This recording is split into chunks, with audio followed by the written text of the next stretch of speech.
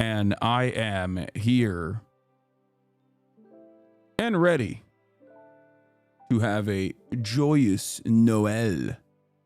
That's right, folks. We are live. We're alive, and I hope everyone's having a fantastic one. The lights of the Christmas tree are not on. True. Good call. The lights on the dogs are not on either. I don't know why.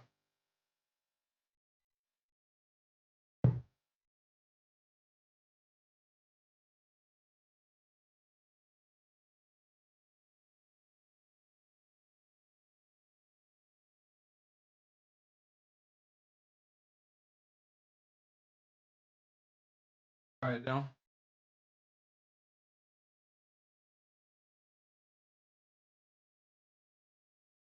I am live. I'm alive. And also, I just demonstrated fire safety. Ladies and gentlemen, just so you guys know, happy Hanukkah as well. Happy HasnAbi / SOCIALISTMAS for those who celebrate. But I'm live. I'm alive. And we are going to be celebrating Le Joyeux Noël. Okay? As always, because there are no bank holidays at the HasnAbi broadcast. Let's be real. Let's be absolutely certain. There are no bank holidays at the HasnAbi broadcast. We're live and alive every day. So, happy Festivus to those who celebrate that as well. Folks.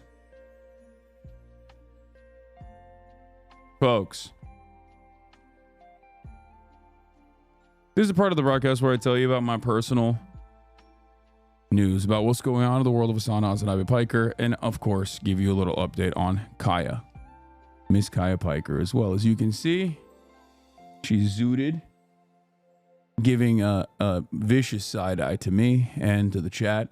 The Global Alex, thank you for the 20 gifted subs, and Villarante, thank you for the 5 gifted. I don't know why I'm thinking Villarante, but Valorant is gifting subs for every 5 gifted subs. So anyway, Kaya is doing fantastic. I ended the broadcast last night. I hung out with my dad a little bit.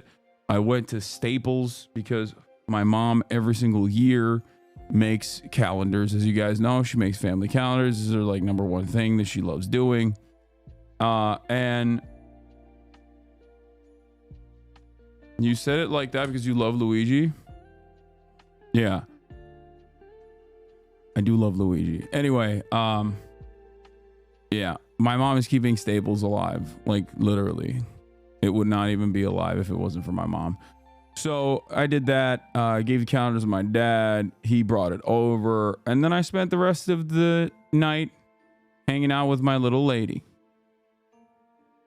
My little lady, who is definitely starting to feel a lot better. Seemingly in a much better mood than she was yesterday, that's for sure, but still absolutely zooted. What are you looking at? Huh? What are you looking at? She's staring at me like, you did this to me. You did this to me. You gave me a tummy tuck. You kept calling me fat and then gave me a tummy tuck. I'll tell you something funny. So originally, I can't it's so funny. She's just like looking up at me with the side eye. It's really funny because the vet was like, hey, just so you know, she's gonna be a little woozy, she's gonna be a little drowsy, she's not gonna want to eat. Right?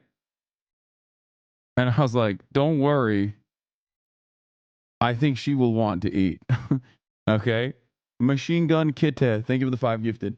So I was like, I'm pretty sure she's gonna want to eat. I put the food in front of her and she scarfed that shit down so quick. Her fat ass is like, I'm good. I'm good.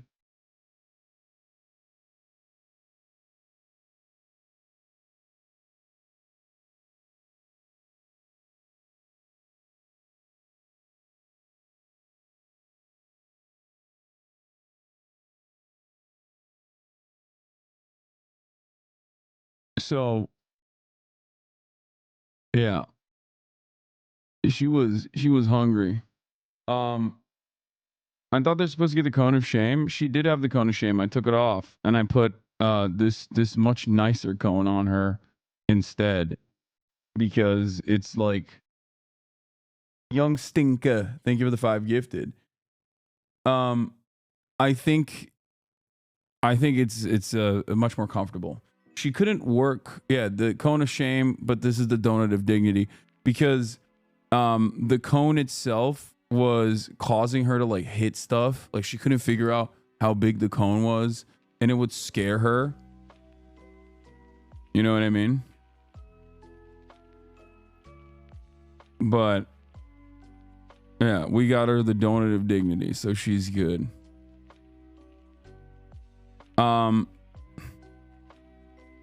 Just watch the pod episode. How the fuck do you just sleep as soon as you close your eyes, dog? Like a baby. Like a goddamn baby. I don't know. It's just like super easy for me. Yeah. Not to flex, but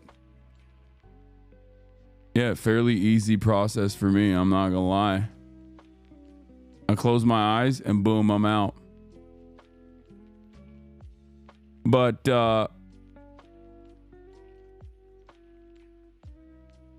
goddamn, Anarchy Evolution, thank you for the 5 gifted.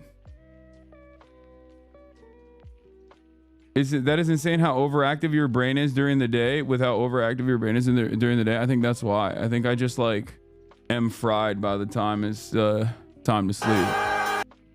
What is this? Gaming is back. Do you beat your meat before you go to sleep? Yes, of course. Glizzy Gobbler, thank you for the 5 gifted. Megaphonics, wow. Thank you for the 5 gifted. 2 merch giveaways back to back to start off the day. Let's do it.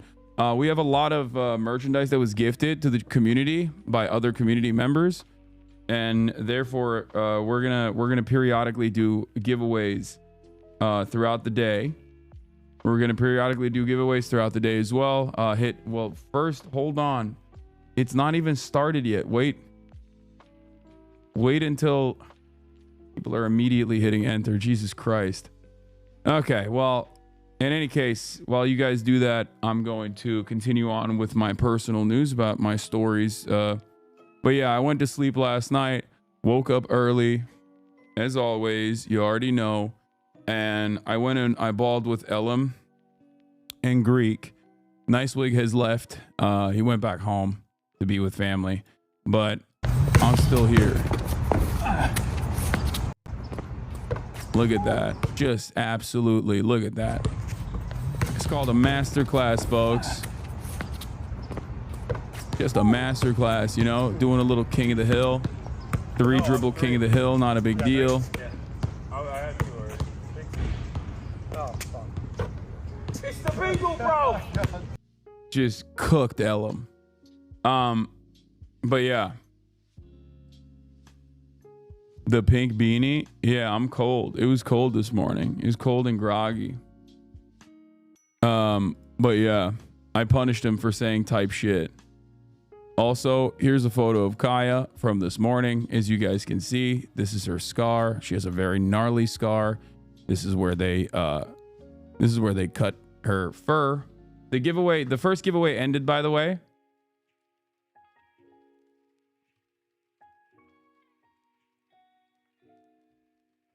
The first winner is Rip Ra Chill. R.I.P. Rachel. Congratulations. Go to ideology.shop/pages/redeem to claim your prize. Do you work out during the day or at night? Which one helps you sleep better? I work out in the morning.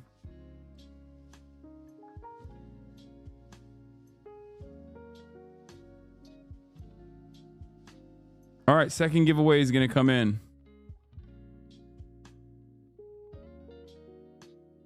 I'm not going to press enter just because I appreciate all you do for the community. I'm not here for the merch. On this Christmas Eve, I get all that you believe. This is completely unrelated to the Panini press on my Christmas list. Oh my God. All right, second giveaway. Enter now.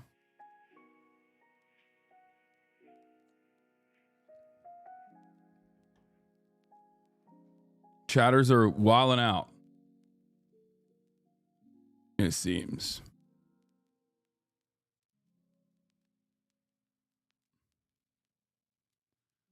God damn. I'm not here for the merch either. I'm here for a gifted sub. Yeah. Well, that's another, you know, you can get that as well. People are periodically always gifting subs. Best way to support the show is gift subs to others. Or by subscribing on your own. You can do that for free with a Twitch Prime.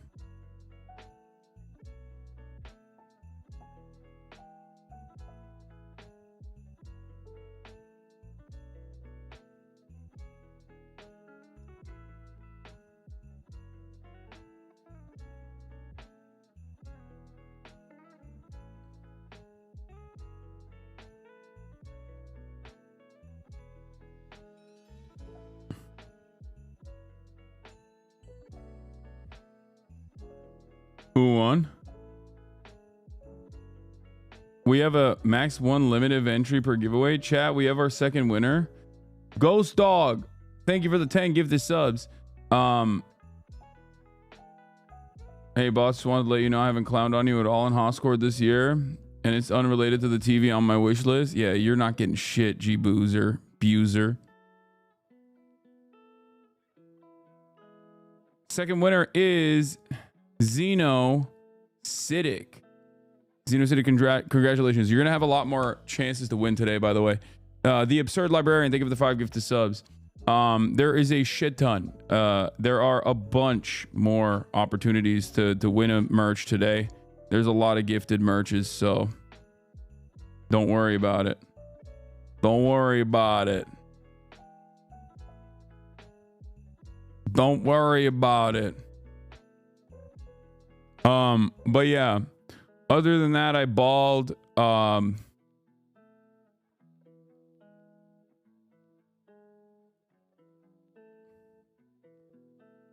American Airlines briefly grounds all flights. Thank you, Themasius. I don't know why, but I thought Socialismus was today. Is it not? No, it's tomorrow. It's literally on Christmas.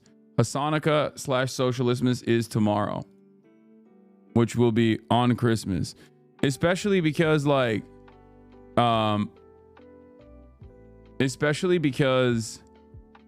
the thing is, you're not gonna get your shit by Christmas anyway. So I was just like, fuck it. Our favorite himbo got mentioned on This is every SRMC. frame of painting. SRMC again? What is this? This is every frame of painting. Contemporary art.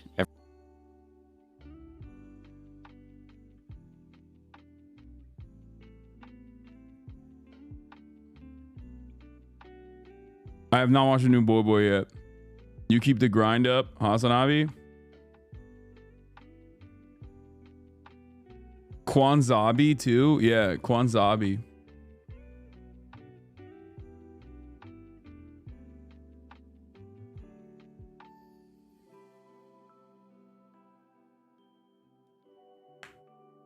I think the reason why it says on the Google Doc the last date is like 12/24 is so that we can get it in by 12/24.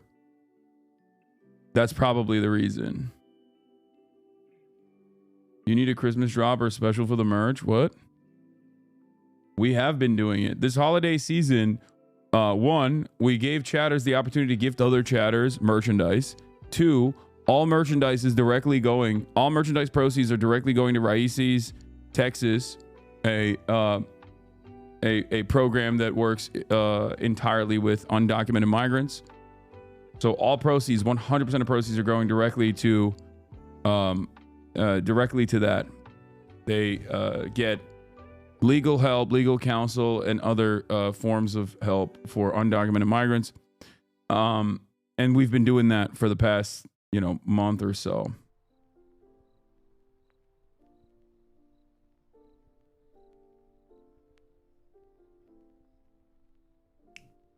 So yeah. Do you think you can sell ornaments next year or is just clothing? Just wondering. I would buy an ornament. Rai says, not Raisi's. Sorry. Rai says. Suki Saperstein. Thank you for the 20 gifted subs. And Any idea how much it was raised so far? I have no idea. I'll ask. But yeah, we have like 12 more gifted merch opportunities today. Buns of Steel, they give it the 10 gifted. Yeah, let's watch this. Every frame a hymn. Every frame a hymbo. Oh. My new sexy art book. Yeah, it's kind of like how Markiplier had like the tasteful but it's nude. super suspicious because I'm just going over to Hasan's house only. It's like, yeah, dude, we got to get more pics. He's like, wait, you're getting more people than me, right? I'm like,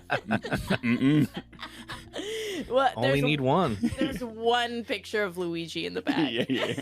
Oh, cool. That's the goat. like You gotta have Luigi in there. And they're all of the pictures are signed off by that one really horny HasnAbi head Anti-Piker. What's his name? Anti-Piker? Anti-Piker. On That's Twitter. He has to crazy. sign them all off because he's the authority of all the. I like that. All right. Anti-Piker being a known entity is If you're crazy. himbo, leave a comment below. This is every frame of painting. Contemporary art. Anti-Piker is known as the #1 horn dog, which is crazy.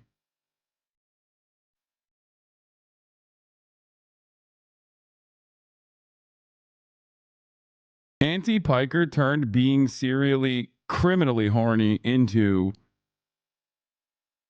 basically a profession at this point. And you gotta respect it. You gotta respect it.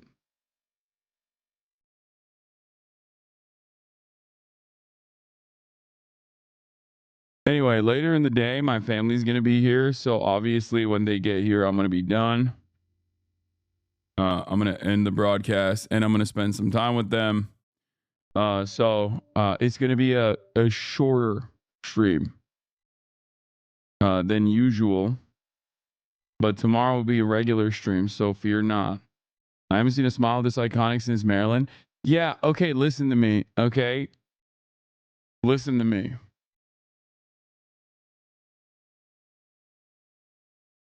Listen to me.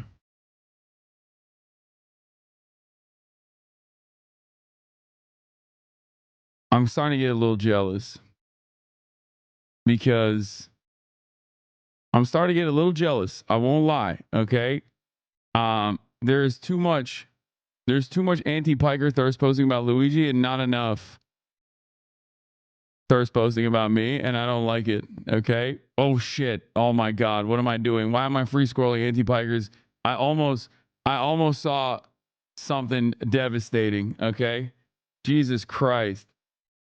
Don't say that. Oh my god, it's over now. They're clipping that and saving that forever. Yeah, I don't like it. I don't like it. Okay, we got this one. We're using this as a blast off image. All right. Nah, scroll down again. No, we're not scrolling for shit. I've fallen off the throne. Anyway.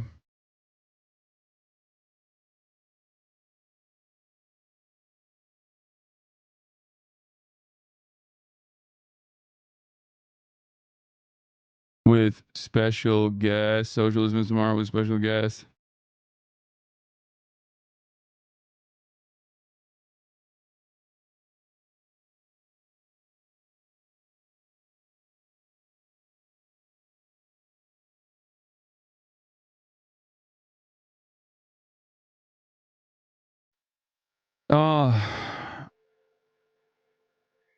Special guest hint. I already leaked it, I thought. It's lol overruled. And he's staying with me. What's up with the porno stash? I don't know, ask your mom. Got him. Also Shaky Gurga is going to be in the building for Christmas, obviously. So that's going to be interesting. Can't wait to hear about what's going on in his world. Hanging out with freaking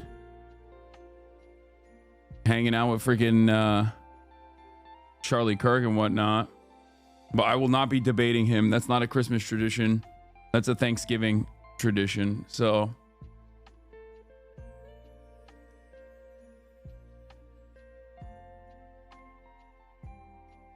I'll pick his brain a little bit to try to get a better understanding of what the hell's going on. Yeah, XMAS stream is now. Socialism Hasanaka tomorrow with special guest Lol Overruled. Get in now for free merch giveaways.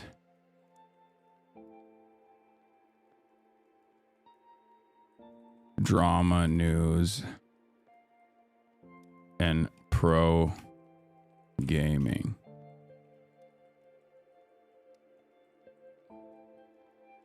Dude, I'm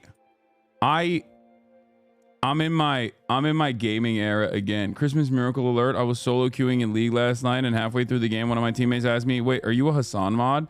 And that's how I found out I got teamed up randomly with fellow HasnAbi head Spider Snacks and their HasnAbi head wife.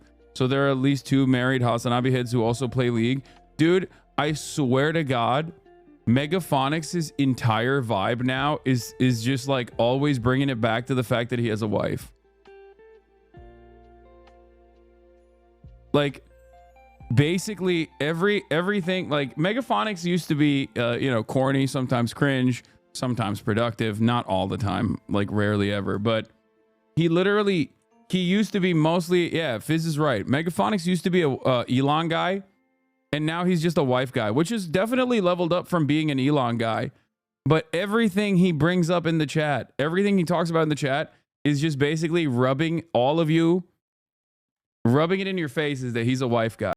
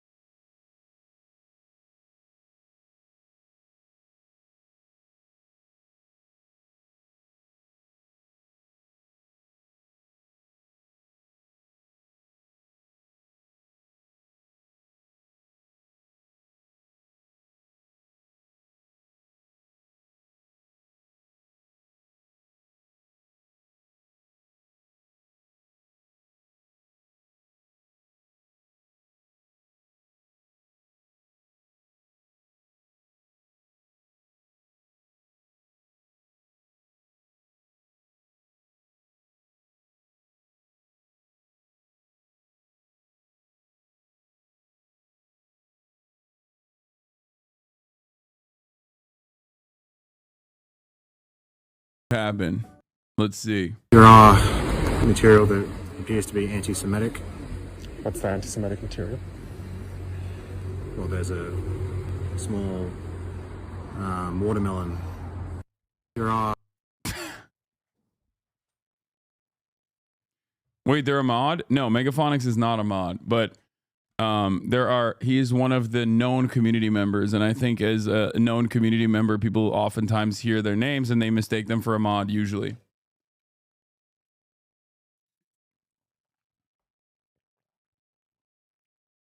What is this? The CEO who was Oh, I saw this. This was crazy. I saw this morning.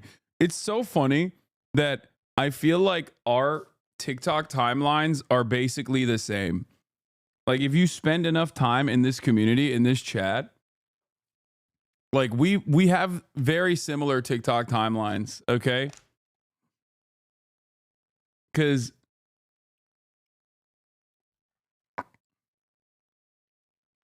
I just watched this morning. shot was a client of ours, actually. So like I know him. This guy literally knows Brian Thompson personally. Okay? He knows Brian Thompson personally. Listen to what he had to say. A good guy, unfortunate, but I understand the stand that was taken, but not in the right way, but in a way that's visible. I understand how it got there. People say, I don't agree with it, but I understand. I would say that's where the camp I'm in. Yeah. Yeah. Are you in the same camp? Yeah. Okay. Yeah. I don't think it was right. It's crazy. Like, this dude's like, yeah, I knew him personally, you know? Great guy. Totally get why they killed him. Wrong. Mine are hot conservatives talking about seed oils. Hey, what up, Squeaks?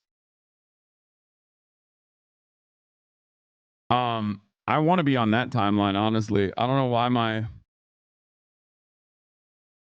know why my For You page does not have that. So, Merry Christmas, Squeaks.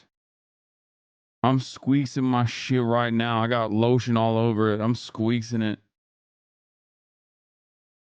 One of my parents worked for him directly. They say the same thing. That's so funny. It's like, dude, I'm telling you, for-profit healthcare is just so fucked. It's just so bad that like other CEOs are like, yeah, dog. I mean, it's pretty bad. It's pretty bad. I get why someone was forced to the brink of violence. And it's really interesting because while people say this, keep seething, while many people say this, there are still people who are holding on to this notion that like, no, people are only invested in Luigi because he's hot. Like, no, it's totally unacceptable, and people should be mad. Why are they not mad? I'm mad that they're not mad. And it's just like a very strange reality cultivation operation from the media overall. You know? It's like, no, you're not supposed to do this. You're not supposed to. You are not supposed to say like maybe the fucking murderer had maybe we understand why the murderer did the murder. You know, you're not supposed to do that. You're supposed to say unconditionally that this is wrong and that now is not the time to even talk about healthcare, actually.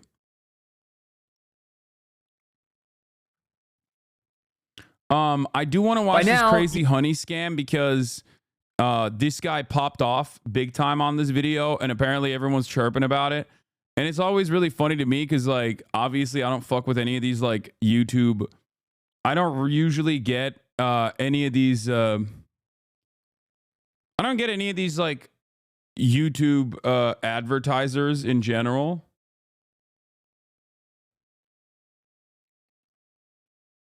But apparently it's really busted. It's hella good and Markiplier called it years ago. Yeah, we'll watch it. By the way, the fact that they want to charge him with something he didn't do shows how gullible the government is when people comes to hurting important people. Yeah, we don't even know if he did that. We don't even know if he did that.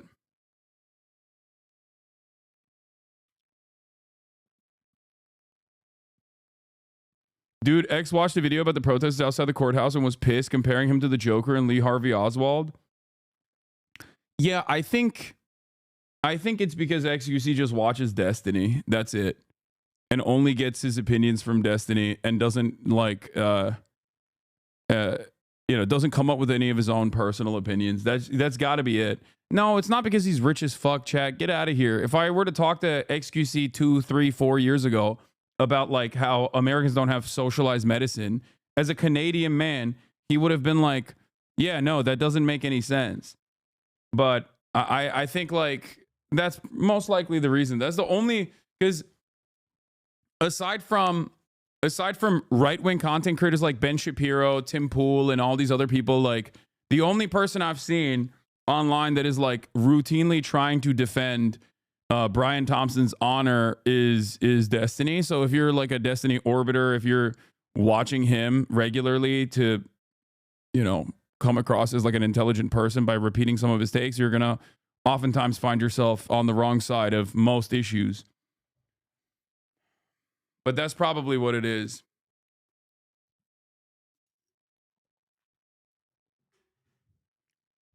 It's okay, though. It is what it is.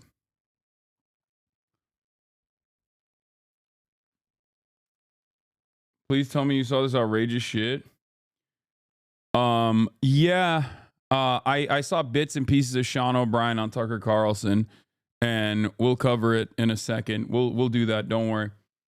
I'm a paramedic in Canada, and it always baffles me. And some of my coworkers think we need to change for a for-profit system. I don't think it's that baffling. I don't think it's that shocking. People are stupid. You know what I mean? Canadians are stupid too. Americans are dumb as fuck. There's plenty of Americans who exist under this cruel for-profit healthcare structure and still personally believe no, better things are not possible. You know what I mean? There are conservatives everywhere, no matter where you go in the world. In Canada, they live in Alberta, okay? What is Destiny's take? I don't know. I just saw a tweet where he was trying to play off the edgy contrarian neoliberal shit, which I thought was really played out and really stupid. But he was trying to be like, oh, I can't wait for this guy to get killed. I can't wait for this guy to get the death penalty. Luigi Mangione to get the death penalty so that all these guys can cope or some shit like that. What is it? The account that posted it is the one that always posts about Elon, ESJ or something. Yeah, this account I saw. Yeah, here it is. Praying that Luigi gets the death penalty just to see the collective meltdown. It's just so funny. Probably compared Luigi to Rittenhouse, to be honest. No, he didn't. Because he defended Kyle Rittenhouse very famously. No, he loved Kyle Rittenhouse's shit. He hates Luigi Mangione. No, he is just a right-winger. Like, what are you talking about? He's defending the honor of for-profit healthcare. That's what he's doing.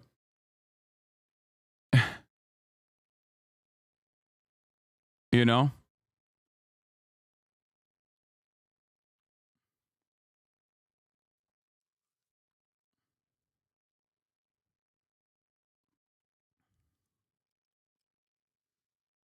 It's weird he's acting morally superior about this when he was literally dunking on the guy who got shot at the Trump rally.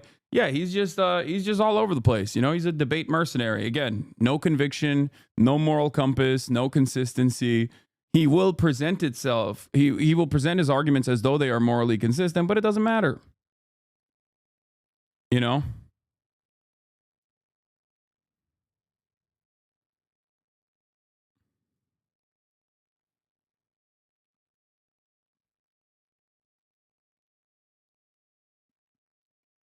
If you consistently get your nose from this guy, you are most likely going to be on the wrong side of virtually every issue.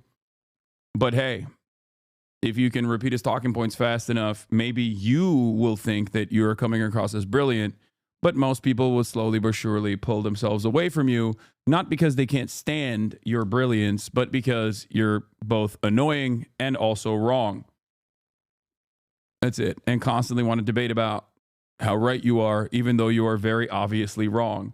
You will never be able to debate someone out of the harm that they have personally experienced by for-profit healthcare, for example. It's just not going to happen because they saw the pain with their own two eyes.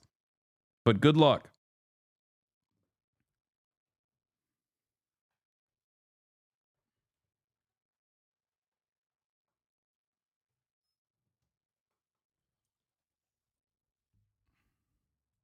Yeah, you can't debate people into liking you.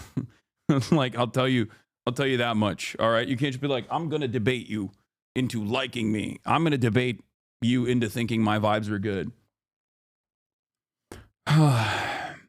Anyway, yeah, we got 60 minutes, crazy 60 minutes propaganda.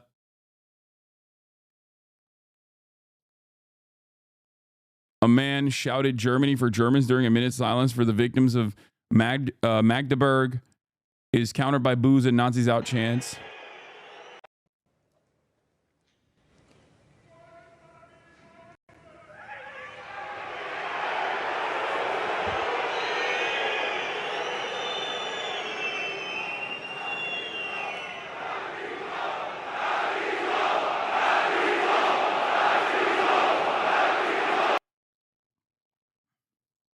What is this?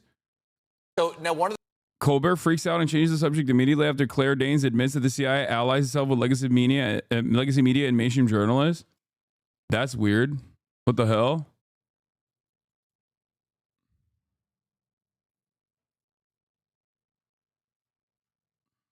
Odd. Kaya down. Salam alaikum. One of the things that you do you do this every season where you go get to spend some time with some Is this an old, like, what is she in that, like, she's doing a Colbert Report? This position is so fucking popular and everyone agreed with Luigi. I remember you read my message on how I assumed Destiny wanted Biden to step down and you said I was wrong. I assume political commentators had a bit of brain. No, dude. It's entertainment. It's content. You need to understand, for many people who don't have genuine convictions, this is just about content. It's about making content. It's about coming across. It is basically about coming across as unique as possible. Okay? Everybody tries to slot themselves into their own individual avenue. Most of these people,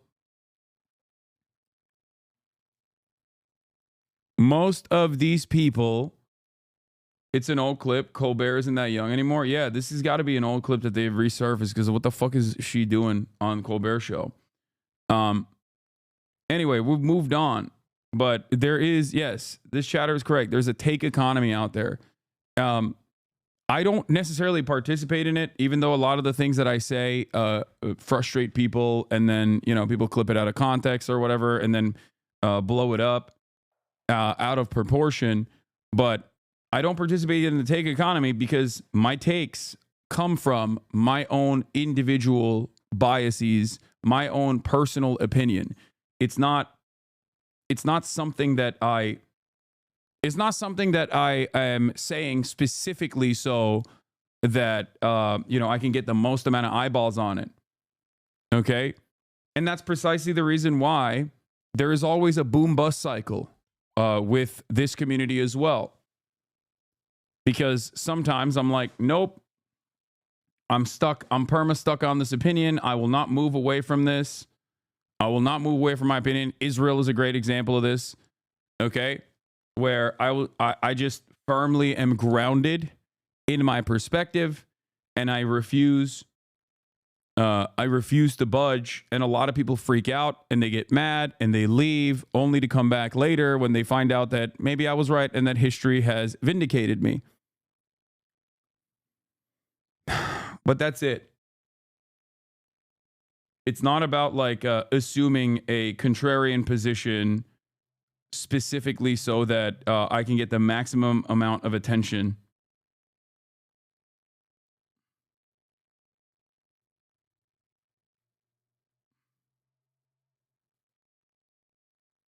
It is what it is.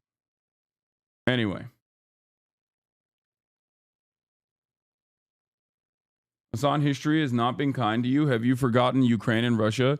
That's so funny that this is... That's so funny that this is the one thing that people still grab onto. And it's hilarious because like the analysis was still very much sound, because history has vindicated me on that as well.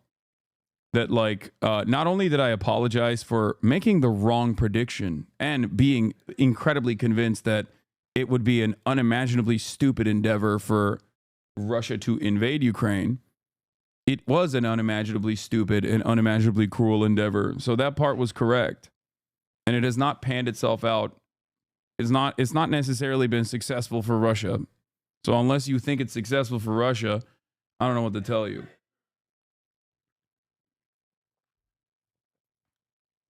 But since then, there have been numerous moments where on that front, a lot of my haters vociferously yelled about my position, and they were wrong.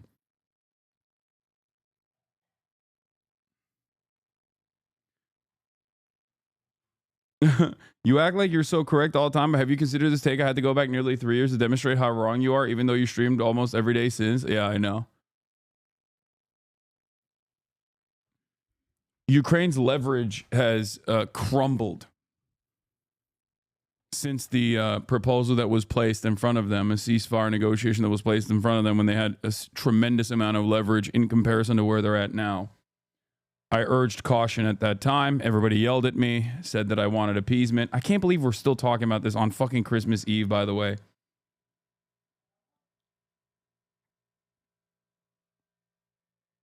All right. But let's see what this old-ass video is about that they resurfaced. Real spooks. and, you know, people in the intelligence community and the State Department. And changes the subject. God, what is happening, man? I feel like if you just read the way that people actually massage certain things that are right in front of you, I'm not kidding. Like, you will just be in the very last second. I mean, he just like changes the subject a little bit. But I don't know. I think it's like, I think it's still, he cuts her off. Yeah. I mean, I don't know. There's like, come on, he's just moving it along. They've been talking about the CIA for over a minute on late night TV. That's bad TV. I think, yeah, when you have these sorts of interviews, like you have a limited amount of time. I don't think it's like him trying to like desperately protect mainstream media or some shit. Is also like a fucking clip from 2018. It's also true. Yes, of course the CIA and the intelligence community aligns with mainstream media. They play a fucking formative role in building up certain State Department narratives. This much is absolutely true. And Colbert probably plays a role in that as well. But I suspect that it's him cutting that off is probably to move it along more so than because he's like genuinely scared that the truth is going to come out on his show or some shit.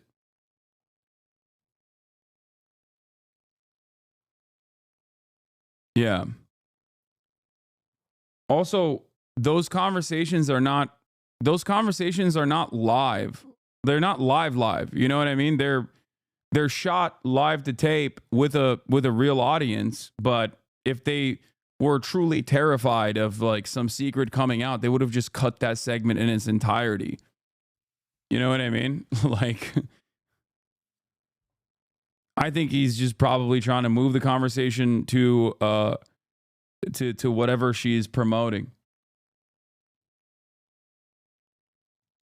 Anyway, let's talk. How much does the CIA pay you? Not enough. Unless my CIA handlers are gifting subs in the chat, I would suspect that they're paying me nothing. Because you are the CIA in this equation. You are who pays me. My subscribers.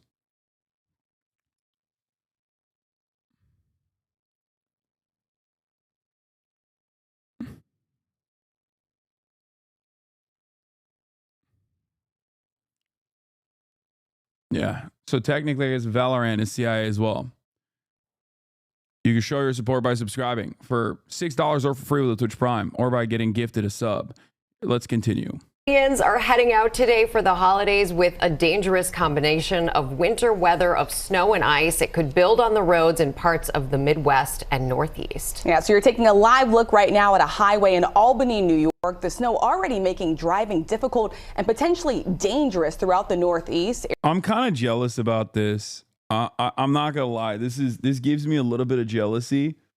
Lexi T, thank you for the 5 gifted. Mike Robot, thank you for the 5 gifted. Both CIA people. It's just, don't be, I know. But for me, it's like this morning I was balling and it's like kind of chilly here. It's kind of dull. It's gray. It's cloudy. But when I see snow, I'm like, damn, like that's real Christmas spirit. You know what I mean? I can't get into the jolly holiday season attitude in Los Angeles. There's a 1L for LA, which is that it doesn't snow, obviously, which is usually a W for most of the year. But this one interim period in the holiday season for Thanksgiving, I needed to be kind of chilly and cozy, autumn vibes. And for the day of Christmas, it needs to snow. And without those two key factors, it doesn't feel holiday enough. Ariel Reshef joins us now with the latest. Ariel, it is a bitter cold start to the holidays. Hey, good morning and happy holidays, Rachel. And it's not just the weather wreaking havoc. We've been following that. Snow is fun until you have to deal with snow tires, shoveling driveways, slipping on ice, sliding on the roads, house maintenance, higher light bills, etc.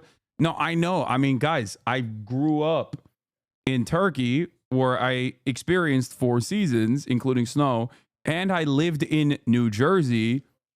I know very well what it's like to have all of the seasons. For most of my life, I lived with all of the seasons. Okay? I know what it's like. I'm just saying that it's something that I kind of miss, but only if it's something that I kind of miss, only if I get it in like small bursts, if that makes sense. Because if I had it all the time, if I had it for like months on end, I'd probably kill me. Brian kill me. Breaking travel news this morning for our viewers in the West. American Airlines grounding flights this morning. The airline blaming a technical issue and apologizing to customers for the inconvenience. Fortunately, that ground stop was lifted after about an hour, and we're not seeing any major impacts on flights so far, but we'll track that ripple effect throughout the day. The disruption coming as a quick winter system is moving east this morning, bringing a white Christmas Eve for millions. This morning, a winter blast impacting millions traveling for the holidays. From Massachusetts to And this upcoming year, I do still plan on having a snow day for Kaya. Like maybe go up to the mountains. Murat, where could we take Kaya to see snow for the first time ever in her life? Where could we take Kaya to see snow? Like that's a close distance enough that we can drive to. Do you not hear me? Oh, Big Bear? How far away is it?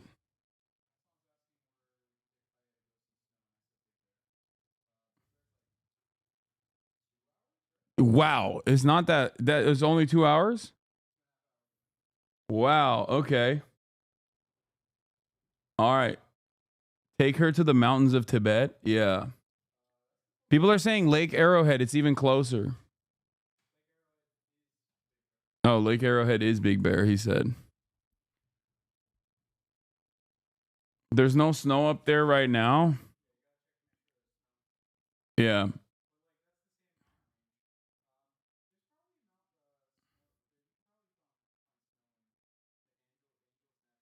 Yeah, we'll find it. There's definitely some snow in California, especially around these months.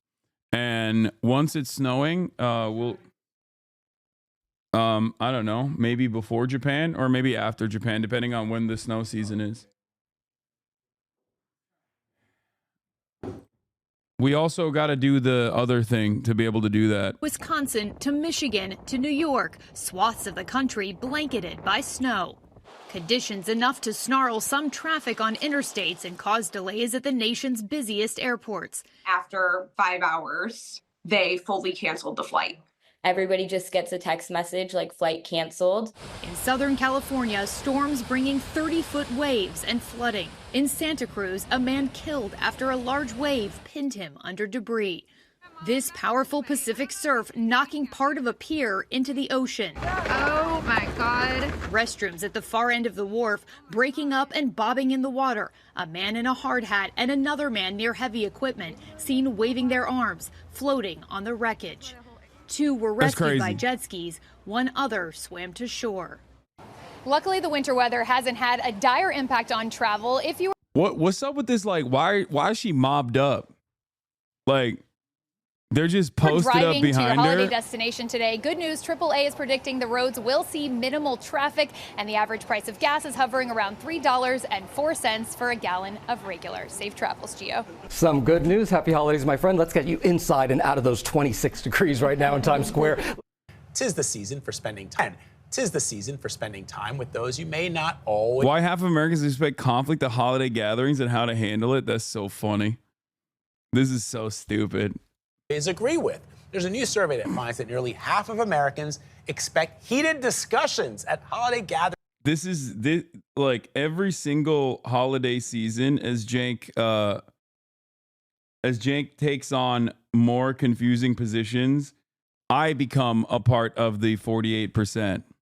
When previously I never thought I would be. You know what I mean? Gatherings this year. And by the way, it found a few hot button issues that they're sure to fire things up. In third place, religion. never talk about religion. Coming in second, family issues like parenting and finances. And in first place, not surprisingly, the survey found that the most controversial topic is politics. All this has 1 in 2 people planning to avoid holiday gatherings altogether. That's because more than 30% of people say they don't think it's possible to have productive conversations about different views without conflict. So how do we navigate all of this? How do we agree to disagree? Well, Dan Lyons joins us. He is the best-selling author. Being a nuisance at family reunions, yeah, except my family is in agreement with me for the most part. Like, there are obviously disagreements that we have, but they're not like large enough or significant enough to fight over. Cenk is the outlier in this situation. Ironically enough, he is literally the outlier. Yeah, we have a family of max leftists. Yeah, Shaky Gurga has become the fucking black sheep of the family in this regard.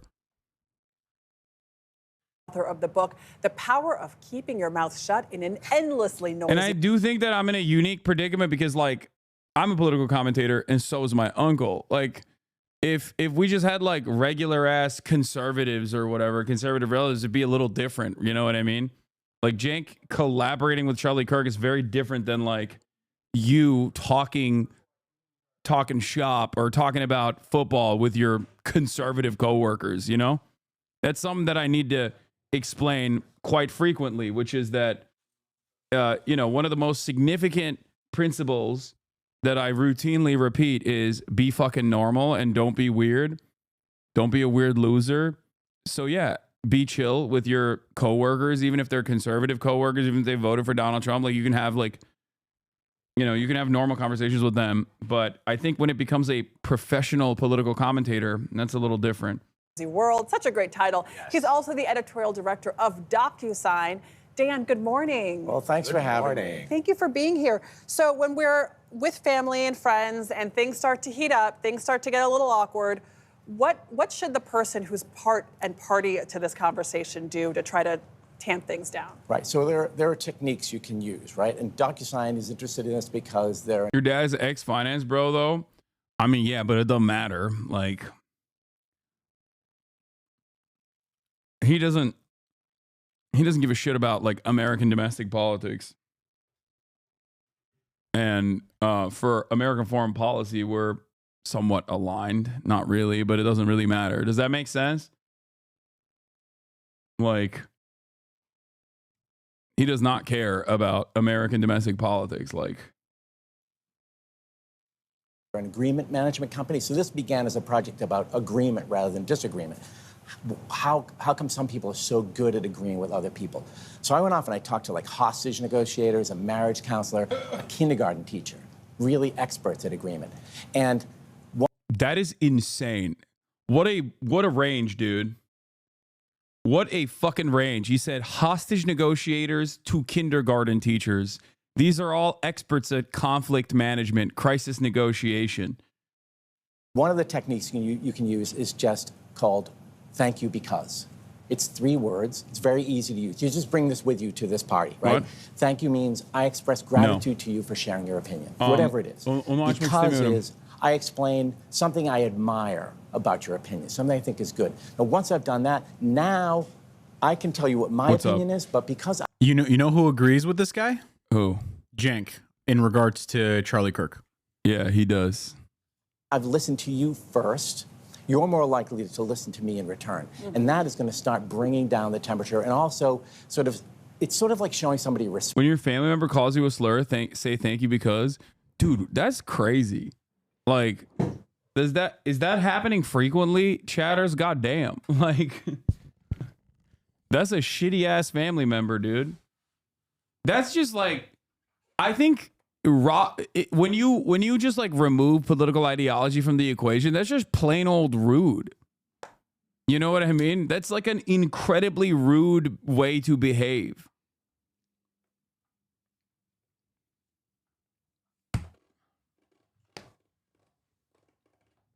Sometimes fam is your biggest obs. Brother, there is no opinion my parents hold that I respect law, and yes, families are omega shitty. How do you stay normal if your entire family is anti-normal to you? I don't know. I mean, there are plenty of disagreements that I have politically. I think I would have politically with my family members if I were to bring it up. I just don't, you know? Am I wrong? What do you think? I think you're not in a good position to answer this because there are contentious families out there. And there's families that have a hard time having those discussions where they can voice their true, you know, political leanings or whatever, right? And you know, I'm not saying that anybody's a victim or anything, but it's difficult for us to relate to that in like a very true sense. My uncle talking about deporting people and joking about pro-choice cat ladies. Me, thank you for sharing. Thank you for sharing that. No, I mean, like you can avoid the topic, right? You can. I wouldn't say hide where you stand. That's what I would do in that situation. Like I would just never. I would steer every conversation directly away from political shit like that, because that way you win the rest of the room where they're the fucking annoying person that's like constantly making everything political. Yeah, but I'm saying like don't just agree with everything, right? Yeah, don't listen to this fucking DocuSign guy. Don't setting boundaries is healthy. Just be like, why? Look, people. When I do collaborations with other content creators that are not political content creators and they ask me like a political question, what do I say? I'm like, oh, I don't want to talk about politics. Why the fuck do you want to talk about politics? Like, that's it. You know what I mean? You can make them look silly by just being like, dude, why are you talking about politics? Thanks for teaching chatters being normal. It's important. It's a weapon.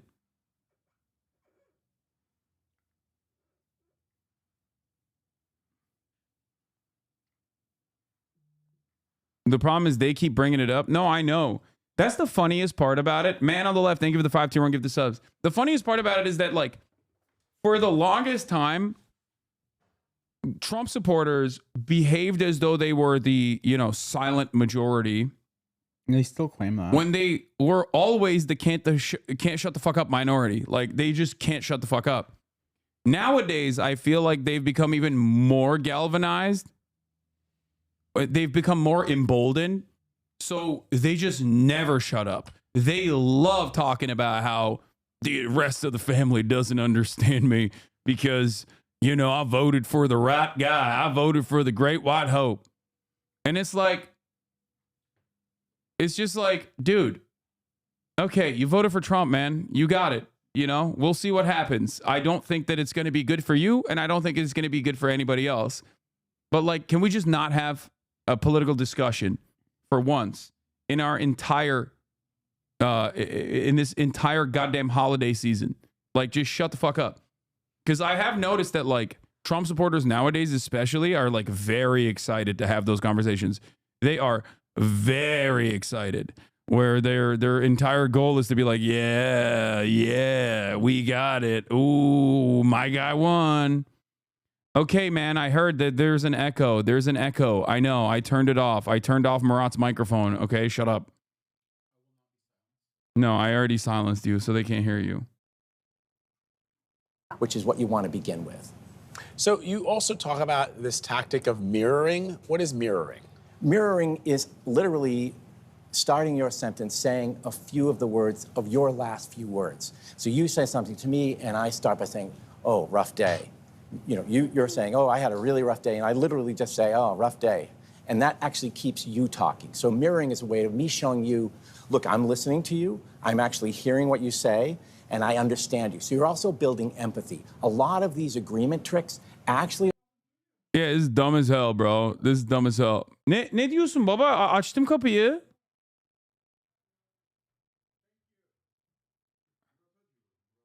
Açtım. All roll back to empathy, just showing someone, hey, I understand how you see the world, and I understand. This is for literal babies. Yeah, this is for literal babies. That's why kindergarten teachers are what he heard from.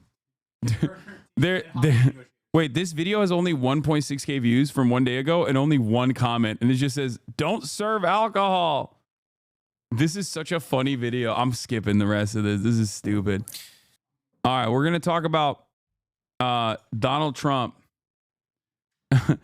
Yeah, you should tell your grandma, suck my dick, grandma. The revolution won't spare you. That's the smart thing to do. Mirroring my uncle. Yeah, the T slurs are fucking everywhere. It's so funny. You're a goddamn fascist, grandpa. You will die one day. We will send you to the salt mines. Like, there is, I think, a comfortable balance between agreeing with your straightforward fascist grandparents, okay, and also telling them that they're going to be sent to the gulag.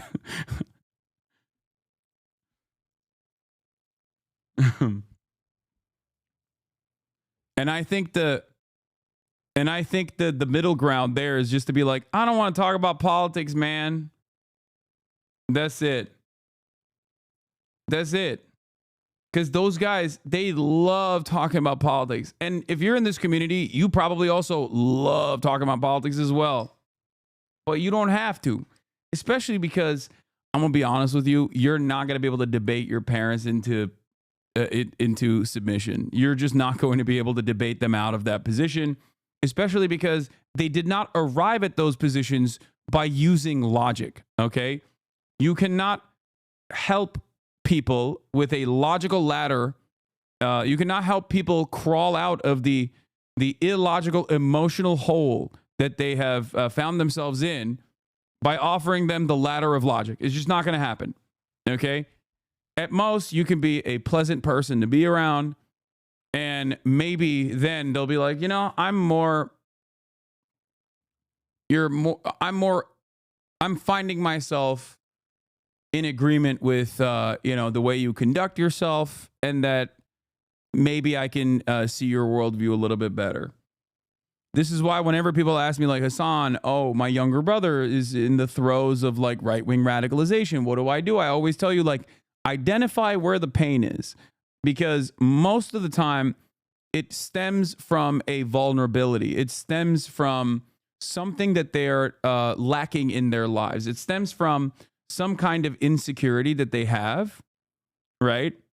And if you can identify that, it's usually not about like immediate politics at all. It comes from a place of fear. It comes from a place of insecurity. And it usually is something that you can deal with without actually talking about politics at all. Call them a pedophile and record their reactions for the internet. Okay, you should do that. Yeah, you're right.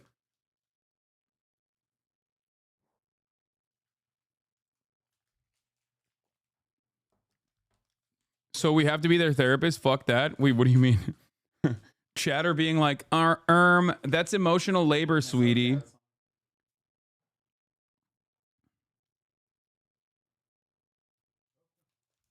Bir dakika Murat. Al. Dur. Al şuna bak bir.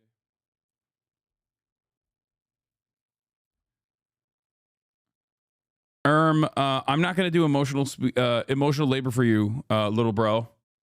It's crazy. My brother is bitchless. How do I save him? Get him into the gym. You're absolutely right. My grandfather and I used to talk politics and we were very civil. I used to express to him my social ideologies and he agreed, except he calls himself a national socialist instead. Just don't be weird, chatters. Be normal. Okay, stop.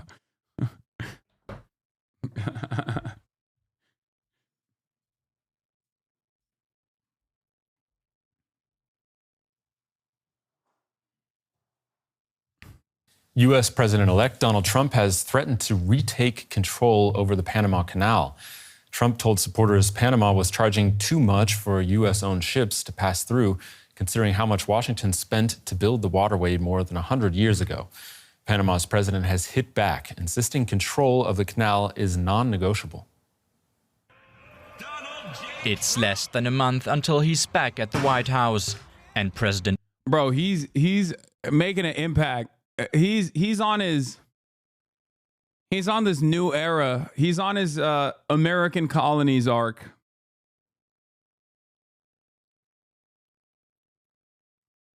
I gotta pee. Elect Donald Trump is showing what his approach to international trade may look like. Addressing his supporters at a rally in Arizona, he accused the Central American state of Panama of overcharging U.S. vessels for passing through the Panama Canal. This complete ripoff of our country will immediately stop. It's going to stop. The United States has a big and vested interest in the secure, efficient, and reliable operation of the Panama Canal. The U.S. helped finance and construct the canal 110 years ago and finally handed over control of the passage to Panama in 1999. Passing through the Panama Canal significantly reduces maritime travel time by connecting the Atlantic and Pacific Oceans, enabling more efficient global trade. The president-elect fears other countries could gain too much influence on the canal. When President Jimmy Carter foolishly gave it away for $1. During his term in office, it was solely for Panama to manage and not for China or any other country to manage. You see what's going on there? China. If the principles, both moral and legal, of this magnanimous gesture of giving are not followed, then we will demand that the Panama Canal be returned to the United States of America. Panama's president José Raúl Molina rejects that China has any say in the management of the canal and insisted everyone has equal treatment. The canal is not controlled directly or indirectly by China, the European Community, the United States, or any other power. As a Panamanian, I reject any statement that misrepresents this reality. The canal will continue to be in Panamanian hands as the patrimony of our nation and guaranteeing its use for the peaceful and uninterrupted transit of ships of all nations. While Trump has yet to clarify how he plans to enforce his threats, the world may have caught a glimpse of what to expect from his second presidency.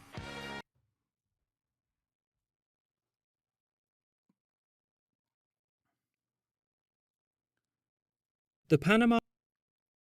Why did the U.S. give up Panama Canal? By History Matters from 2 years ago, a short animated documentary. The canal is one of history's great feats of engineering. Connecting the Atlantic and the Pacific, the canal represented a major change in trade between East and West, saving time for many states and damaging the economies of others. It was finished by the United States in 1914, and these lands in Panama around the canal were under U.S. sovereignty until 1999. Because in 1977, President Jimmy Carter had agreed to return it to Panama in return for exactly nothing. But given how useful controlling the canal was, especially during the Cold War, why did the United States do this? Why did the USA give up the Panama Canal for free? So, since Europeans had first discovered the New World, they had dreamed of building a canal straight through Central America. It never happened because digging is quite hard, and digging through a continent is even harder. This didn't stop the French from stepping up in the late 19th century though, since they had just finished building the much longer Suez Canal. The problem with this canal was the environment. Disease and terrain meant that the cost of building the canal soon spiraled out of control, and it wasn't long until the French gave up. In stepped the USA under Theodore Roosevelt, who wanted to finish the canal to expand US influence in the region. His government tried to strike a deal with the Colombian government, but they said no. This forced him to respect their wishes and, oh wait, no, rebels. In the north of the country, the Panamanians had revolted to achieve independence, and the US decided that it was going to help them, providing that they got the canal and control over the territory around it. And the new Panama government said yes, since without US support, Colombia would have reconquered the country. The canal was finished in 1914 and it remained under US control until 1999. During this time, the canal had been incredibly useful, especially in World War II when it allowed US ships to easily cross between the Atlantic and the Pacific.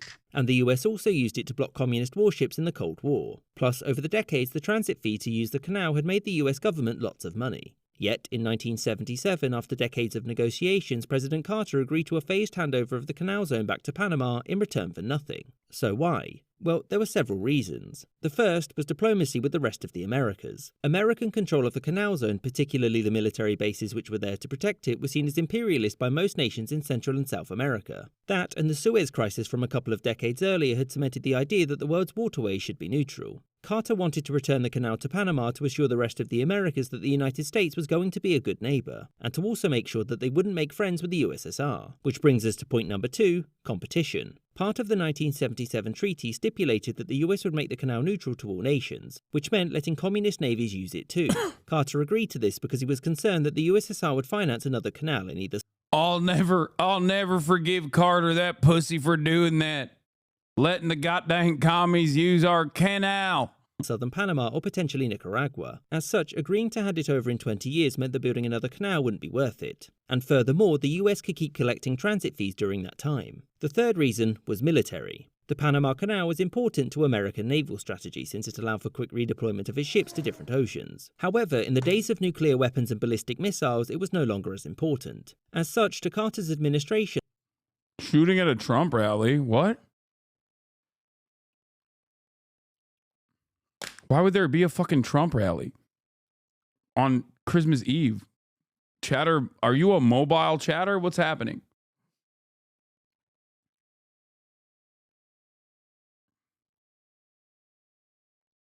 Trump's doing a Christmas Eve rally? What the fuck? The cost of keeping the canal outweighed the benefits. Chatter's like 6 months late. Over. And after this, despite some grumblings, the USA was treaty-bound to hand over the canal, a process which would be completed by the end of the millennium, which meant that after this, Panama would go from being politically cut in half to just geographically. I hope you enjoyed this episode and thank you for watching with us. He's using Internet Explorer. He's not even, dude. He's on a Motorola Razr.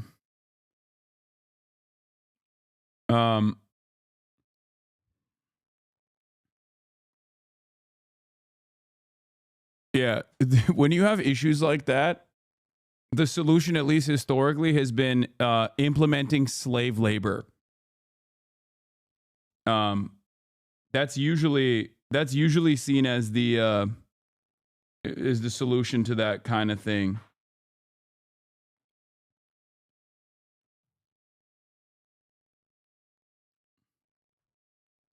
Killed. Wait, so climate change and inconsistent rainfall could potentially cause a massive logistical issue down the line? Is that what we're gonna just like get a bucket, get a bunch of people with buckets and just like dump water into it, and you can solve that problem that way, I think.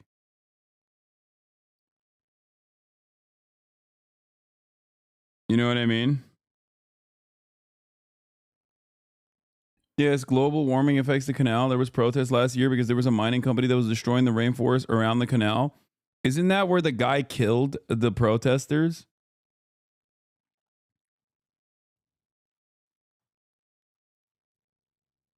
Am I misremembering the Santa Claus looking motherfucker who shot the protesters that were climate change protesters? That all the right-wingers celebrated on Twitter, by the way.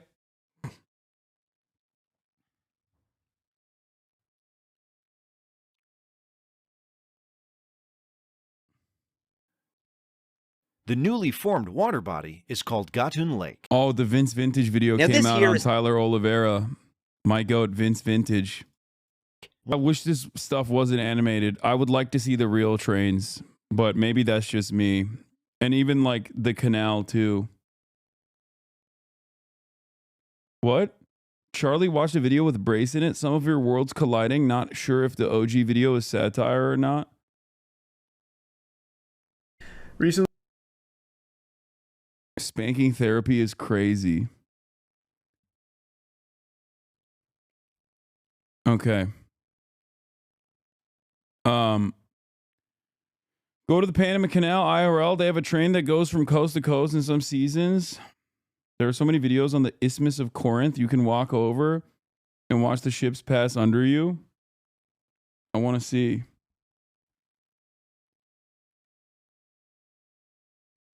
These little animations are pissing me off a little bit. I want to see real life. You probably know by now, the Panama Canal is dying. You've seen the headlines, watched the videos. The canal is facing a crisis like never before. Its lifeline, water, is drying. Ships are piling up in long queues waiting for days. Freight costs are skyrocketing, and the ripple effects are being felt across global trade. And while Panama fights to stay afloat, other countries see an opportunity. They're racing to capture a piece of the $270 billion worth of cargo that passes through the canal annually, and its impressive $4.99 billion yearly revenue by creating their own megaprojects. This is the race to replace the Panama Canal. Which megaproject will take the ultimate prize and become the next trade route? One thing is certain, it won't go. It's crazy because, like, it's rinse and repeat. I suspect that no matter where they rebuild another canal, they will still inevitably run into the same issues if they don't actually fix the underlying much larger problem, which is climate change. You know, you can't infrastructure your way out of climate change. It is a global problem. And so I don't know. During the 2006 issue, the Panamanians voted for a referendum to expand the Panama Canal. Down without a fight. The Panama Canal is one of the greatest. I guess you'd have to do you'd have to swap the intermediate from a canal to maybe trains. There's a Chinese version. Have you ever imagined a I've ship seen this sailing one. above I've already watched mountains? this video. I watched this video. It's fucking so sick. Like, I've watched a version of this video, not this exact video, but China's astonishing ship lifts and this is canals, like stupid. This is the stupidest fucking. I mean, it's so sick. Look at vessels this. weighing thousands of tons are defying gravity and ascending into the sky, something you wouldn't believe unless you saw it yourself. But how can a ship weighing as much as a skyscraper be lifted hundreds of feet above the ground? It's incredible. What kind of technology makes this possible? Time to find out. Dams are powerful tools for generating electricity, controlling floods, and storing water, but they also create enormous barriers by blocking the natural flow of rivers. This wall divides the river into two distinct sections: upstream, where water piles up into a vast reservoir, and downstream, where the water level can be significantly lower. The result is a dramatic elevation difference between the two sides. This is why Water 7 was one of the best arcs, in my opinion. Sides of the dam, ranging anywhere from a few meters to over 100 meters, depending on the dam's size and purpose. And here's the core issue. Ships rely entirely on the continuity of the river. Without a way to traverse this elevation change, the river is effectively split in two, bringing maritime trade and transport to a halt. This disruption not only affects cargo movements, but also the communities that depend on river routes for economic and daily activities. It turns what should be a seamless journey into a dead end, unless there's a solution.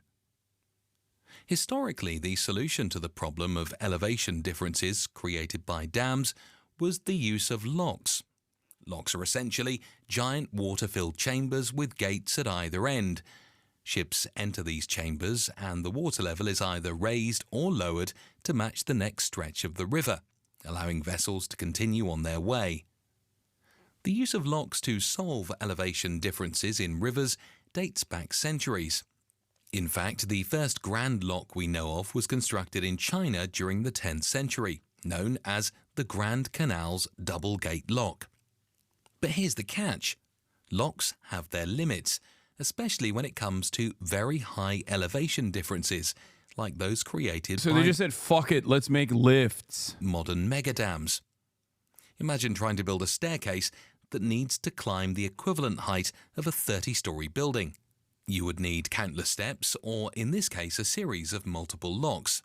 This becomes impractical for several reasons, such as the cost. You could easily fund one of these if you weren't a fake socialist. True.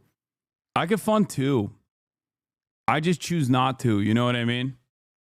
As you guys know, I have $10 gorillion. That is my net worth. My real net worth is my net worth is $10 quintillion. I just choose not to spend it. Space needed, and the time it would take to go through different locks. This is where ship lifts come into play as an elegant and efficient solution. Unlike locks, a ship lift can handle a large elevation change in a single operation. Imagine an elevator but for massive ships weighing thousands of tons. Instead of waiting hours to pass through a series of locks, vessels can be lifted or lowered quickly, saving both time and valuable resources. And there's no better example of this than the colossal Three Gorges Dam ship lift. As one of the largest ship lifts in the world, it's capable of elevating vessels weighing up to 3,000 metric tons. Imagine lifting something as heavy as 500 elephants, or about the same weight as a small skyscraper, 113 meters or 370 feet up in the air, all in just 40 minutes. This makes crossing the height difference created by the dam efficient and surprisingly quick compared to the traditional 5-stage lock system, which could take 3 to 4 hours. This boost in efficiency is crucial for a dam of this size, located on the busy Yangtze River. Since its opening in September 2016, it has significantly increased the river's freight capacity, allowing for safer and faster shipping while also cutting shipping costs by 25%. This ship lift is a complex piece of technology with some remarkable specifications. The lift chamber itself. So, did they mention this and I missed it? How do they power it? Do they power it through hydropower or? Is like a giant floating bathtub filled with water, measuring 120 meters long, 18 meters wide, and 3.5 meters deep. The entire structure is suspended by 256 ropes, each connected to 128 double rope pulleys that balance the lift using counterweights. These ropes are anchored to the tops of 4 massive reinforced concrete towers, each towering 169 meters high. This intricate combination of counterweights and ropes allows the ship lift to move with the kind of efficiency and reliability needed for such an enormous task. While the Three Gorges Dam ship lift is an impressive engineering marvel, it's not the only large-scale lift redefining river navigation in China. Another major project pushing the boundaries even further is the Gubatan ship lift, currently the world's largest ship lift, capable of elevating vessels weighing up to 500 tons to a staggering height of 199 meters or 653 feet. That's, dude, I can't believe we live in a world where this kind of shit's happening. And a lot of people are like, oh, Belgium did this, this place did this, that place did this. Like, it's still marvelous. Okay. Like, imagine being on a fucking ship and then you just go on a hydraulic lift. The more impressive part is the lift all the water that 500 tons sits on. It's taller than a typical 60-story building. This impressive capacity makes the Gubatan lift crucial for enabling smooth river navigation across China's rugged interior. Its sheer lifting power is key to connecting the Wu River with broader economic networks.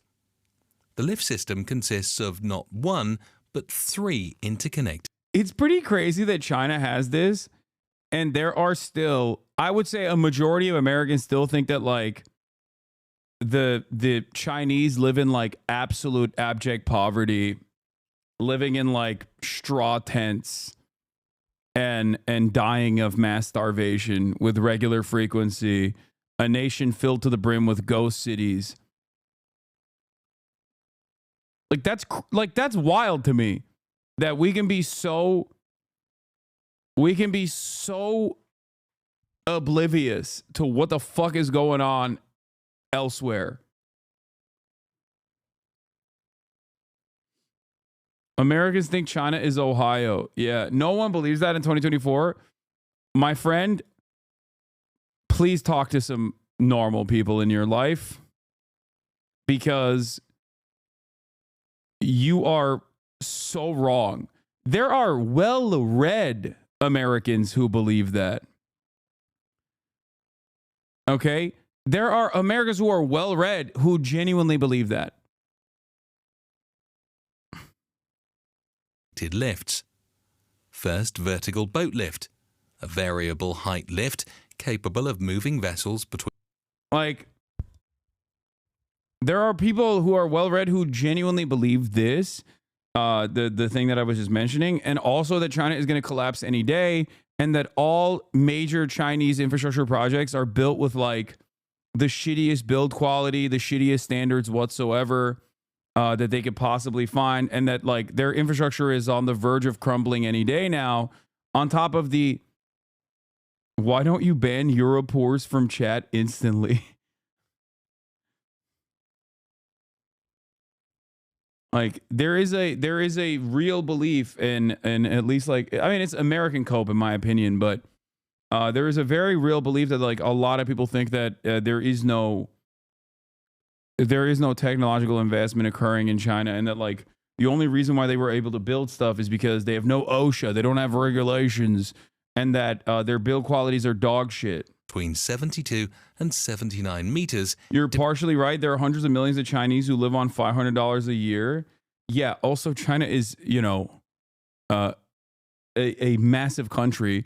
And not only that, but also the cost of living is infinitely cheaper in China as well. So yes, there are still hundreds of millions of Chinese that live in like rural farmland. That is true. Absolutely. Okay. Having said that, however, like if you compare a Chinese tier 1 city and the existence there, it's like comparing American cities to like European cities. You know what I mean?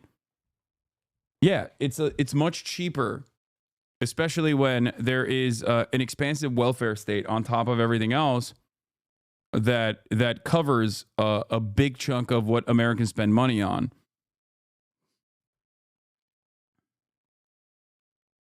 Like that's why so many people that go to China are like shocked at, for example, the price of rent, even in major cities where they're like, it's so cheap. Yeah, everything is cheaper. Depending on the downstream water levels. Second, vertical boat lift, a fixed height lift of 127 meters, which is the tallest single boat lift in the world. Upstream vertical boat lift. This lift has a variable descent height of up to 47 meters, depending on the reservoir water levels. The Gupatan system is designed to be both powerful and fast. Each of the It's so cheap with respect to America wages, you idiot. Wait, what? Why are you mad? First of all, why are you upset? Are you John America?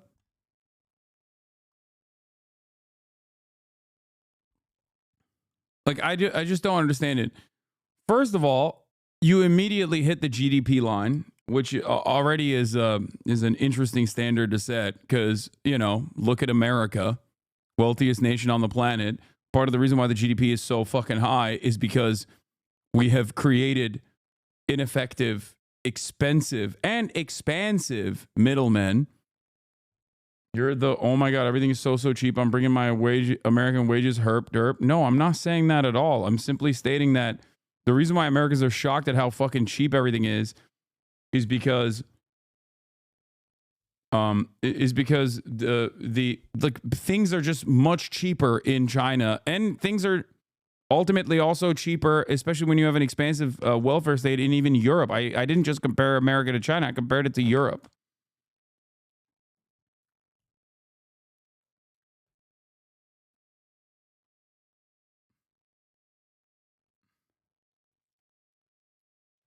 Yeah. No chatter that says herp derp is going to be 14 years old, okay? This person is 38 years old minimum.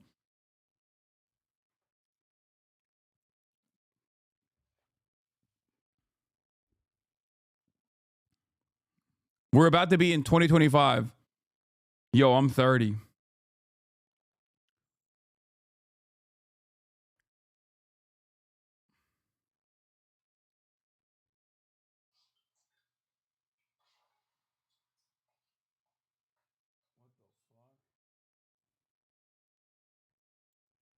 My management just sent me a Christmas. Tree lifts has a lifting capacity of 1,800 tons, and the lifting speed is approximately 8 meters per minute.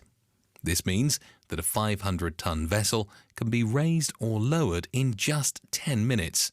But what really sets the Gupatan ship lift apart is the network of elevated aqueducts and tunnels that connect these lifts, spanning a total distance of 2.3 kilometers, that's 1.4 miles.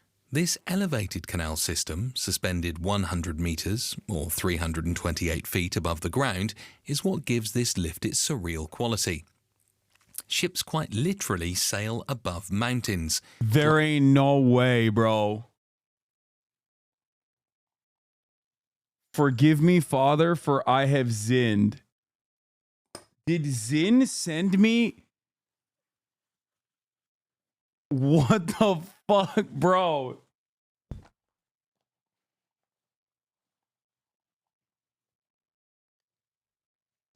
What the fuck? No way. Hold on. Hold on.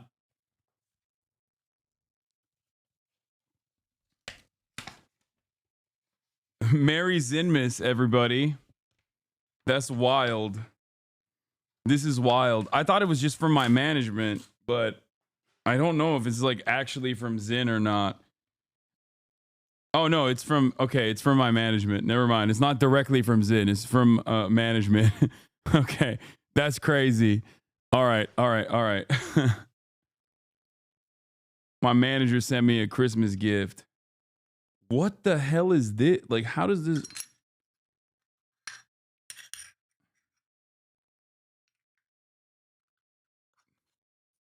Yeah, let's promote nicotine products. I'm not promoting nicotine products. Do they think you're a right-wing content creator? No, my managers know I'm not a right-wing content creator. That's why they got this for me. A custom case, a custom Zin pouch case.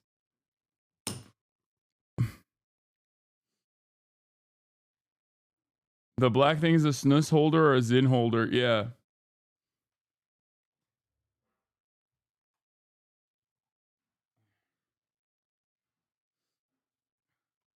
And a Zin belt holder. That's crazy. That's crazy. And then this. I guess the top pocket is for like trashing it. And then the bottom pocket is the holster for like when you're done with your Zin, you spit it into it. And then the bottom is where you put it. That's crazy. A Zolster. What the fuck?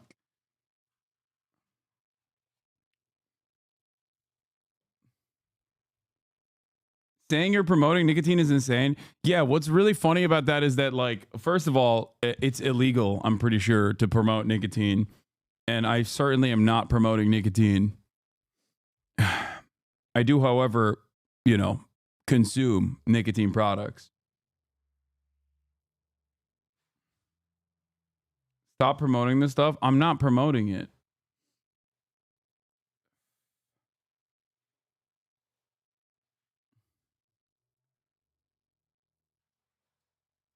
If tobacco didn't give you cancer, would you prefer cigs to Zins? It's not just cancer. For nicotine, the thing that is also frustrating, or for tobacco products, the thing that's also frustrating is that it fucks up your lungs.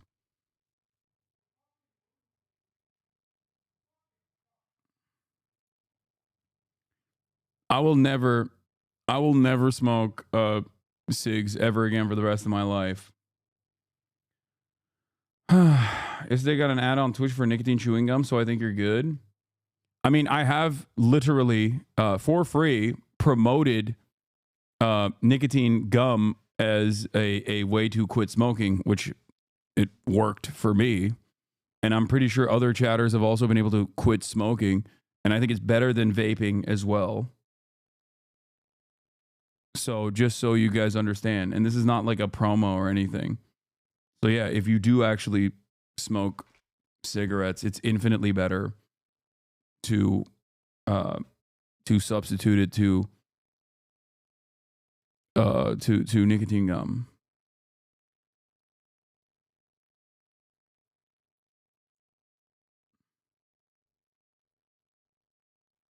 Younger people are trending away from substance abuse in general. So vices aren't what it used to be. I don't know about that. I feel like opiates. Young people still very much are doing opiates.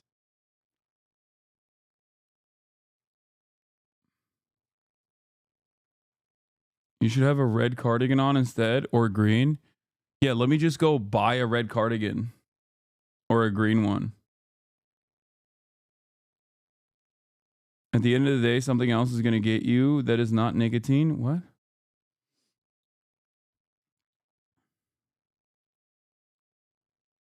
The Chinese median wage is higher than the US and the cost of living is cheaper. Sorry, I'm still on that. You actually helped me quit smoking? Let's go.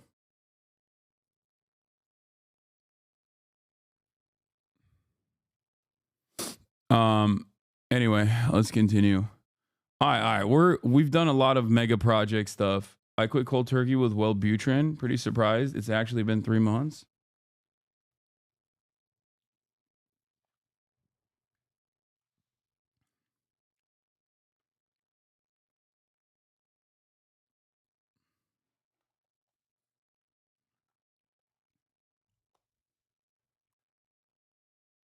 I legit thought only old people did cocaine. I didn't know young people did it. Cocaine is for everybody.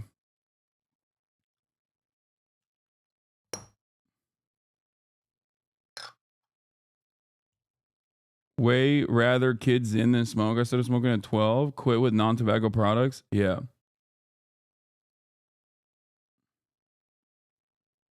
Wellbutrin has been a life changer for me in terms of my depression, ADHD, and nicotine use. Weed edibles don't work on me. I wish there was some kind of super gum for weed. What?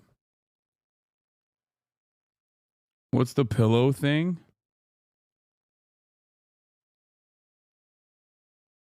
I just can't imagine with a cig in your hand. Yeah.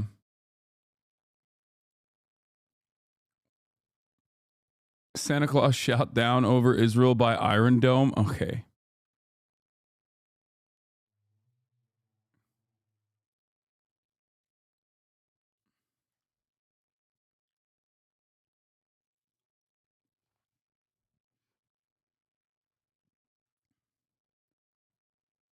Wait, someone was doing a death threat on Christmas Eve. Did I see that? Did I read it out loud and not even understand that someone was doing a death threat? Merry Christmas. Imagine being in the midst of Christmas Eve and just being like, I'm gonna kill you, dude. Like, that's sad, dude. Please get help.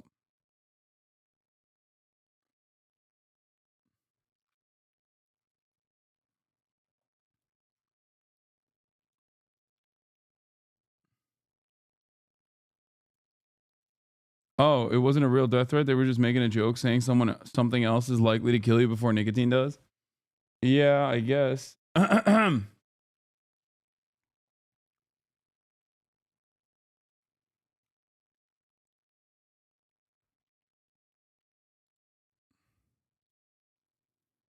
It's not incorrect.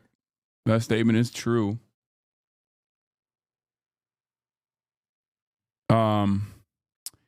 All right. We're moving on from the Panama Canal to Greenland, okay? Donald Trump is trying to purchase Greenland, or not purchase Greenland, or colonize Greenland. And there's a reason for it. And yesterday we dove into it a little bit.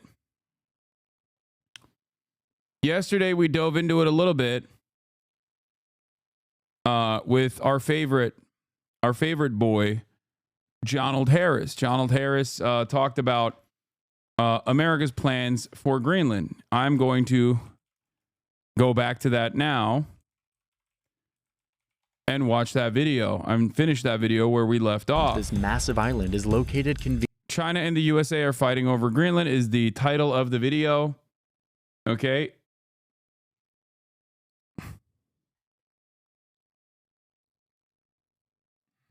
Poor lady. Little lady.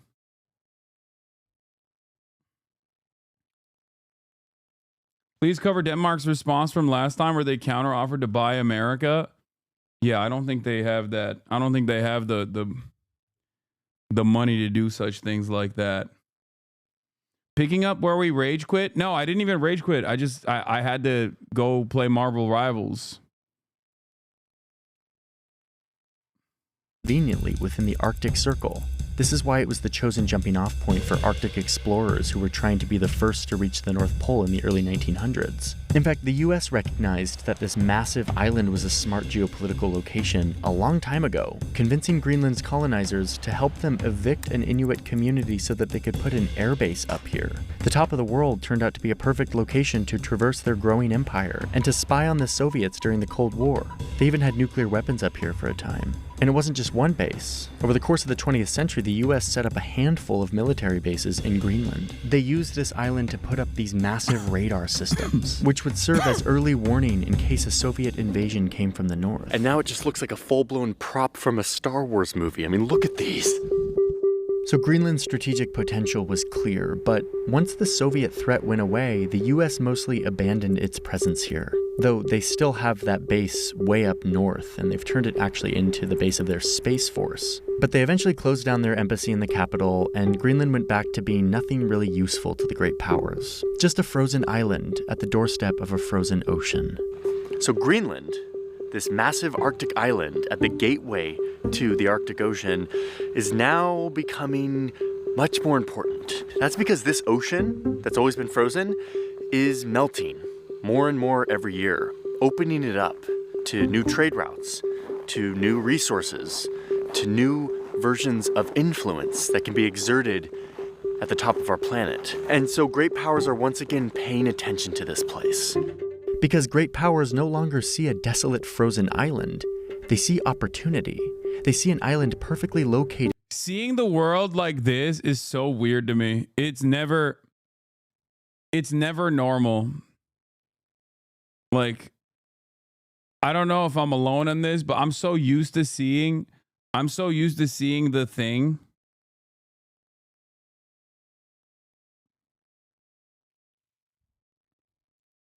It like freaks me out. Orientalist brain. Yeah. I mean, it's not even Orientalist. I think it's like this is the Santa-centric model.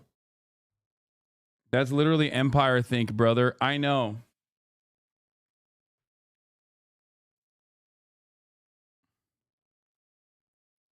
Close to new enticing shipping lanes. They see an island with territorial waters full of new resources, whose territorial claims theoretically extend all the way past the North Pole, incidentally overlapping with Russia and Canada.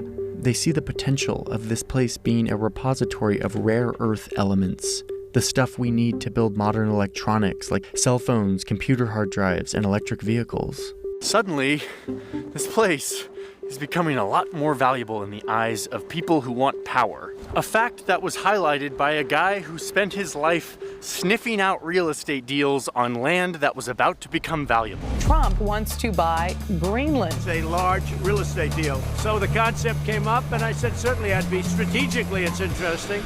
Yeah, that actually happened. Boy, that was a crazy 4 years. I'm glad it's over. Jonald from a year ago. Boy, do I have something to tell you, Jonald. Okay.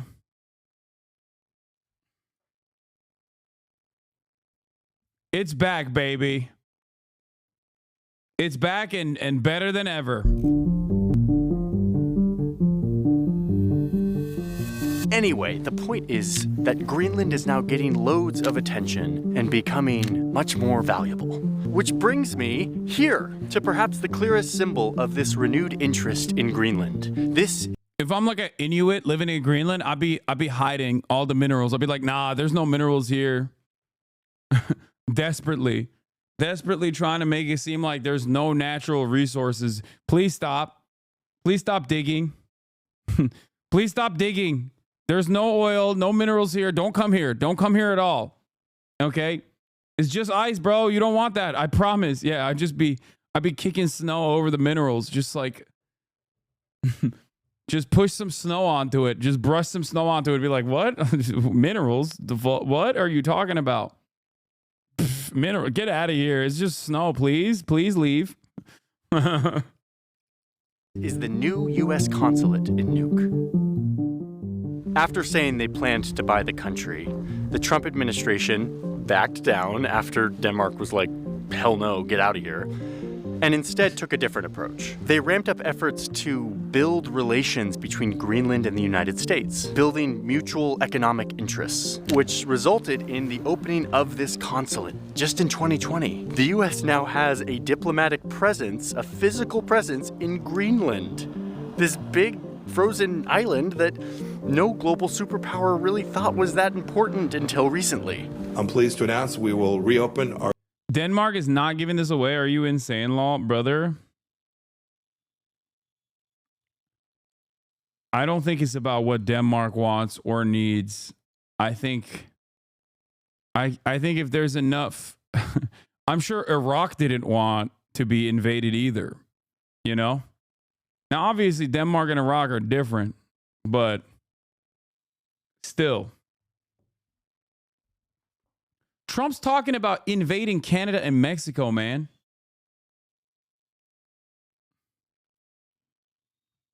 They're about to find some weapons of mass destruction in Greenland. Oops. Turns out Denmark had chemical weapons. They were using mustard gas on their own civilian population, I promise. Trust. Our consulate in Nuuk, Greenland this summer for the first time since 1953. So this actually reminds me of... You're crazy if you think the U.S. will go and just take it. Name a single example where the U.S. didn't respect the wishes of the natives. True. I can't think of any.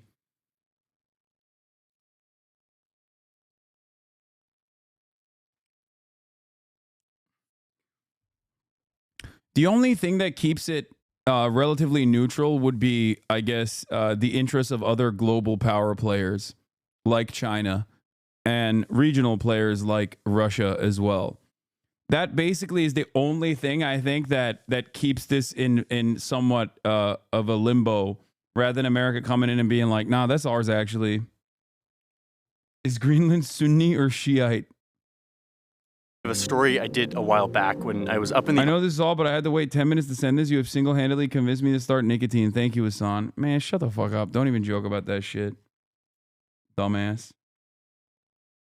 Arctic for Vox Borders, and I was visiting a Russian consulate on this little island. And it truly never ceases to surprise me that in an era of like sophisticated alliances and like international institutions and like sophisticated military weaponry, we still resort to just putting human bodies and buildings in places that we want to have influence in. Like it's a board game. Some things will never change.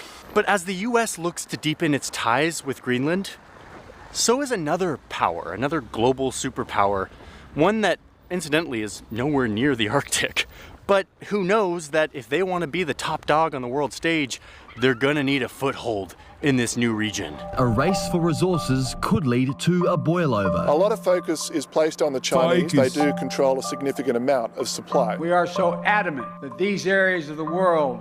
Australians love mining, dude. They can't get enough of it. It's not enough that they've mined the shit out of their own fucking island, that they're mining all around the world. They love mining. They love miners. The arteries of trade and shipping remain peaceful. There is a worry of this Chinese possible infiltration in the country. In 2017, Greenland wanted to build more airports, like the one behind me that they're building. Here in Greenland, they don't have a lot of infrastructure for big airplanes, so you can't get like big commercial flights in and out of large amounts of the country. You have to fly around in small planes and helicopters, which is kind of cool if you're like going on an adventure. But if you're trying to develop your country, you need bigger airports. The problem is building airports is expensive, and no one wanted to fund this, except for China. The Prime Minister of Greenland went to Beijing, their friend, and said, hey, do you want to help us fund our new airports? China was like, yes, we will give you a loan to fund the airports, but it has to be... I'm Danish. Greenland can decide what they want for themselves according to Denmark. As of the Self-Government Act of 2009, Greenland is effectively self-governed, but Denmark provides free education by making them travel to Denmark and free healthcare. Since this colonial relationship is still problematic and has issues, but even anti-Denmark Greenlandic people have said they'd rather be under Denmark forever than be under the U.S. Yeah, that makes sense. Wait till American propaganda comes in, though. The only thing that, like, notice how there was a chatter, Delayed Autistic Guppy, that was talking about this yesterday. The colonial relationship within Greenland and Denmark is, like, objectively kept Greenland poor. You will probably see that sort of propaganda resurface over and over again, talking about how, like, they'll go and they'll find like a group of natives, for example, and they'll pump them. And they'll be like, look, these guys organically want to be a part of America. They hate Denmark. And, Leslie Stahl will do a 60 minutes feature on the native population that desperately wants American contracts and are terrified of the Chinese intervention in the country. And then they'll manufacture consent that way. They'll beef up a separatist movement.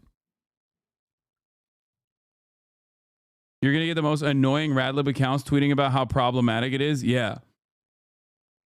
Yeah, this repressed minority that wants freedom, they yearn for freedom. They want American contracts instantly. And then they'll say, Hasan, why do you personally hate autonomy? Why do you hate the autonomy of native Greenlanders who simply want better American contracts? They want what's best for themselves. Why are you getting in there? Why are you being so paternalistic? Where you think you know what's best for them?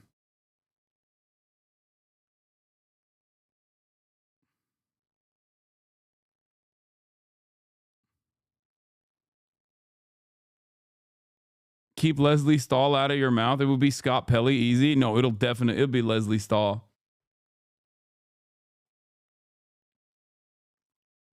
Now, that is if the Trump administration behaves in a more competent manner like the Democrats have whenever they have any sort of imperial ambitions. The Trump administration, on the other hand, was very ineffective. The State Department was probably at its weakest, I think, under the Trump admin. Like, the Democrats certainly are better at crafting a narrative. Republicans used to be better at this. Like, obviously, the war on terror and the propaganda that ensued in the Bush administration was pretty solid. But since then, I would say that the Democrats have taken over that mantle. And the Trump admin was genuinely ineffective at doing this sort of stuff. Like, they are much more openly cruel and don't engage in enough like clandestine operations, no psychological operations whatsoever. They just go and they assassinate. Like, the Qasem Soleimani assassination comes to mind, right? It's the type of shit that I think, if done under a Democratic leadership, would be done with a lot more manufactured consent. Whereas, like, under the Trump administration, it's more brute force and more open, where they're just like, yeah, no, we killed them. What are you going to do about it? Or we're pulling our troops out of Syria, except for the oil fields, where they will maintain the oil fields. Why wouldn't we take the Syrian oil? Are you fucking stupid? Like, it's not as tactful. So we'll see how Trump operates. We'll see how Trump navigates this space.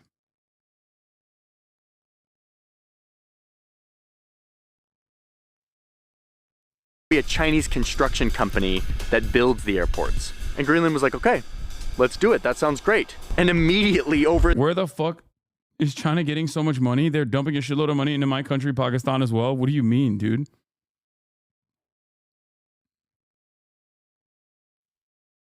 It's the manufacturing hub for the planet. In the United States, alarm bells start going off. This is not good. The context here is that China has a habit of giving loans to countries that they want to have influence in in the future. They do this a lot in Africa. They give loans knowing that they now have leverage over all of these countries who now owe them money. Anyway, so the United States... Okay, that's once again infinitely more favorable conditions, a lot more opportunities for loan forgiveness, no immediate austerity, austerity measures kicking in. There's no, just to point out that like this is at this point we've put this to bed, right? No matter how much people say like, well, the Belt and Road Initiative is also Chinese imperialism. Like, how do you not recognize that? And the attitude that people have demonstrated against China engaging in any sort of development initiatives, doing any sort of soft power stuff around the globe has now been put to bed. Foreign Policy Magazine and many other like overtly right-wing pro-empire think tanks have recognized that the debt trap that the IMF and the World Bank have offered the global south is no longer competitive now that the Chinese market, now that there's a new game in town where a lot of these people can personally get infinitely more favorable loans with a lot better conditions from the Chinese government. Something that even those who have a vested interest in the continuation of American empire have come to terms with and want the IMF and World Bank to change its ways.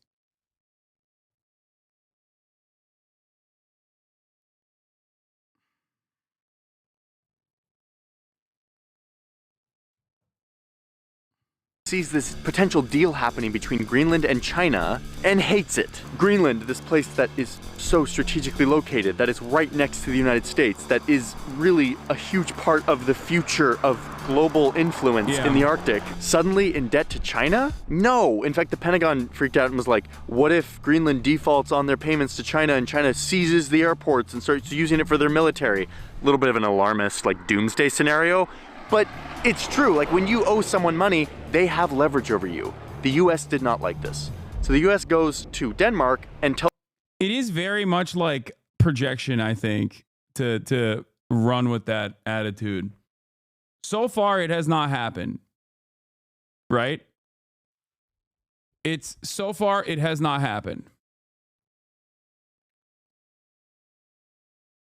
And that is the American position. It's like, well, they will do to us what we've done to them, which is a common perspective throughout history.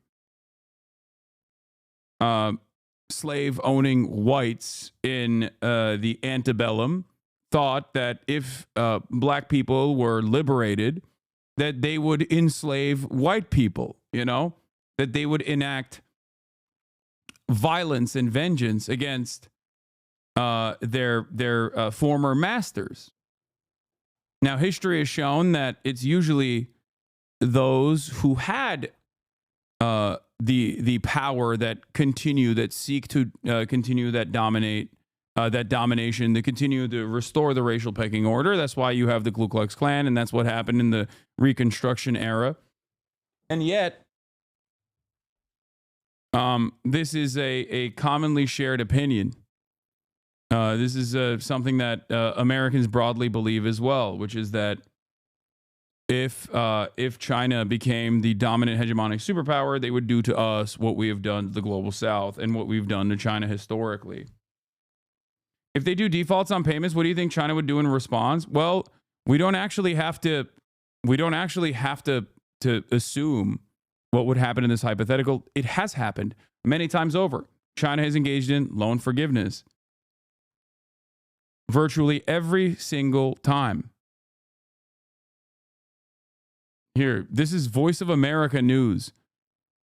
Like, this is directly coming from the CIA. China cancels 23 loans to Africa amid debt trap debate.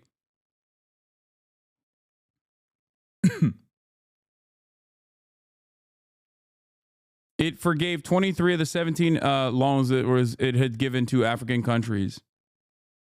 And the American cope on that front was, it's because they want to still do debt trap stuff, but they just don't want Americans to be, they just don't want America to know that they're doing debt trap stuff. I think that part of the reason why they're doing this is because they also want to create secondary markets they want to keep selling to Africa. And in order to keep selling to Africa, they need to develop Africa. Recognizing that there is a need to develop Africa, the African continent. It's still ultimately self-interested, and it's certainly not a consequence of like it's certainly not a consequence of like some kind of ideological play. You know? They forgave the debts but build military naval bases. Yeah, that's really interesting that you say that, because I think the Chinese military base development in the African continent is literally minuscule in comparison to how many fucking military bases America has in Africa. What are you talking about? There's like what? How many bases exist? How many Chinese bases exist overseas?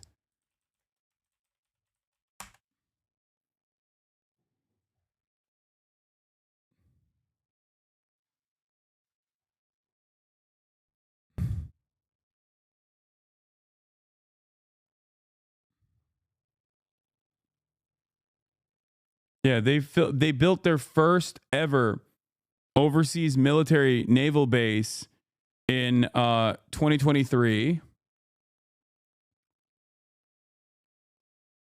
in Djibouti. In 2017, sorry, on 2023,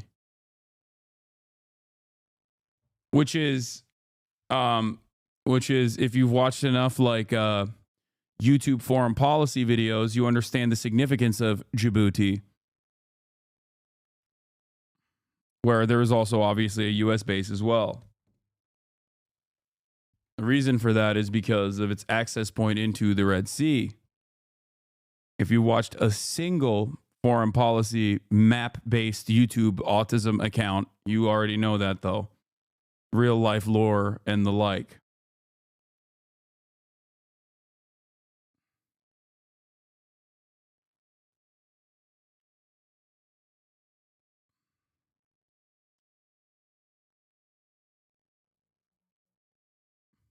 Tells them to kill the deal.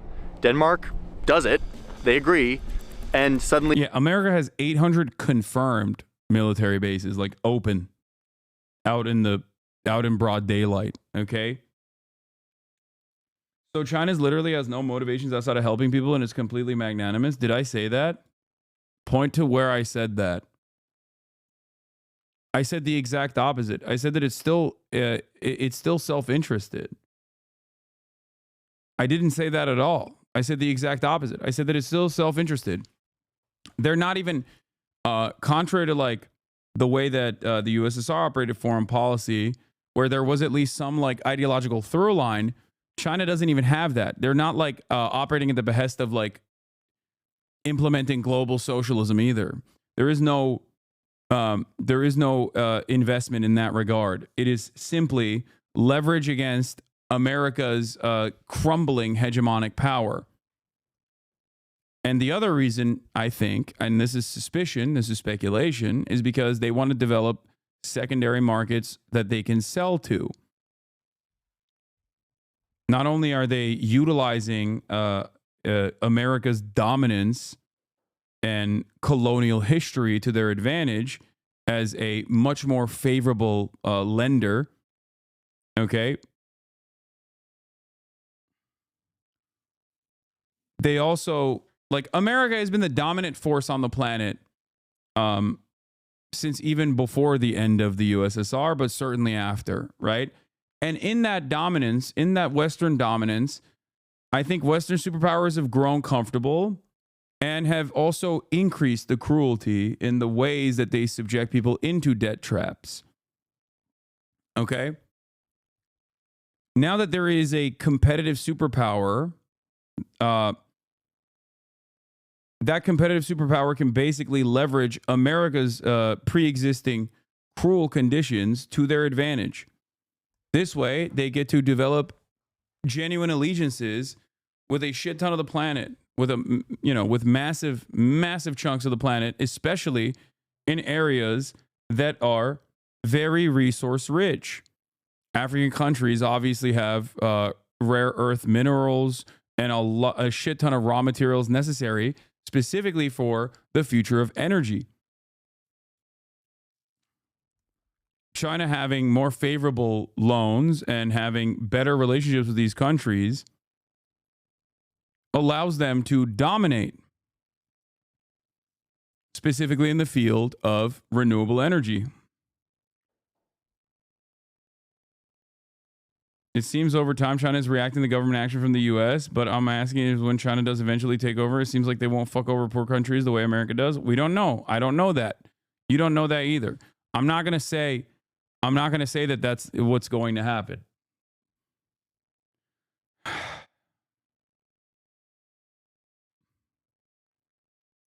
I wouldn't make a broad sweeping claim like that. I'm just simply reacting to what I've seen thus far. Is now funding 2/3 of these airport projects. China got rejected on these airport deals thanks to US pressure. But they didn't give up.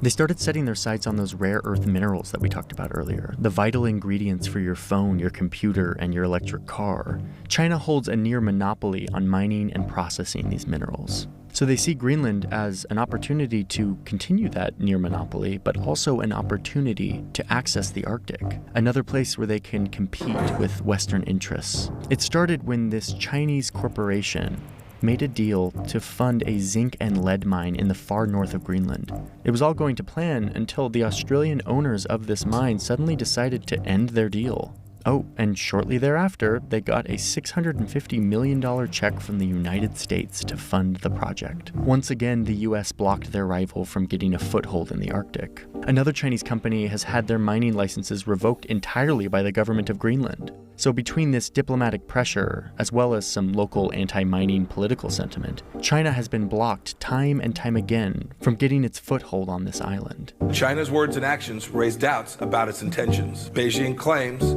to be a near Arctic state, yet the shortest distance between China and the Arctic is 900 miles.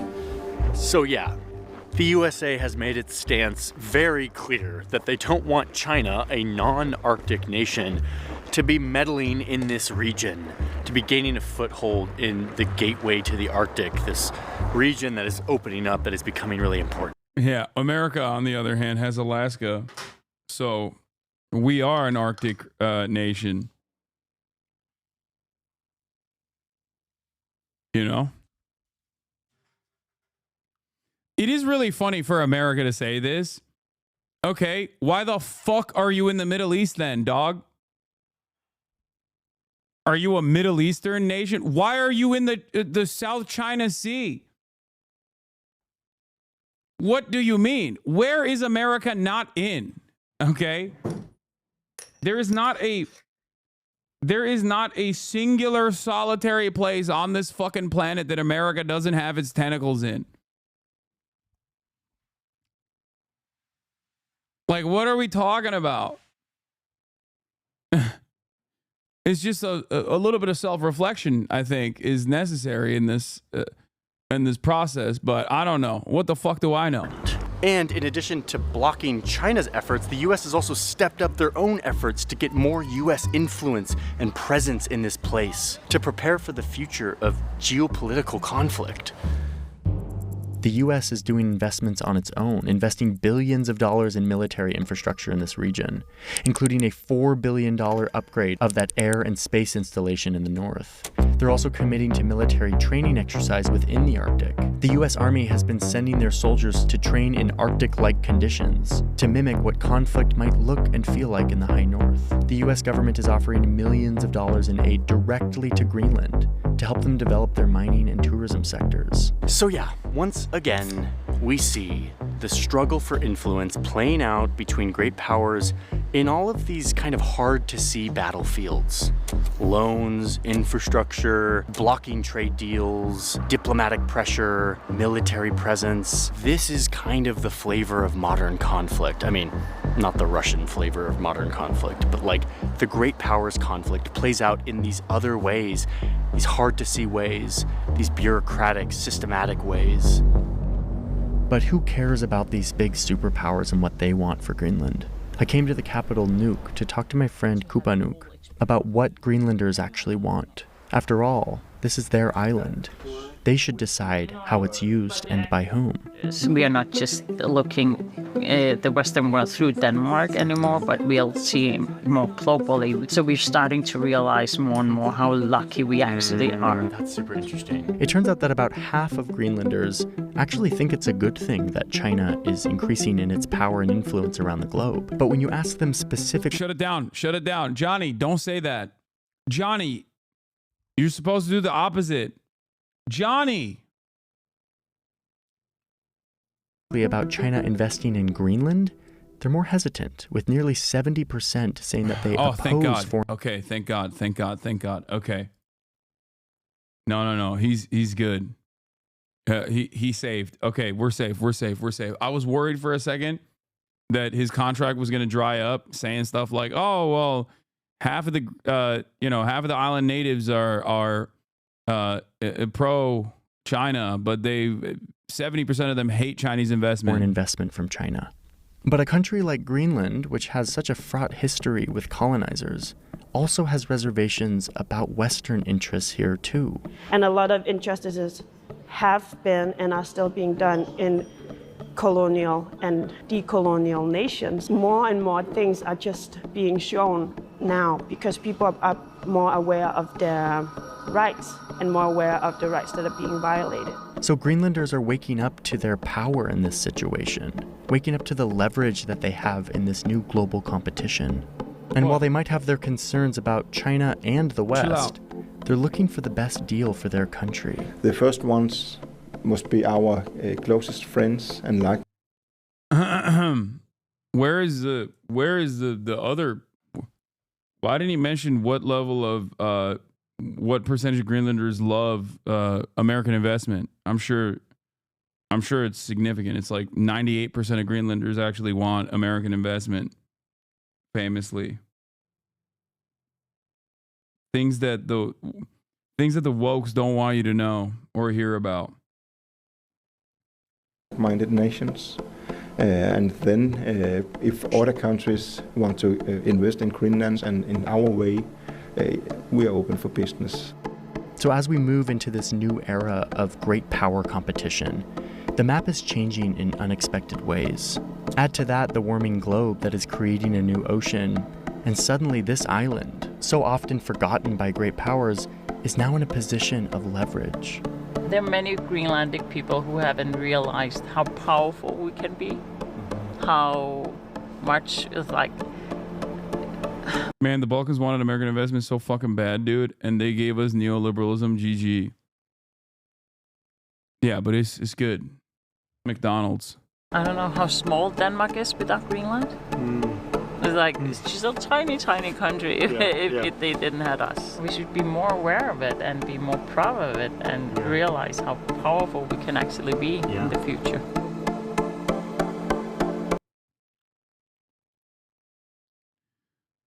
No, they don't classify Greenland as a state sponsor of terror. What they would do is just go to they would go to a group of people that live there and then turn around and say they hate Denmark. They hate the way that Denmark has managed Greenland. And they would say that these guys actually also are very skeptical of China and don't want Chinese intervention in their country, and that they want American, they're much more favorable to American investments in the country. That's the way I would cut propaganda. I'd say that, like,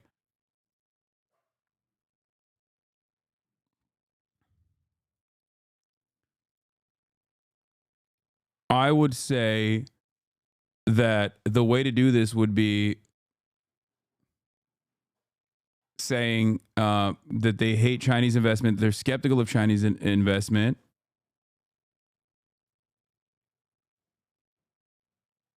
and that they actually are very open to American investment.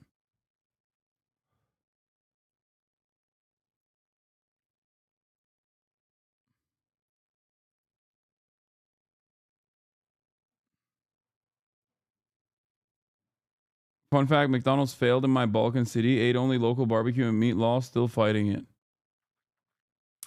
Yeah, a concerned citizens group, NGOs start popping up left and right. You know?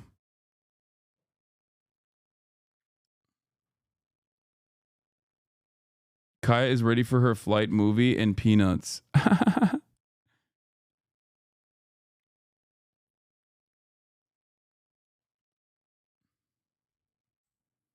Also, brief update, but the BBC finally acknowledges it misled viewers when it used video showing fans from Israeli football club Maccabi Tel Aviv attacking people on the street, whilst implying Israeli fans were the victims in the video. During an interview on, what is this? Help and Feedback, Corrections and Clarifications. This came on the 23rd of December. Okay? Like yesterday. They came out and apologized for their 8th of November coverage. During an interview on Newsline with an Israeli fan about disorder after a football match between Maccabi Tel Aviv and Ajax in Amsterdam, we used stills and footage from the night to accompany the conversation. This included footage shot near the Amsterdam Central Station, appearing to show a large group chasing and attacking an individual. However, the author of the clip said separately on social media she had filmed Maccabi supporters attacking a Dutch man, and so its inclusion during this segment and some previous use when reporting the reaction to the disorder on the BBC News channel could have given the impression that this was illustrating attacks on Israeli fans. We acknowledge that we should have been clearer about the context and that the use of the footage here was intended to illustrate the general disorder and are happy to correct the record. They're happy to correct the record like months later. I mean, that's crazy. That actually is so indecent.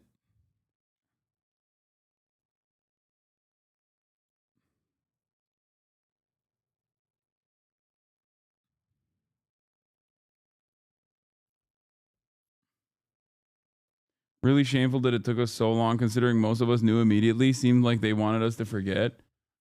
Yeah, it's wild because the person that was like, "That's my footage," you're saying the exact opposite of what the truth is. That was literally given to the BBC and anyone else that could hear the truth the day of.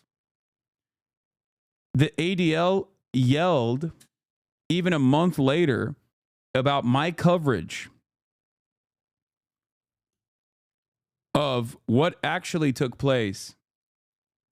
Okay?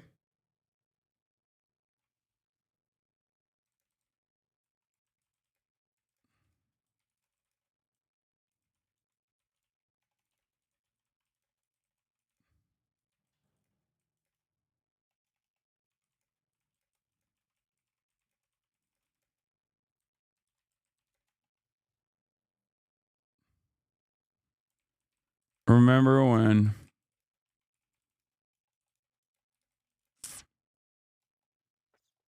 why the fuck am I reading news that says they are charging Amsterdam residents with attacking football fans? What? Hey, I'm having a real time paying for my subscription. Is it a problem on my end? Are you broke? Is that what it is? Broke boy? I'm just kidding. And people like us got shit this whole time for being anti-Semitic, and nobody will bother to apologize or even see this update.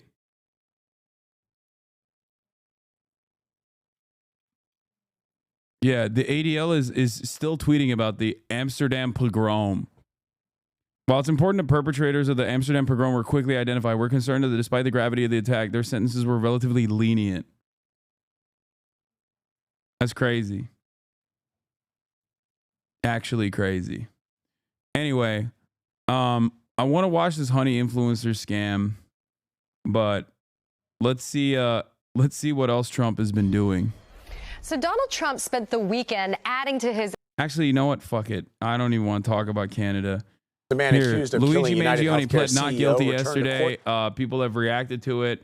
Let's take a look at how the media is covering it while I go pee. Yesterday and pleaded not guilty and then we'll to do the state honey charges video. of murder and terrorism. Luigi Mangione was led into that hearing in New York with his hands shackled to his waist. His lawyer accused authorities of treating this case as a spectacle and making it political.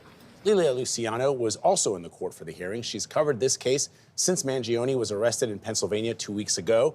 Lilia, good morning. Good morning to you, Vlad. Well, inside the courtroom, Mangione spoke publicly only 2 words yesterday, but seemed to have lengthy and focused discussions with his team of attorneys.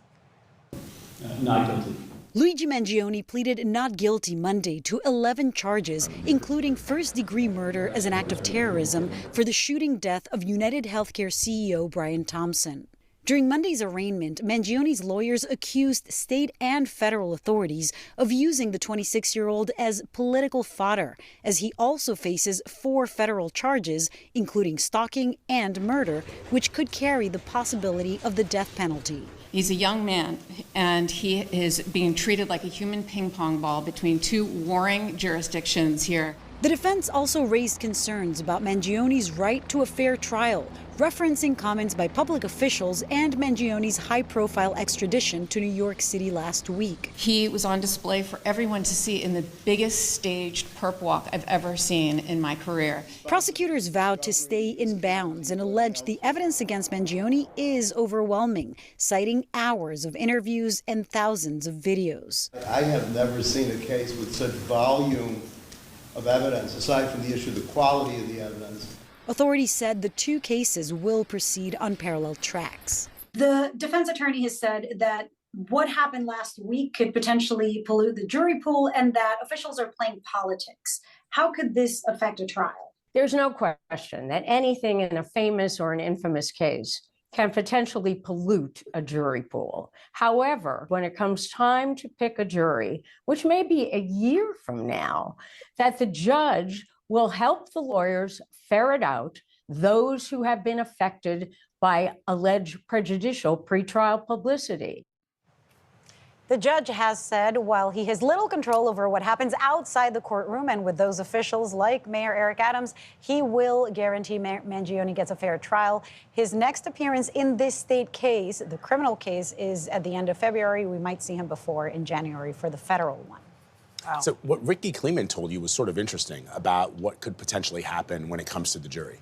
Yeah, I mean, when it comes to the jury, it's complicated because a lot of people are resonating perhaps with the issues around the health insurance industry. That's already a problem. And it's so highly publicized that, you know, it's going to be very hard to find people who are not connected to this. And I'm seeing on social media a lot of support. Yeah, good luck finding people who have not been fucked over by healthcare, too. I'm just saying. Everybody has a doctor. Everybody's been through the healthcare. Are you gonna box Unk? No.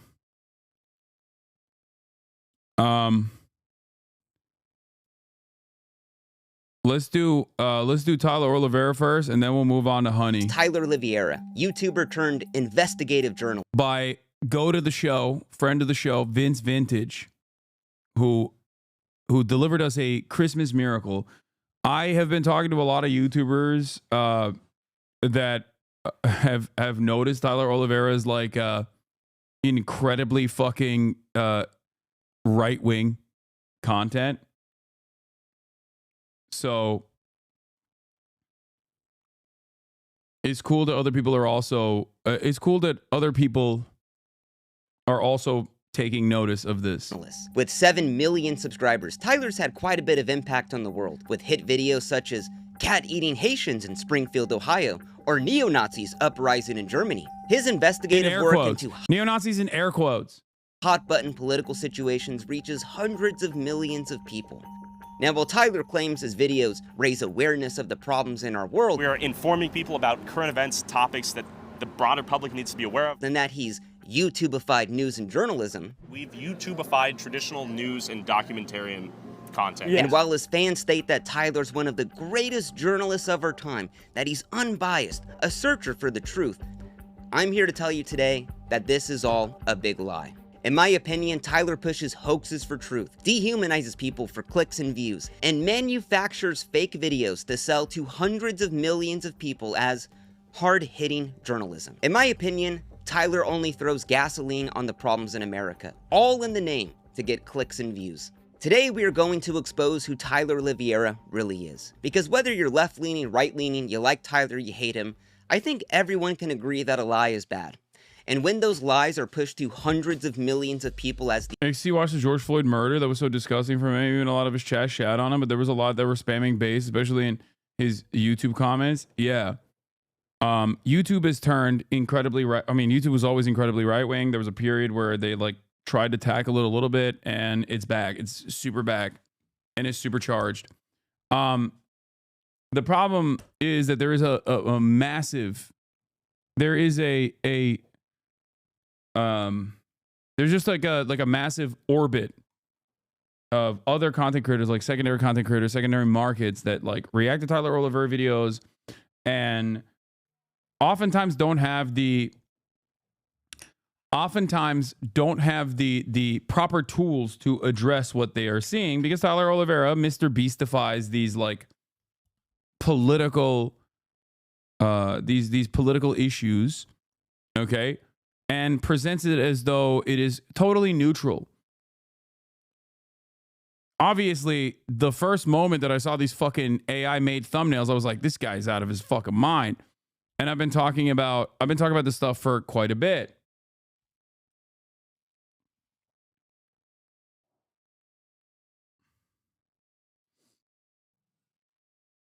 But clearly, other people are oblivious to the right-wing nature of this propaganda. The unbiased truth, I would say there's a little bit more than just a problem. Now, normally I don't make exposed videos, but after me and Tyler got into a little Twitter spat, it led me down a rabbit hole of his content that I thought was so twisted and sick that I thought the entire world should know about it. And I'm so surprised that all of this stuff I'm going to talk about has never been mentioned before online. Now, I'm not going to talk about Tyler's drama with Soft White Underbelly, Brent Riviera, the Las Vegas Tunnel people. Everything in this video is newfound stuff that I've discovered over the past 4 or 5 months. So, before we get going, Tyler, I am not trying to cancel you. I dream of people come for the cancellation. Bring it. Please cancel me. Please. I'm not trying to take you off the platform. I'm not even going to call you a racist, a Hitler, Tyler Hitlevera. I think when you start throwing around the R word, the conversation becomes a lot more.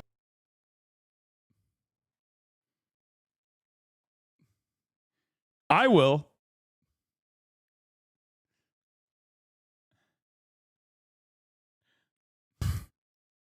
Difficult. I'm just going to call you for what you really are, a liar.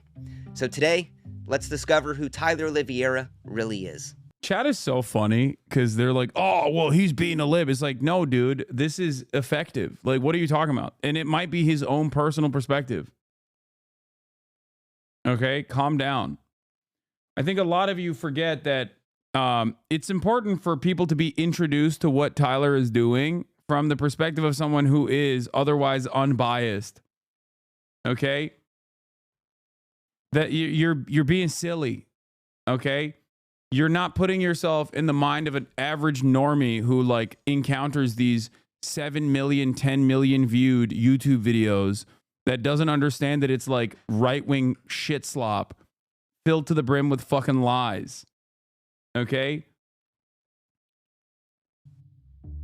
Now, Tyler's journalism consists of him going into hot-button political situations, talking to both sides, and always coming to the conclusion that whatever city he's in, it's ending all of a sudden, that it's the worst place he's ever seen. Now, these videos are seen by hundreds of millions of people. People actually take these in for journalism. But this is all just a facade. Now, let's go to his video, Oakland, where every crime is legal. Now, this video consists of Tyler going to Oakland, California, talking all about the car break-ins and how they've gone up 50 million% or whatever it is. This is Oakland, California. The owner of this property is not responsible for any theft or vandalism. The owner of this property is not responsible for lawlessness, crime, homelessness, police giving up. And the whole video essentially boils down to, if you come to Oakland, your car will get broken into. So just keep that in mind. Now, in the beginning of the video, we see Tyler at a gas station, and we can hear overhead this audio playing. The owner of this property is not responsible for any theft or vandalism. Now, if you're at a gas station and they're playing that overhead, it's got to be pretty bad with the car break-ins. So we see Tyler vlogging around, and then we see the next shot of this Kia. And if we look on the dash, you can see a PS5 with the PS5 controller. Why would someone leave a PS5 on their dash at the gas station where they're overhead playing? Your car is going to get broken into. But let's continue on. Now, in the next shot, we see the same Kia. And if we look on the dash, we can see that same PS5 and the controller. Now, why would Tyler be filming this from far away? Maybe Tyler was trying to bait someone into breaking into this car. That seems like a crazy theory. How could we know that that's Tyler's car? Well, later on in this video, Tyler gets a parking ticket. While the police may not do anything if you break into someone's car, commit Grand Theft Auto, steal an ATM, or beat and rob an old lady on the street, if you park on the side of the street and don't pay the meter, you will be fined and punished. We got a $61 parking ticket. And he complains that, wow, people could break into cars and do drugs, but I did a parking ticket. Is that his own car? Look at that parking ticket. Oh my God. Okay. Oh my God. That is, oh my God. This motherfucker is the police, dude. That's crazy. Oh my God. Look at the license plate. What a dumbass. He put that in. A little closer. Oh, we could see it's the same license plate that is on the car at the gas station. So Tyler went to the store, bought a PS5, put it on the dash, left his car out, and hid out in a little bush trying to capture someone breaking into his car. Tyler is baiting someone into breaking into his car to try to capture it on footage. Because also, I mean, he literally put the PlayStation 5 on his dash. Like, who the fuck would put the PlayStation 5 on their dashboard when they're just simply getting gas? What would make the ultimate footage for Tyler? Oh my God, I went to Oakland, California, and the break-ins are so bad that my car got broken into. And clearly, no one broke into it, because who would be dumb enough? Clearly looks like some like cop sting operation shit. This is like levels of like faking a prank video times 10. But when you're trying to pass this off as actual news footage, on the ground journalism, I would say that's not something a truthful journalist would do. And after catching this right here. Did you think Tyler did shit like this? I didn't think he would put this much effort into staging stuff. I think he's just like, he goes there, he links up. I know what the method is. You go there, you interview as many people as possible. You take some of the craziest fucking sound bites. You put the craziest sound bites that correspond to the right-wing narrative on there. Pepper in a little bit of like normal takes as well, just so you can still maintain the veneer of objectivity. Then the guy, the local handler that you have is like straight up Hitler, right? It's almost always like a guy who he brings on as a local reporter, and then you look up the local reporter's name and it's like there's 11 articles about how he got fired from the local news outlet that he used to work at for raping women or some shit, right? And then he now runs a blog where he thinks that he believes that like homeless people are responsible for the Democratic Party's QAnon, a deep state pedophilia, sex trafficking. And then slap on a guy that is a also like a local leader. The local leader is almost always some fucking insanely right-wing guy as well. And there you go. It's literally that old school prank YouTuber who did this MAGA car in the hood video. Yeah, it's Joey drinks his own piss. Joey Salads, right? Wasn't that his name? It really made, and it's really funny because like independent journalists love talking about how mainstream media is fucked up.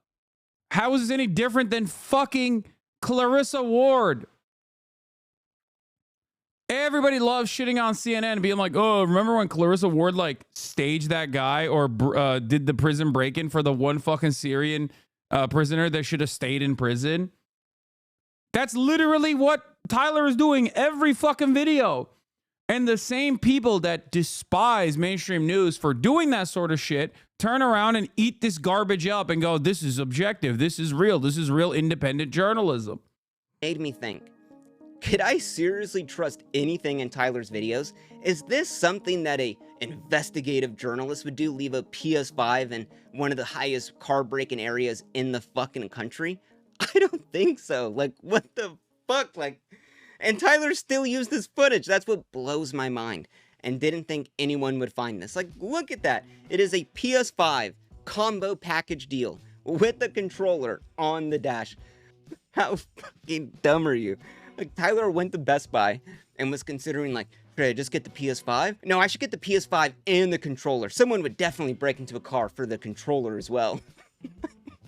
So, throughout the rest of this video, just think about this. This is how far Tyler's willing to go to make a good story. We've YouTubified traditional news and documentarian content, basically. Like, you bought the controller. Why would you buy the controller as well? So let's go to Tyler's video, Oakland, where every crime is legal. Now, Tyler's videos start out with him flying to the place, checking it out, talking. How is this type of reporting not illegal? Like, it's blatantly lying to the public? Brother, what are you talking about? It's not illegal to lie. The most popular news broadcasts in the country on network television are serial liars. Fox News. Fox News is defended that it's not real news broadcasting, but simply entertainment in courts to defend themselves when they were caught openly lying. The both sides, and he'll intersperse news clips or relevant news footage of these events happening in that city. With 1 of every 30 residents having their car stolen last year, a 38% increase in robberies, 23% increase in burglaries, and 44% increase in motor vehicle theft. Because frankly, when Tyler goes to these places, it's not as bad as he always wants it to be. So by Tyler showing all these news clips, it could seem way worse than what it really is. Now, Tyler is passing this along as actual information. That this is actually... Again, classic HasnAbi take is that lying is so legal in the United States that they call it something else when you legally lie. Actually how the city is. Now, these news clips are always from the city that Tyler's in. Or are they? In this Oakland video, Tyler brings along this prestigious reporter. Yeah, he does this shit all the time too. He just peppers in Bay Area native irrelevant. and investigative journalist Darren Stalcup to hit the... Let's see if the Tyler method that I presented to you seems correct. Now, I don't know anything about this guy. Let's see. And see what's really going on in Oakland.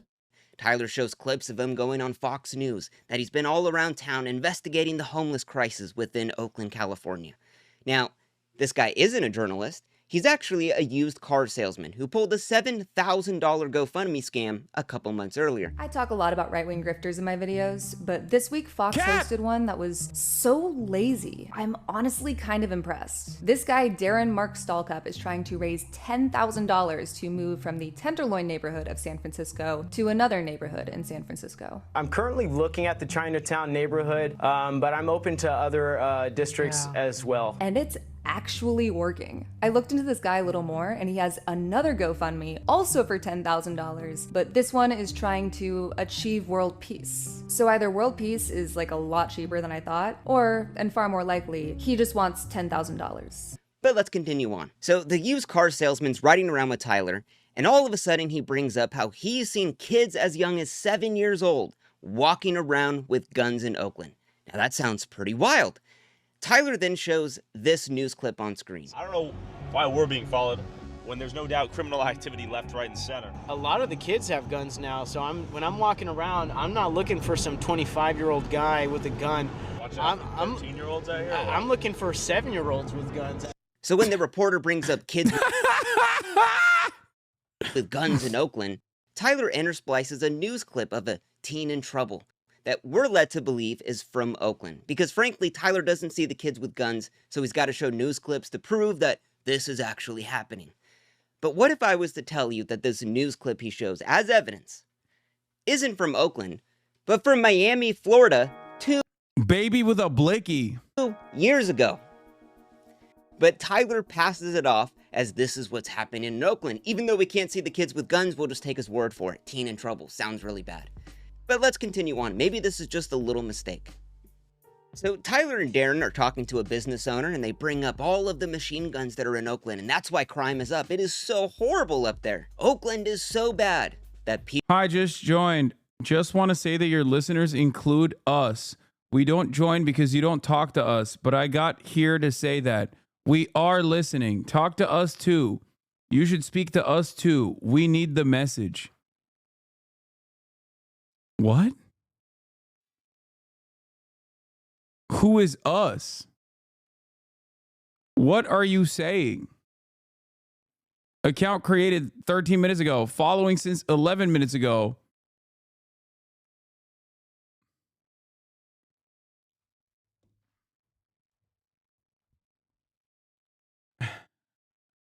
What the fuck?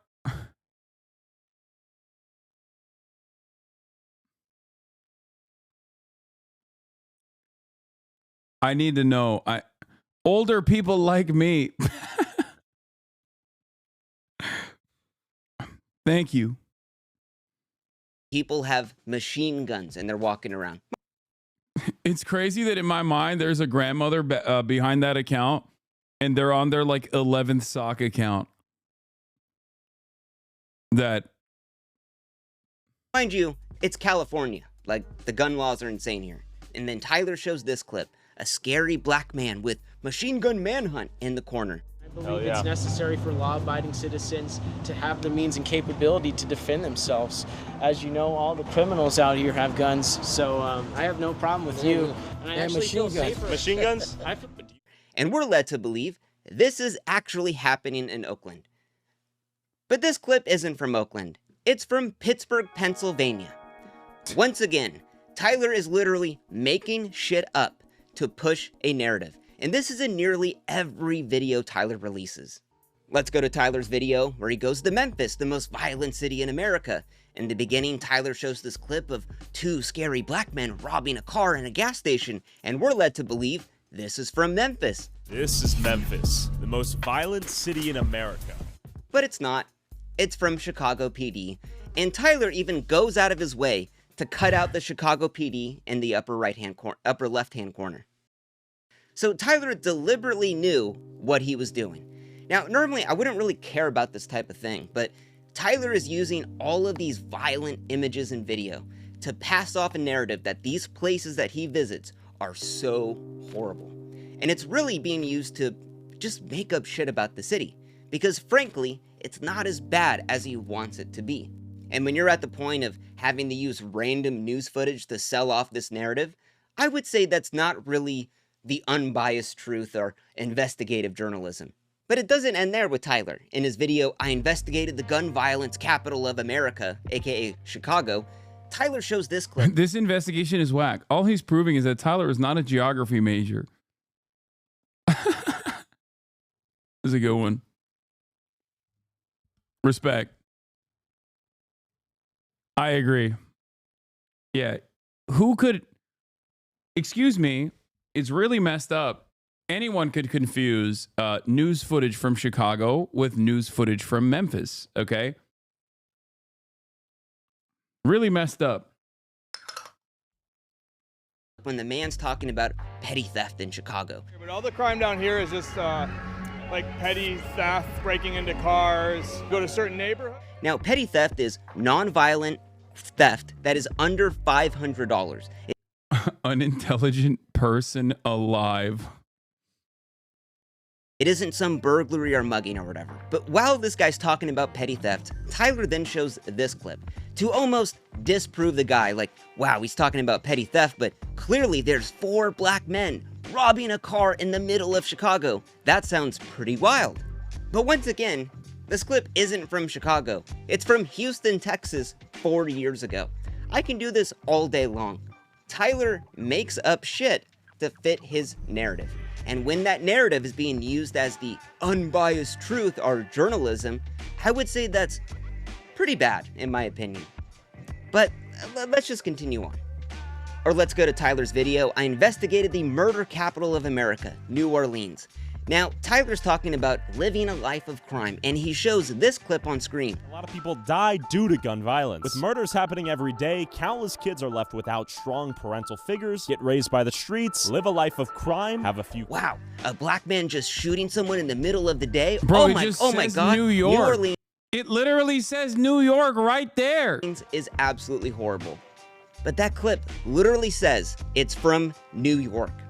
That is how lazy Tyler is with this content. He is just taking random violent imagery, putting it in his videos, and trying to sell it off as this is the truth. Our goal is simply to educate, inform, and entertain, and hopefully do all three at once. We're boots on the ground, as they say, balls deep, trenches thick. Is this really what a journalist would do? Let's go to Tyler's Sweden video. Sweden, inside the country that pays immigrants $34,000 to leave. The video that we're watching, ripping Tyler a new one, is Vince Vintage.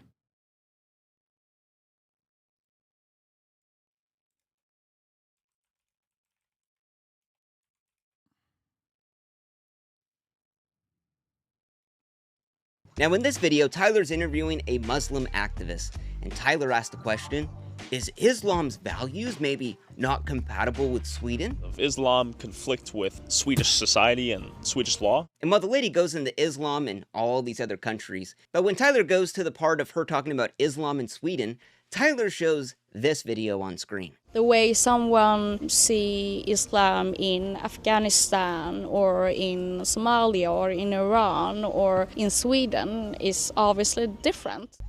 And we're led to believe, wow, while this lady is talking about Islam being peaceful, they are protesting. Oh my God, and there's an ISIS flag. Clearly that isn't just a peaceful protest that they have ISIS flags in Sweden. But once again, this clip isn't from Sweden. It's from motherfucking Malaysia. And I could do this all goddamn day long, Tyler. It's nearly in all of your videos you are passing this off as the truth. Because frankly, when Tyler goes to these places, it's not as bad as he wants it to be. Just trying to get like some views on social media. So do you have some idea, or do you want to get detained for obstruction? I mean, you can detain me, but am I under arrest? And if so, for what charges? Oh my God. Explore with us got the body camera footage of Tyler Oliveira getting fucking arrested and behaving like a sovereign citizen. Oh my Lord. Oh my Lord. Mr. Audit the audit ass motherfucker over here. Oh, he's doing, excuse me, am I being detained? Harassment. You're gonna harass me right now? Said you're being detained, sir. Whoa. That's, you can't do that. You can't do that. Are you going to identify yourself or not? Okay, I'm on public property. Are you going to identify You can't strong arm me. Yes or no? We're going to court over this if you want. And once again, I would just, let me be clear. Is this what a really thorough investigative journalist would do? Be so lazy with the content that they make that they're just throwing in random news clips of, as we've seen right now, only black guys committing crimes, all to amplify the video and make it seem as horrible as When Predators, wait, EWU, when Predators call the cops on a YouTuber? And he just kept trying to say, hey, well, they're going to sell you candy. You can't be here to sell candy and stuff. Yeah. You know? Oh, yeah, we know that. Oh, is this like the pedophile community or whatever?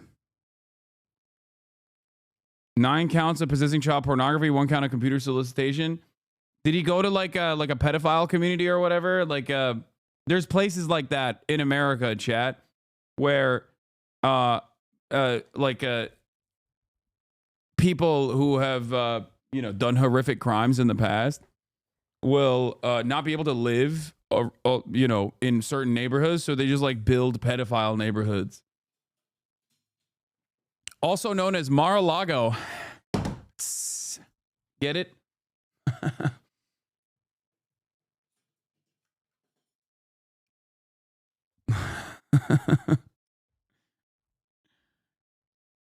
Anyway, yeah, they can't like purchase property or rent property in certain neighborhoods, so they just sometimes move to Florida. But if they can't move to Florida, there's like neighborhoods that they live in together with a bunch of other diddlers. Computer solicitation of a child. But a case that really dominates his criminal history has a closer connection with selling candy bars than subscribe profile on Miracle Village, a community in Palm Beach County, Florida that's also home to a large population of offenders. On the morning of March 27, 2024, when Tyler Oliveira visits this trailer park to make yet another viral video, things take a horrible turn in a direction nobody could have anticipated.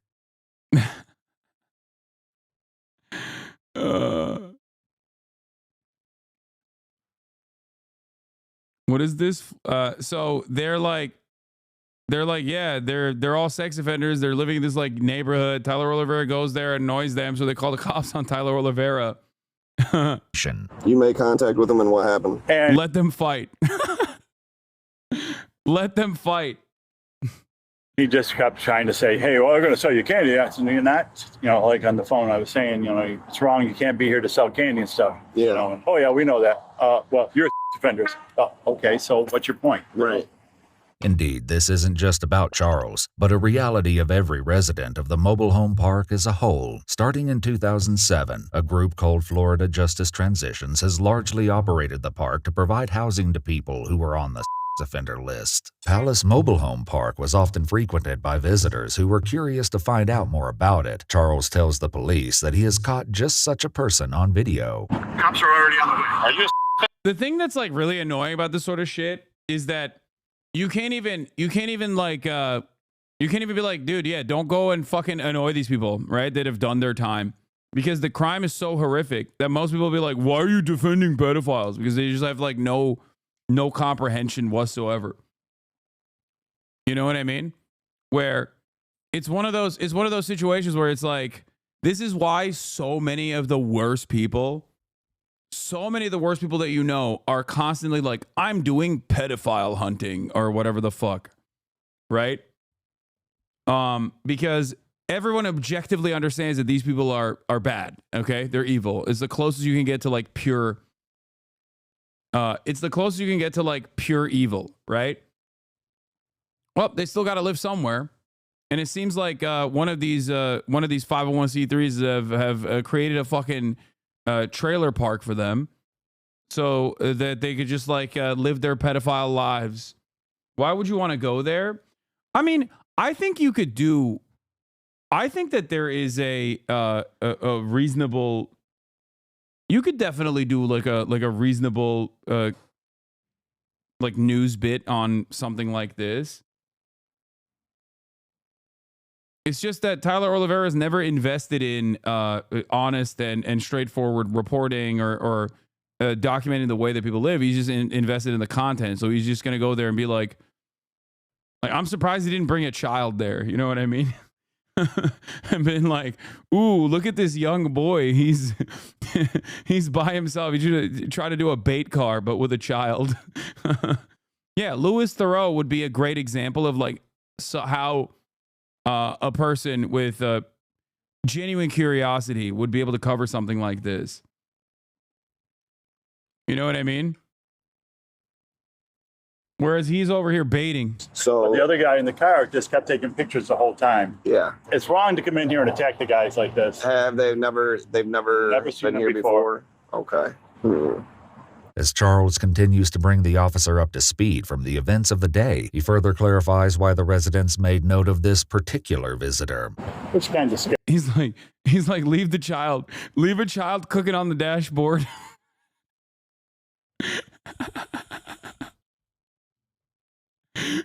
Tyler Oliveira be like, hey, let's get a bait child, put him on the dashboard, let him cook.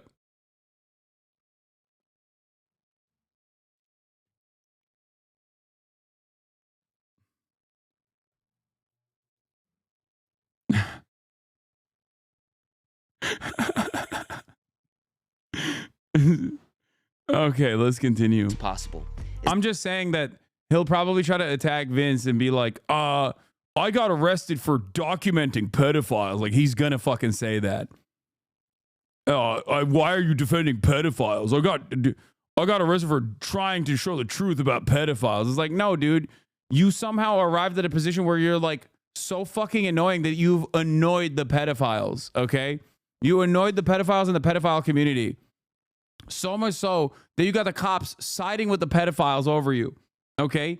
Imagine how fucked up that situation must be. Imagine how bad your vibes are that the cops are like, yeah, we're going to defend the pedophile community over you because you have somehow found yourself to be the bad guy here. Okay? Like, that's insane. I mean, that's an impressive feat, to be honest. Is that what a journalist would do? I don't think so.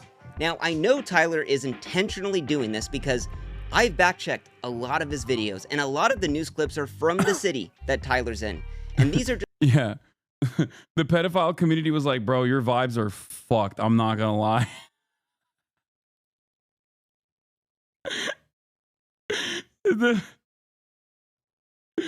Dude, that is crazy.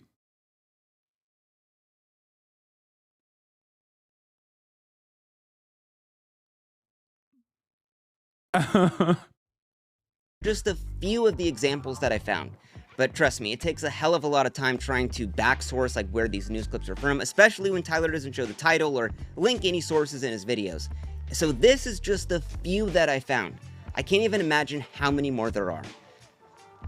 Now, beyond using random news clips as actual evidence of all of these cities... Brother, what the fuck is the pedophile community? Registered sex offenders have a hard time with home ownership or renting for obvious reasons, considering that they're usually on a sex offender registry.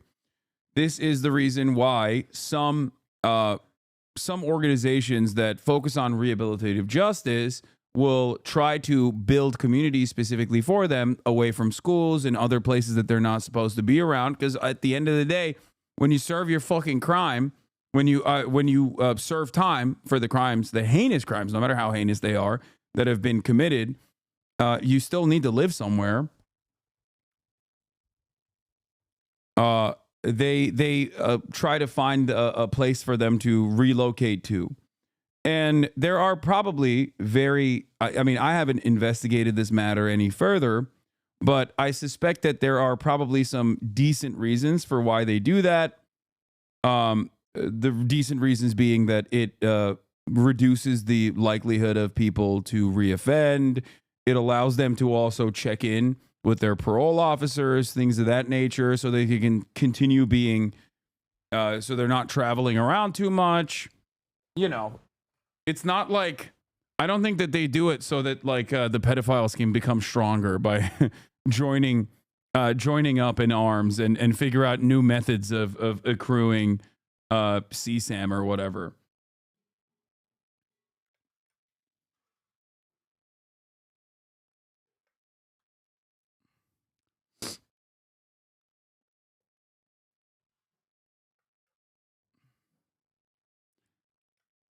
What? So homeless is a worse crime than sex offenders because they can't? No, this is like, these are, I think that homeless people should also have these sorts of like relocation initiatives as well. And there are plenty of groups that try to create alternatives.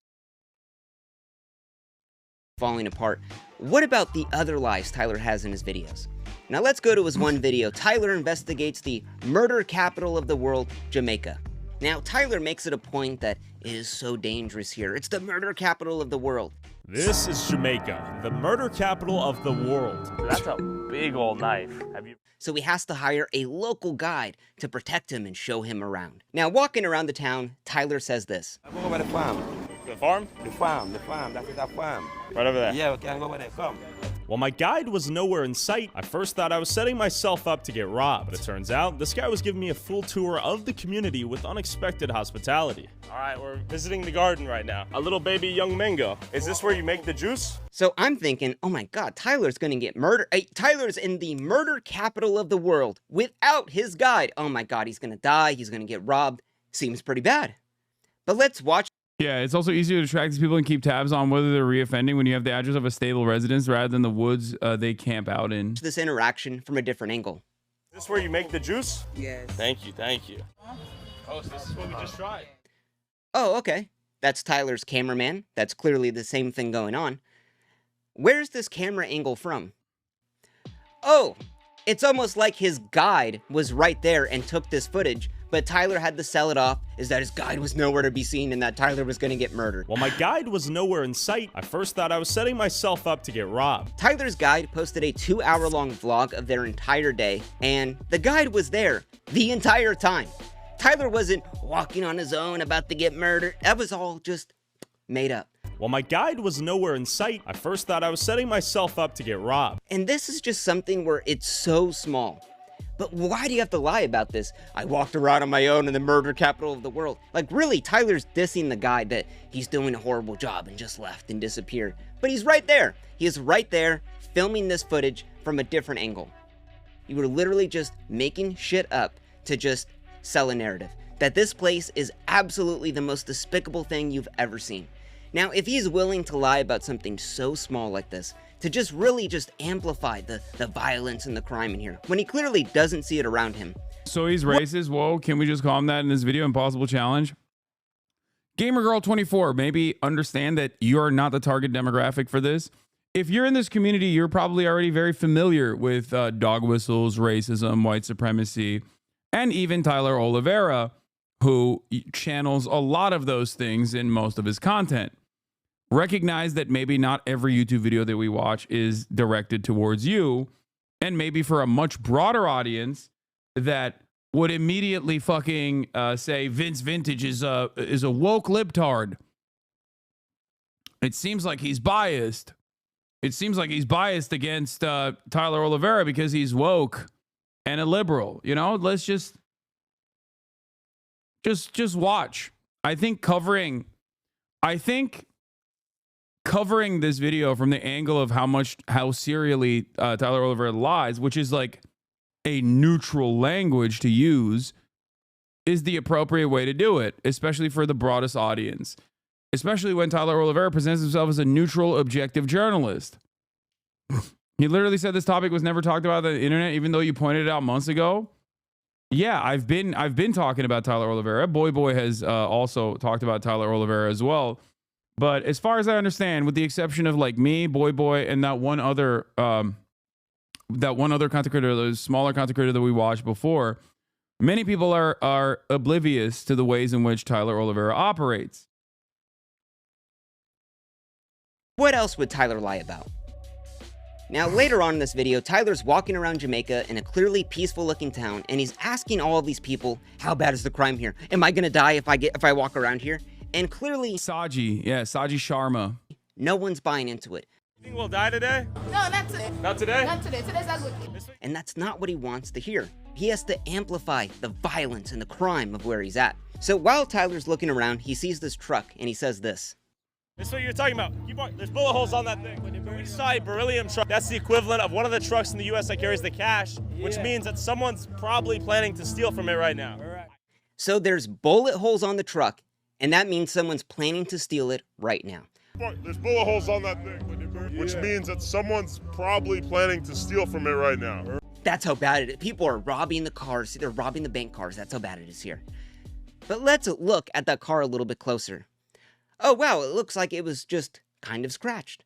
Now, I had to look in this a little bit more. The company that owns this is called Beryllium, and Beryllium just bought out a company called Guardsman. Guardsman, they're all based in Jamaica, has red trucks. So would it really be that the car shot up with bullet holes and they're continuing to use it? Or that the car was red, they wrapped it black, and the car scraped against something and now it's there?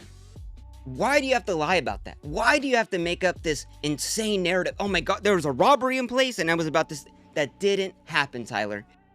This is all he does in his videos. He goes around and he preponders at the crime in all of these horrible cities that he visits.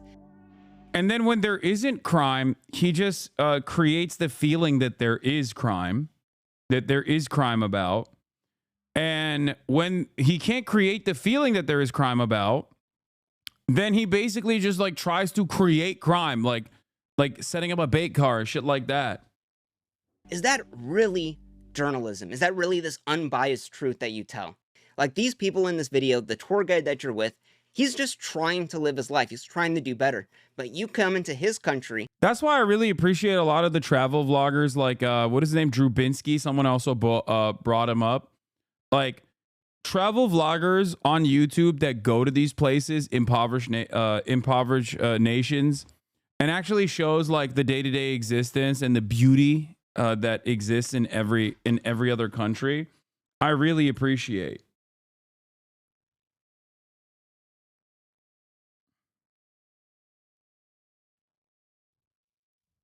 Like it's basically the reverse of what Tyler is doing here. You know what I mean? That's why I also like Speed when he does stuff like that, where he highlights some of the cool aspects of a country that he's visiting. And just absolutely shit on it for like 40 minutes. It's disgusting. I don't know how you could do that.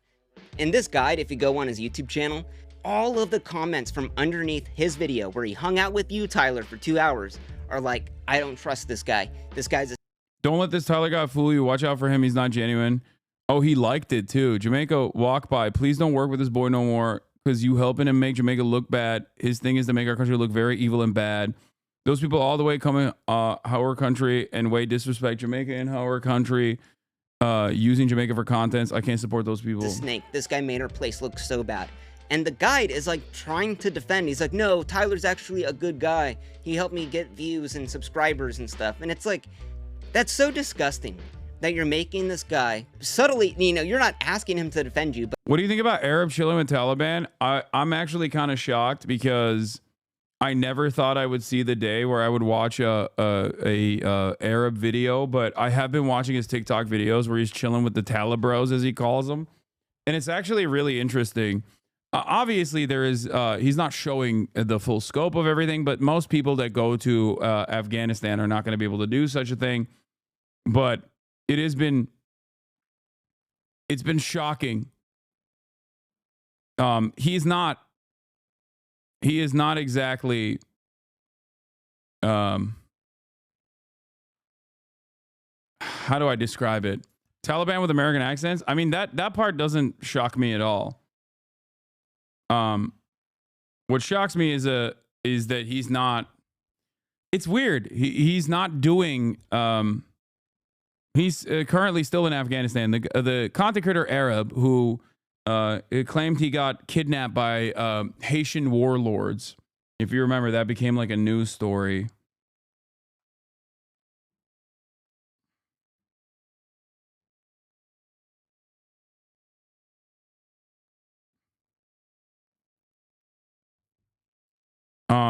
He's in Afghanistan. I don't know if he still is, but I'm pretty sure he's still in Afghanistan.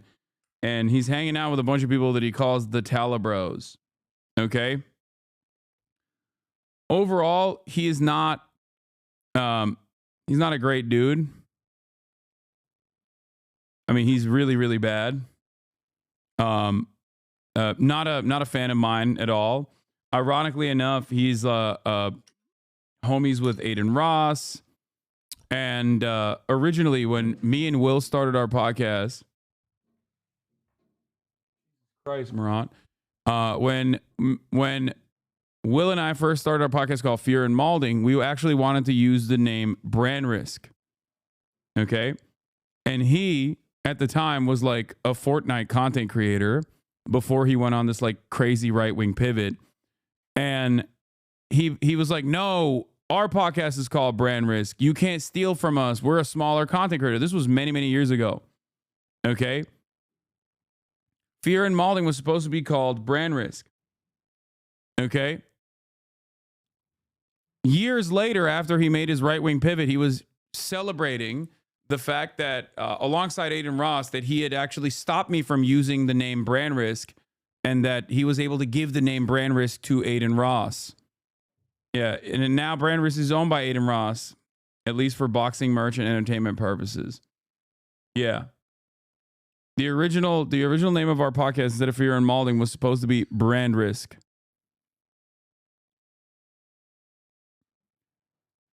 And we didn't want to upset or offend a smaller content creator at the time. And we were like, all right, well, sorry, we didn't know that you had a podcast already called Brand Risk, so we just didn't do it.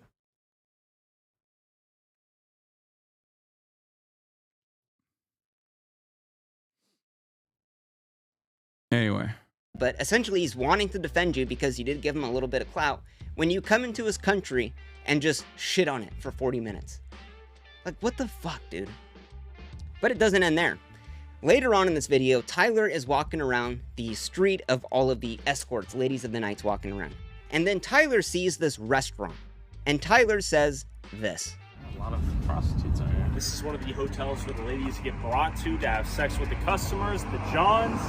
It is called the Pirate Ship Seafood Restaurant. I guess that's just a front, or seafood restaurant by day, prostitute brothel hotel at night. A little bit inconspicuous at first glance, but in actuality, people are getting banged in there for $15 US.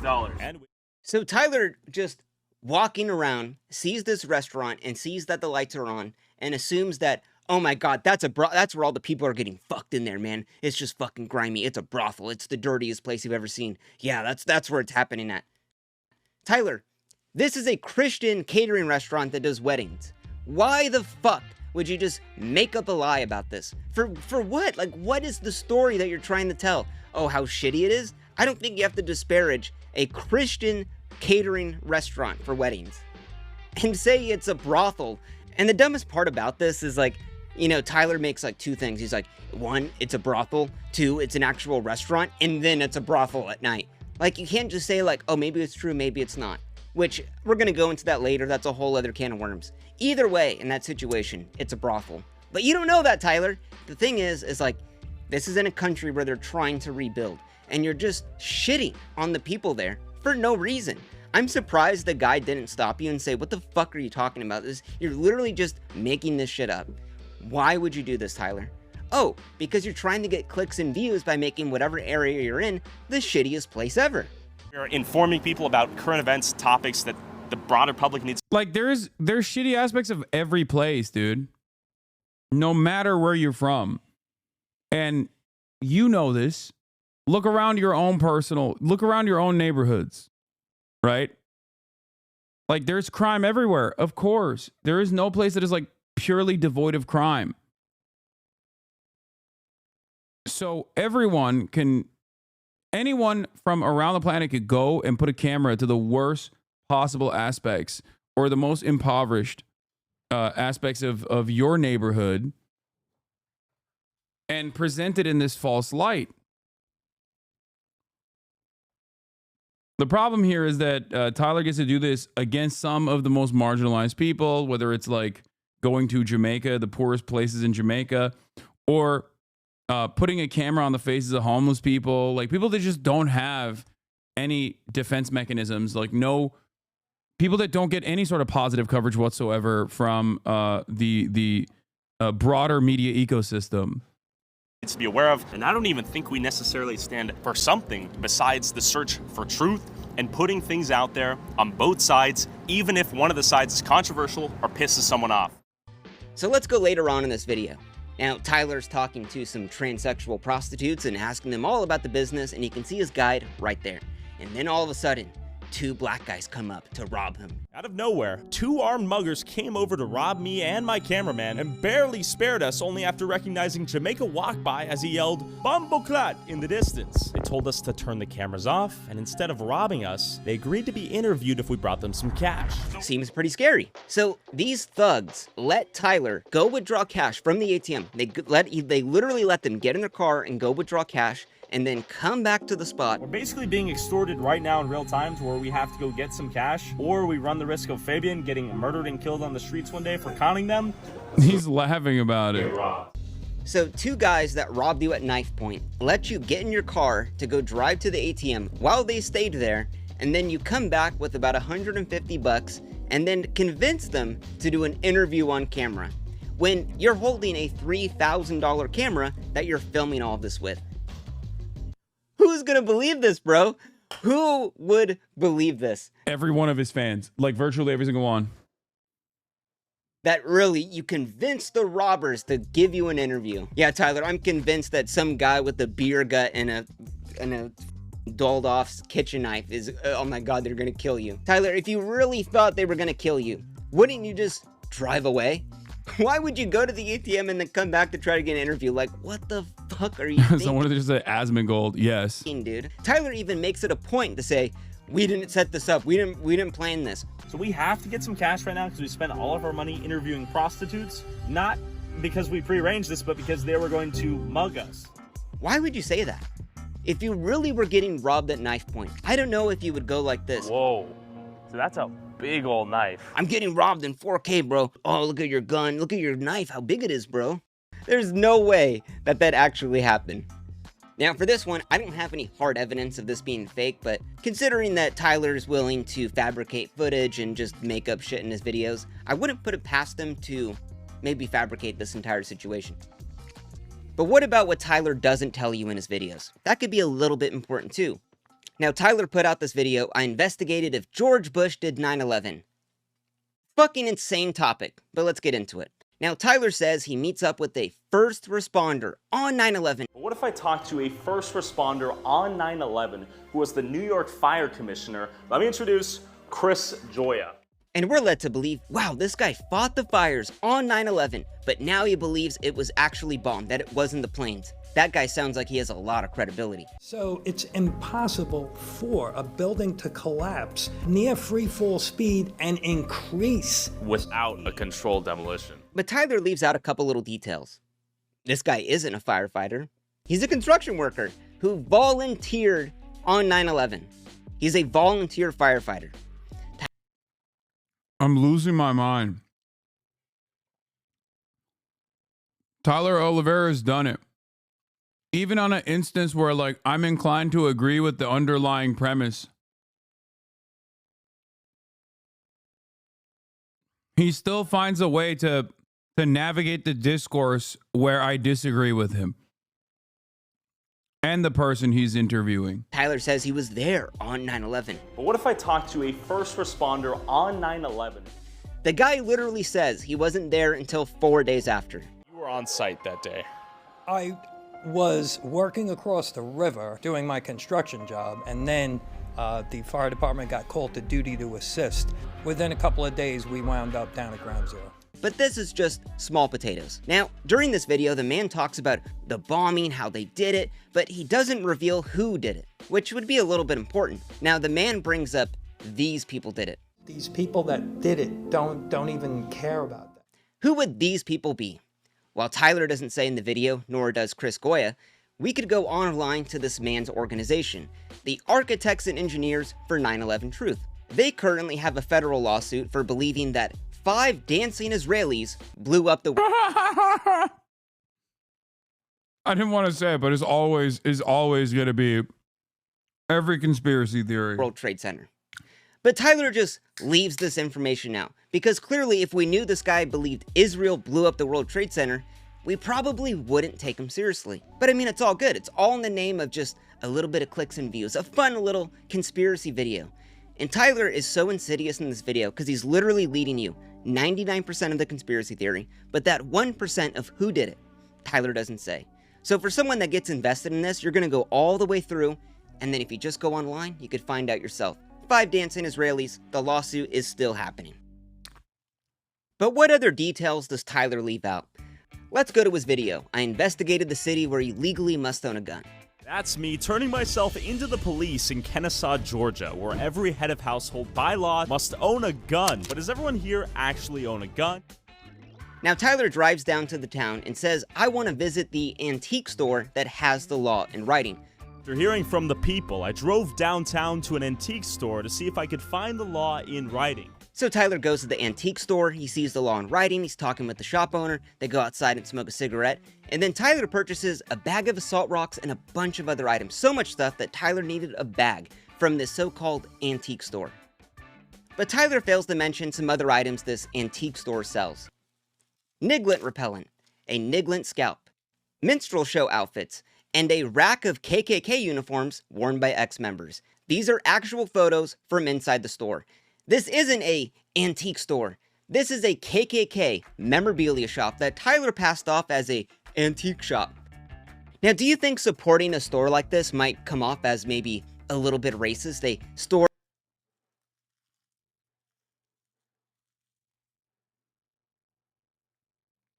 I'm sorry, what?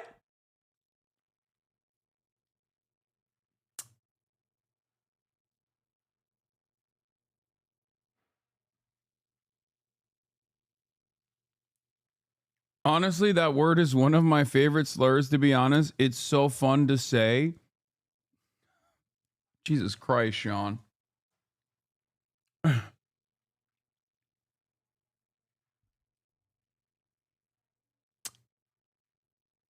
Or that literally sells Niglint repellent, I would say... Okay. All right, Vince, dial it back, man. A little bit so. But Tyler specifically leaves this detail out because he knows it's bad. I mean, hell, he bought so much stuff from this place that he needed a bag to take out everything he bought. I mean, it's just a grand old time at the KKK store, right? He even shows a little freedom flag playing over the shop owner. So the lady running the KKK store is now all of a sudden a freedom fighter with some shitty green screen American flag. Tyler, good job. Good job, buddy. Now, am I saying this is racist? No. But you could think for yourself. But the saga of the store doesn't end there. Now, in Tyler's next video, he interviewed the most racist man in America. This is Harrison, Arkansas, and this is the headquarters of the KKK, causing the widespread rumor that Harrison is the most racist town in America. I remember what this would one. happen if me, a white guy, came down asking the same questions? Could I infiltrate the KKK and will clock? It's just him interviewing himself in the mirror.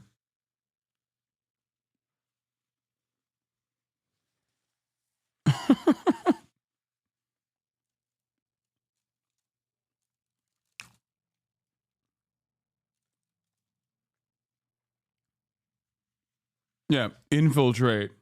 Could I infiltrate the KKK? You had to cut out all the parts where they're like, "Oh, Tyler, you're my favorite YouTuber. I love your travel vlogs where you go to black neighborhoods and talk about black on black crime. I missed you at the last week's gathering."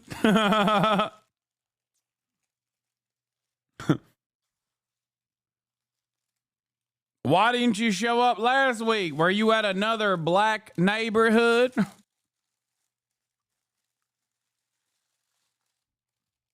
Closet racists be more open to sharing their beliefs with me? Now, Tyler drives down to the town and he tries to find this guy who's been in 20 other videos who has like KKK connections or whatever. Now, Tyler finds the man, sits down with him, and they're talking all about how much he hates black people and so on and so forth. And in the middle of the video, Tyler pulls out a little gift for the man.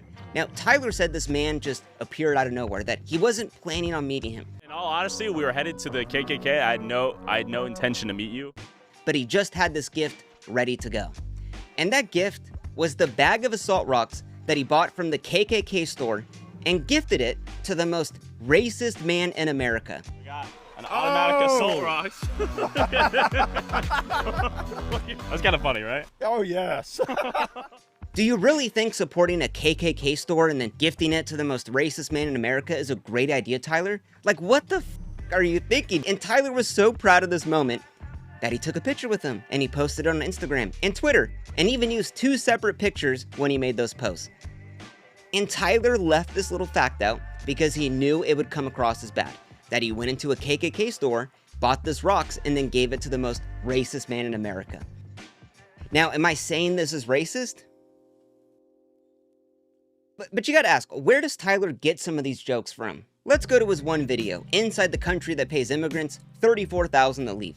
Now, this whole video is about Muslims invading Sweden, and Tyler at the end of the video says this. We should be asking ourselves, what is a society and culture willing to sacrifice of itself to accommodate those it welcomes? And is a kebab stand in every street corner worth sacrificing a country's entire culture?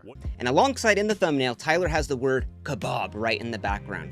Now, when Tyler equates an entire ethnicity of people to a kebab stand, kebab, that's a reference to the popular meme, Remove Kebab, which, if you don't know, is about the Bosnian military when they genocided 7,500 Muslims and made a song called Remove Kebab. And this song was played as the New Zealand church Christ shooter shot up 51 Muslims in 2 different mosques, and even called himself the Kebab Remover. So I don't know if equating an entire ethnicity of people to a kebab stand. Is a kebab stand in every street corner worth sacrificing a country's entire culture? Maybe comes off as a little bit racist. This is like saying, is a 7-Eleven stand in every street corner worth sacrificing an entire country's culture when I'm talking about Indian people? Tyler, that is a straight up dog whistle. Calling people, is it worth the kebab stand? Like, what the f? Or what about in Tyler's other videos? In this one, Tyler investigates the Venezuelan gangs invading Colorado. Now, inside, Tyler is in this apartment building and clearly it's like falling apart. And he hears a smoke alarm chirp in the background. And Tyler says this. It's been broken multiple times. You can hear the fire alarm that hasn't been changed. That's a meme.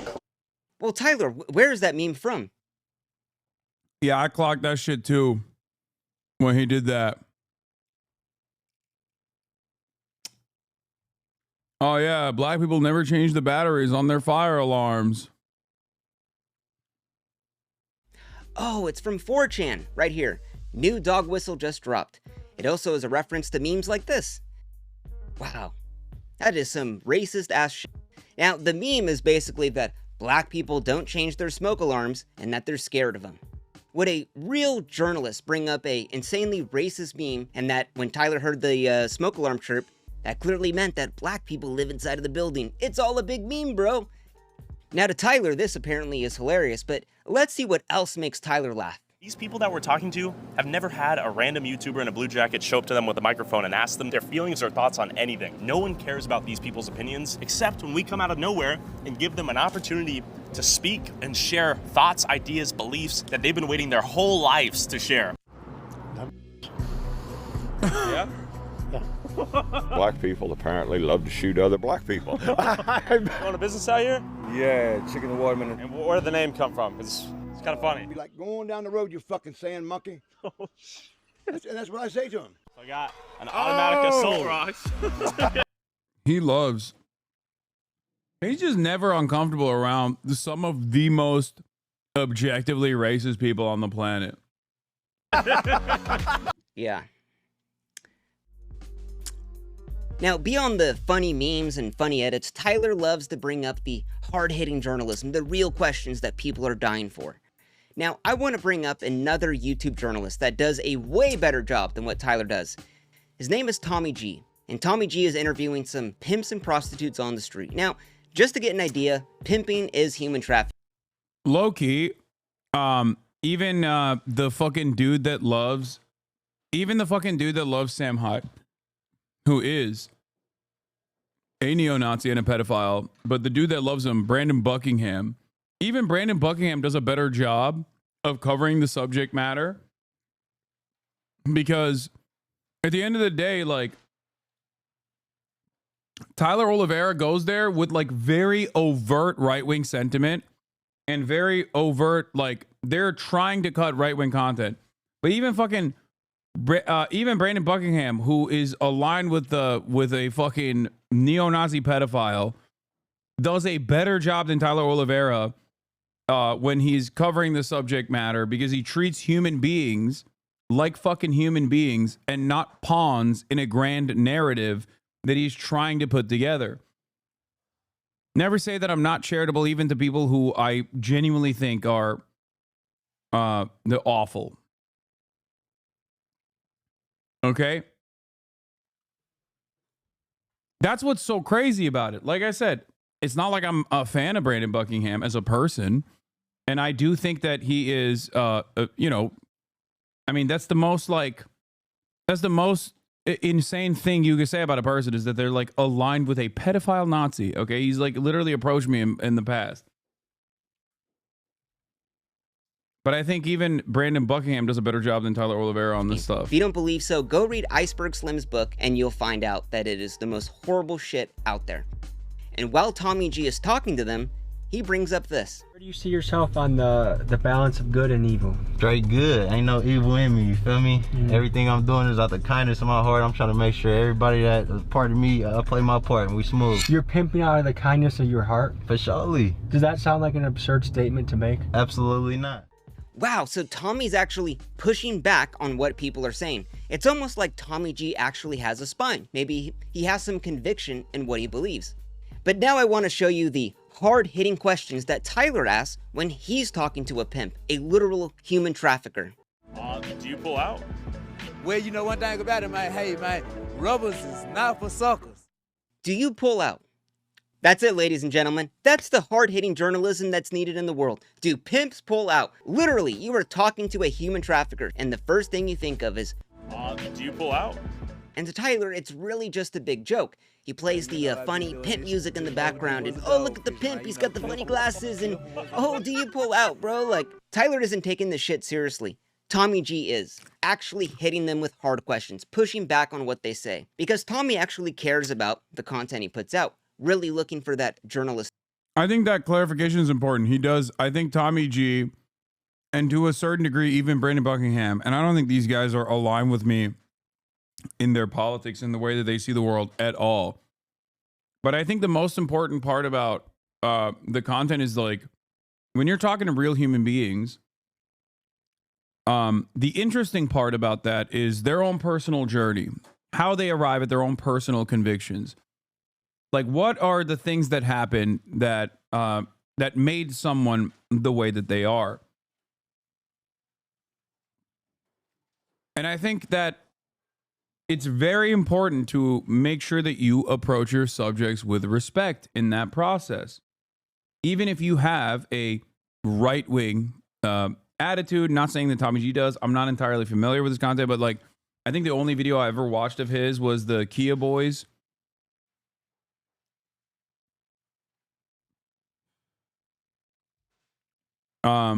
And I thought it was pretty decent. But basically, when you go to these communities and like, and you treat your subject matter like they're fucking zoo animals, objects of fascination that are there to be exploited, rather than like human beings that are on their own personal journey and victim to social conditioning, victim to material conditions, you're gonna come across like a fucking asshole, which I think is exactly the problem that I have with Tyler Oliveira and his coverage on virtually everything that he decides to cover. The content he puts out, really looking for that journalistic truth. But in Tyler's eyes, that question is, do you pull out? Like, what the f? Now, one of the worst things, I think, is when Tyler went to the USA-Mexico border and investigated the migrant crisis. Now, Tyler goes to the border, he talks to both sides. Basically, the video is about how when people claim asylum in the United States, they go into these migrant detention camps where there's no food and water, and they stay there for about a week at a time because the Border Patrol system is so backed up. And he even talks to the locals who say that we're just locals over here who have banded together to deal with this historic moment that's taking place in our town. The Border Patrol is detaining people in 3 separate outdoor detention sites in our area, not providing them with any food, water, shelter, or anything like that. So we've been coming in and filling. Why is a communist worse than shit under your feet? European chatters, isn't it fucking Christmas right now? Why the fuck are you in here in a Twitch streamer's chat sharpen? In that role. Literally, they have had to give these people food and water because the government doesn't. People have died out here in these camps, just waiting to get processed by Border Patrol. Do you think people would be dying if not for the help you guys have provided? Most certainly, yes. Yeah? Okay. Actually, 2 people have died. But Tyler rolls upon one camp that was empty earlier and now is full. And when Border Patrol comes to process these people... I'm gonna see if I get processed. I should probably get my ID though. Are you part of this group? Sí. Ahora. Okay, I'm gonna be processed. And Tyler takes up the spot of one of the asylees and tries to get processed by Border Patrol, all as a big fucking joke. Like, what the fuck are you thinking, Tyler? Literally, you took up the spot of someone that was an actual person fleeing their lives as a fucking meme. What the actual fuck are you thinking? You know the Border Patrol system is backed up for years. And you're just adding on to that for no reason at all. And Tyler was so proud of this that he put it in all of his promo for this video, all over TikTok and Instagram. Oh, I pretended to be an asylee and then get processed. Like, this is the most elitist fucking rich kid shit I have ever seen. This is fucking disgusting. And the fact that no one has called you out on this fucking blows my mind. Now, the Border Patrol guards do catch on to Tyler. They clearly see he's like a YouTuber and they kick him out of the bus. But what the fuck are you thinking? Would a journalist really pretend to be an asylee fleeing their lives, trying to get processed by Border Patrol, all as a big joke? I don't fucking think so. Now, Tyler's thumbnails have always been a big critique point for him. People have always said they're sensationalist, they have guns and violence and flames, and it's just these crazy thumbnails that aren't actually from the video that he's filming. A YouTube thumbnail is a compressed Combination of symbols that allow a viewer to know what they're going to be watching as soon as humanly possible. Sometimes they do offend people, and I get it. I genuinely do get it. It's something we're kind of working on, but the videos are often redemptive stories of these people, and the coverage is as balanced as possible on both sides. That's what we strive for. And I just had this thought. I feel like Tyler's thumbnails are what he literally sprinkles in a little bit of normal people on the street in an effort to basically turn around and say, no, we cover both sides. We cover all sides of every story. That's it. The videos are insanely slanted to the right. It's not even fucking centrist. Like, I have my own separate set of issues with centrist attitudes in the face of immeasurable injustice. Having said that, however, Tyler doesn't even do that. He wants the city that he visits to be like. I mean, let's take example for a Sweden video. Now, when Tyler goes there, it seems pretty peaceful. You know, everyone's talking to him on the streets, everything seems pretty fine, but if you look at the thumbnail, you would get a completely different image. We have this guy with the Gucci bag, and he's all Gucci'd out. We have Swedish flags on the ground burning up. We have people with masks on robbing people in the middle of the street. But Tyler doesn't actually see that at all in the video. But the thumbnail is what he wishes the video would be. Let's go to his George Floyd video. Now, when Tyler goes there, he obviously sees like the George Floyd shrine, he's talking to people on the streets, but what Tyler wanted that video to be was he wanted to see a bunch of cops praying down the George Floyd, but clearly he didn't see that. I mean, even in his video about the cat eating Haitians. Now, Tyler doesn't ever run into someone holding cats and they're running around and there's flames in the background. He never sees that at all in the video. But Tyler in the thumbnail, he presents there's smoke and there's flames and there's cats running around. Black guys just holding cats, but he never sees it. And one thing I thought about in the thumbnails is like, most journalists I don't think would make a random image of stuff they have never even seen or never even proven to have been seen and present that in the thumbnail as almost as if it's truth. Now, Tyler's thumbnails come a lot from that whole Mr. Beastified. Like, remember, if Tyler is a journalist, remember applying the same standards that you would apply to CNN. People get rightfully mad at CNN for changing headlines, New York Times for changing headlines, or for burying the lead in a story, for refusing to cover certain stories, for omitting key details from certain stories, right? This is a big part of what I do is try to create media literacy in my audience. If I were to apply those same standards to Tyler's channel, it would have to be taken down. Like, if CNN was processing slop with the same rate, and they do a lot of the stuff that right-wingers complain about. CNN certainly does, you know. But if they were doing it with the same frequency and with the same lack of interest in even telling you what the fuck is going on the ground, we would shut down major institutions. Okay?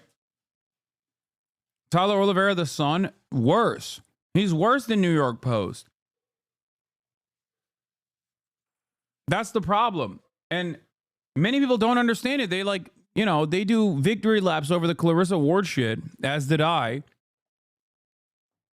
But then they don't understand that, like, the guy that they think is the honest truth teller that simply agrees with his position is straightforwardly doing way worse shit than CNN.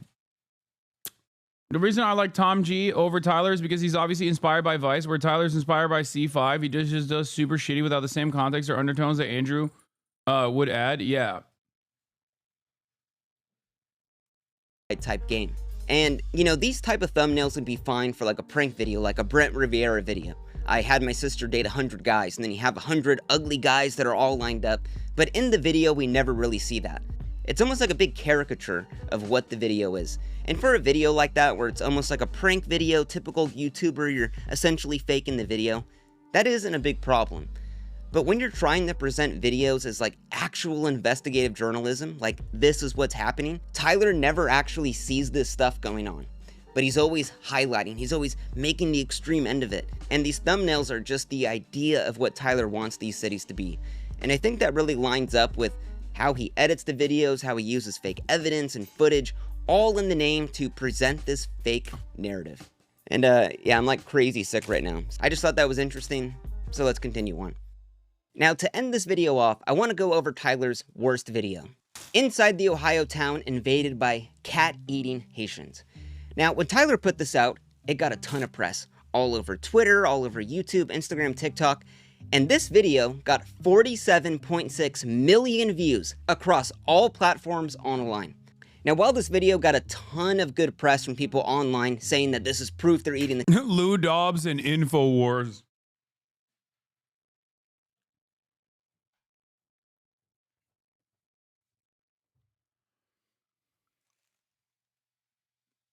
Wonderful stuff. Cats, it also got a ton of criticism online.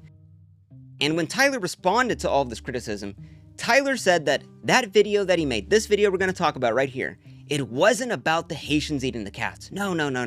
It was about a demography shift. It's interesting that in Springfield, the whole they're eating the cats, they're eating the dogs is not a conversation point here, nor have I brought that up due to YouTube censorship. And also, I understand that at the end of the day, and even at the core of that video, that's not what it's about. It's about demography shift. Well, let's see how many times Tyler asked the questions, do Haitians eat the cats? Haitian immigrants flooded into town with rumors of them eating the neighbor's cats. Also, a demographic shift in Springfield, Ohio, in and of itself is like white supremacist slop again. Like, unless you personally believe that these dudes who are bilingual, multilingual, oftentimes straight up fucking coming from a higher degree of education, escaping dire circumstances in places like Haiti, are somehow lesser than the pre-existing Springfield, Ohio residents, there is no issue with a demography shift. Now, I can think of one reason why people would suspect these Haitian migrants of ruining Springfield, Ohio. I think of one big reason why people falsely assume that.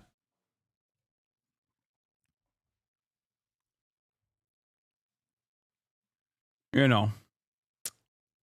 Haitians are eating cats. Are these Haitians eating cats? Haitians are taking neighbors' cats and eating. The Haitians are eating the neighbors' cats. Rumors of neighbors' cats going missing, getting eaten. Haitians eating the neighbors' cats. Haitians taking cats. Are they eating cats? Haitians are kidnapping the neighbors' cats and eating them. Again, no cat eating. Cats are getting kidnapped. Is that Yes. true? Yes, my mom You're actually laughing. seen a post on Facebook. I believe it. Like, I've heard rumors about them taking the geese and killing them. I wouldn't be surprised because we used to have a lot of cats around here. ¿Es cierto que personas comen los gatos o no? Bonjour. You got a cat right beside him. Stop! Noel, I've seen a video of a guy getting a Canadian goose, a Haitian dude. We've lost a whole bunch of cats. There was a van pulled over that had over 100 cats in it with the Haitians. They said they was eating them. Actually? Yeah. Not fake news. Not fake news. Nah, man, it's not that you are weak. It's that I would smoke cigarette butts, man. That's what I'm saying. Like, sensitive to use cyberspace to help media police. When you say these trademark HasnAbi things I'm having, if I'm having my Christmas, I get a little dizzy. Huh?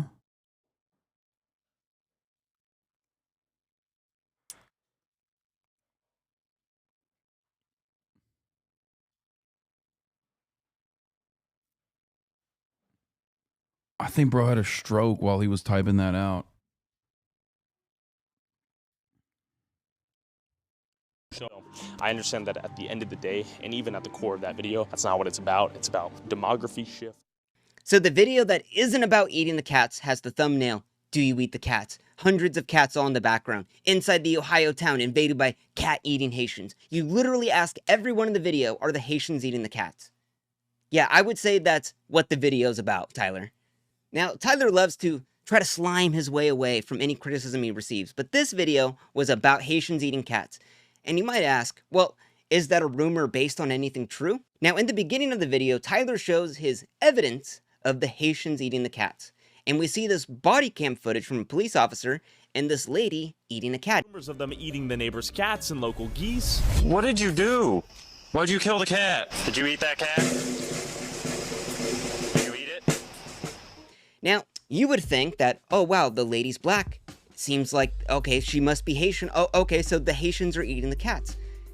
But this clip is of an American citizen that was literally on a psychotic breakdown that ate a cat. But Tyler is passing this off as the Haitians are eating the cats, and this is the evidence. But then Tyler shows another clip. Now, the rumor then turned into, are the Haitians also eating the gooses? So Tyler then shows this picture of a black man that we see walking with 2 geese. Well, I've seen a video of a guy getting a Canadian goose, a Haitian dude. And we're thinking, wow, okay, so because the man's black, okay, he's Haitian, and then he has 2 geese. Okay, so... Motherfucker works with the Department of Wildlife, dude. Random woman in a different part of Ohio gets arrested during a psychotic episode. Random fucking wildlife guy, Department of Wildlife guy, is picking up geese. Like picking up roadkill, okay? All of a sudden, that's what makes this fucking story a national... that's what creates national prominence for the story. It is so... It was one of the craziest misinformation cycles that I encountered in my past 10 years of covering politics. How fast it took place, how it intersected with so many of the normal vectors of hate, undocumented migrants, black people in an otherwise white supremacist country. It was mind-boggling how quickly Twitter was able to take this untruth and turn it into something that people truly believed, even people that were living in fucking Springfield, Ohio. And nothing, like nobody was punished for this, by the way. Nobody. Like there were no one was like, let me be skeptical next time I hear Trump say some shit. Let me be skeptical next time I hear, JD Vance say some shit. Let me be a little bit more skeptical of like right-wing institutions that are very clearly disseminating misinformation. It made its way up to the presidential debate. Now, the Democrats have done similar things as well. Joe Biden, remember, famously said there were dead babies that were burned alive with kerosene, decapitated babies. That's a lie. That never happened. His staffers had to come out and admit that that was not a real thing that he had seen and that they had no idea where Joe Biden got this information from. Joe Biden also, once again, famously said, oh, well, I don't trust the Hamas-run health ministry numbers, even though it was almost always the American State Department and the Israeli government's own assessment that the Hamas-run health ministry had accurate numbers that, like I said, the CIA and the Israeli government also relied on. Numbers that have been time and time again proven to be actually undercounts, not overcounts, but undercounts by third-party investigators. So the very fact that, certain narratives can just all of a sudden become truth happens on both sides of the political equation. And it's certainly something that the mainstream media also elevates and addresses without the veracity that these, or without the critical lens that these stories deserve. But as far as the misinformation faucet goes, how insane it is that this story that was so clearly like a racist minstrel show was able to become the dominating headline that led to people sending bomb threats to Springfield, Ohio over the course of one singular week, making its way to the fucking debate stage, the presidential debate stage, was insane. It has to be Haitians eating the geese now, too. But this image was also debunked. This was an American citizen picking up roadkill on the side of the road, and someone snapped a picture and spread false misinformation like this. Now, this whole video is based around Tyler just asking questions, or the Haitians eating the cats, with no evidence to back it up. Now, this is a common tactic used by conspiracy theorists. So, Tyler, let me ask you a question. I heard your mom was sucking some dong for $50 at the bar, and I had a good friend of mine tell me that they saw her in the car sucking some dong. Is that true, Tyler? Does your mom suck dong for $50? I can tell you an insane conspiracy theory based on no evidence, present it as a question, and it almost gives it some validity. Aliens built the pyramids? Do you think it's possible George Bush did 9/11? Wait for me right now. Oh, who are you afraid of? Oh my God, that was an amazing reaction. That's how most people should react to Tyler Oliveira. Men. Which men? Men in general or specific types of men who come from different places?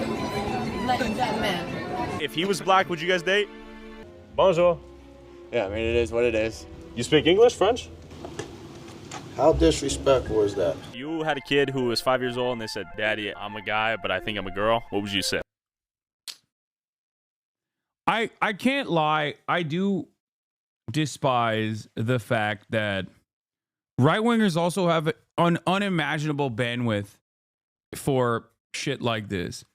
If I had a similar predicament, if I had a similar situation where I just like automatically assumed that a random black guy walking down the street was actually of Haitian descent who couldn't speak English at all, that would be plastered all over. Virtually everyone from Keemstar, maybe to even fucking Fox News, would be talking about how racist I am. But when you're a right-winger, you just get to do that over and over again, and no one even questions it. Like, you could have a random accident that could be portrayed in mainstream media. Sometimes it's not even a random accident. If you recall, famously, when I was at the Palestinian protests in Australia, it made it to Australian national news. Because a fan of mine came up to me and yelled at me. This is before BDS put Coca-Cola on its national list. And it was literally... It was straight up just like it was national news in Australia. Because a random fan of mine came up to me and was like, "Oh, you're drinking Coke? Like, can you stop drinking Coke or nor?" My reaction did not matter. That was a clippable enough moment for it to go and become a prominent, newsworthy endeavor. Tyler Oliveira can do whatever the fuck he wants at the behest of serving white supremacist agitated propaganda. And in that process, he can just do whatever he wants, and no one will even bat an eye. How does it feel to facilitate more deaths via secondhand obesity? You are trespassing. Leave my building now. Leave the building now. Okay. I mean, if you want to give me the answer, you tell me what answer I'm going to give you. No, I'm just asking the question. And Tyler knows that. But if you were to push me back on that, like, bro, my mom doesn't suck dong for $50.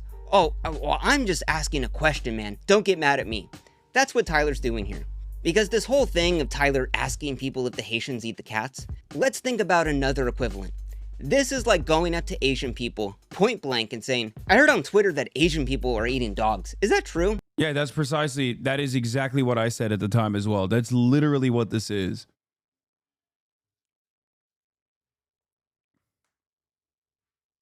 That's straight up what it is. Tyler doesn't have any social brain to maybe think, maybe that might not be an appropriate question to ask. Why did no one else make this video on YouTube?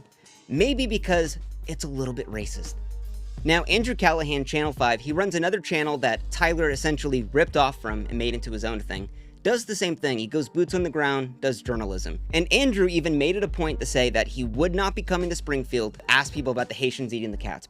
By the time I wrapped up my report in Colorado, the front lines of the migrant hysteria crisis had already shifted fronts, from Aurora over to Springfield, Ohio, where Trump and J.D. Vance claimed that Haitians were eating cats. They're eating the dogs. The people that came in, they're eating the cats. A claim that was debunked by the mayor, the state, and basically everybody else. After the presidential debates, my inbox was flooded by emails saying that Channel 5 should go there. But guess what? I'm not going. I'm not going to follow every shitty thing that Trump says about migrants across the country and feed the algorithm they've created by lying. But Tyler doesn't care because he knew he was going to get mad views on this. And he clearly did. 47.6 million views. Now, this video is a whole can of worms in terms of the whole just asking questions things. And what's really like annoying about all this is that it could only take Tyler a minute to spread misinformation, but it takes an hour to debunk it. Now, I'm not going to go through this entire video and all of the little details about it, but essentially this whole just asking questions things, this is in nearly all of Tyler's videos, and the Springfield video is the creme de la creme of it. And like, it's one thing to let people speak about what they think when you ask them a question to make themselves look dumb, but when Tyler doesn't push back on anything they say, it's almost like he's kind of not co-signing, but almost like, okay, no, he is co-signing. That's why he's wearing a Be Like Poland hat while talking to some fucking random racist charlatan that doesn't even have like a significant base of support in Poland.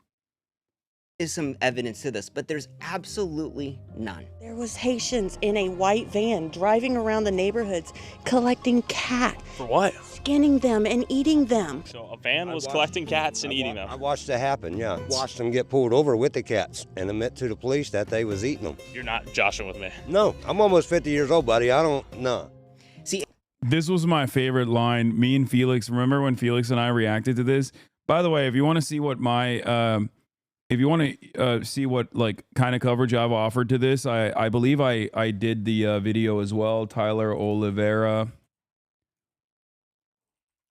Of course, when I cover Tyler Oliveira's videos, usually YouTube doesn't offer it any sort of movement, any sort of motion whatsoever. The fake right-wing misinformation gets 47 million views. Correcting this right-wing misinformation and covering it. Wait, hold on. Oh, here, this is the one. This is the one. Covering the right-wing misinformation, on the other hand, gets 186,000 views. It gets demonetized. It gets pushed away in the algorithm because YouTube does certainly like right-wing content. That's just the reality of the matter. Like, this is an underperforming video for me.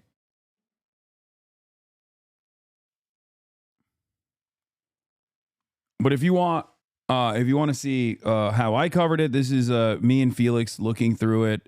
This is like a fucking 47 minute reaction to Tyler Oliveira's like racist ass bullshit. A real journalist would push back on what these people say. When people talk about, oh my God, I saw the police, the cats in the van and everything. Tyler could have gone down to the police station and gotten the police report if this guy was for real. But Tyler didn't, because he just wants to take this guy's rumor and just spread it on as it's actually fact. And Tyler knows that if he ever gets pushed on this, he could always go back to the whole, I'm just asking questions, bro. But Tyler doesn't care about fixing the problems that he so often shows the world, because the dollar at the end of the day is Tyler's goal. And his incentive is to highlight and throw gasoline and incentivize as many of these problems as possible, because it gets Tyler as many clicks as possible. This video took about 4 months to make, and I only went through a few of his videos. Now, there are so many videos that are based in the same format online that I think a lot more debunking needs to be done. A lot more of this just misinformation, hoaxes, and just made up shit needs to be taken down, because it is so harmful to our platform. If we're really trying to have actual truth-seeking journalism, really try to show that, because everything I've showed you today is anything but that. And I would just ask you one last time, is all of this stuff in this video something a real journalist would do? Thank you for watching. Good video. They all beg the question and hide behind plausible deniability like a bunch of cowards. Yeah. I mean, for Tyler, it's like not even begging the question and hiding behind plausible. I mean, I guess he does that to a certain degree. I think he does that to amplify his commentary, though. He does that because every person automatically wants to hear from a guy who is unbiased in air quotes. And Tyler Oliveira gets to present himself as that. That's it.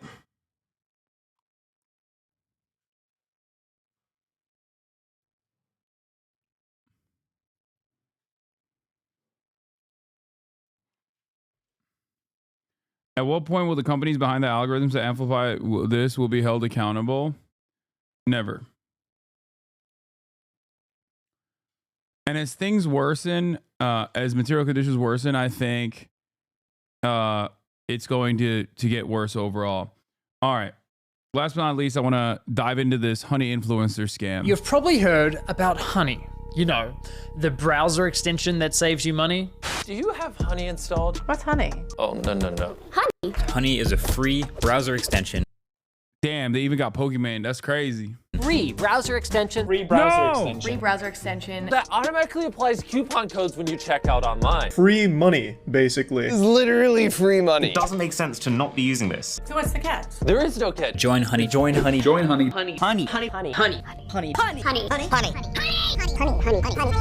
Join honey. Damn, every YouTuber's done honey ads. I hate to Holy break shit. it to you, but your favorite influencers sold you a lie. Honey is a scam, and the majority of claims promoted by those influencers aren't even remotely true. But it gets worse. Honey hasn't just been scamming you, the consumer, they've also been stealing money from influencers, including the very ones they paid to promote their product. And I'm not just talking about a few bucks here. I believe the scam has likely cost content creators millions of dollars. Sound crazy? Well, I didn't believe it at first either, until I experienced it myself firsthand. In fact, I'm confident this might just be the biggest influencer scam of all time, which is insane. Did honey ever approach you? Yeah, no shit. Of course, dude. What are you talking about? Who haven't they approached?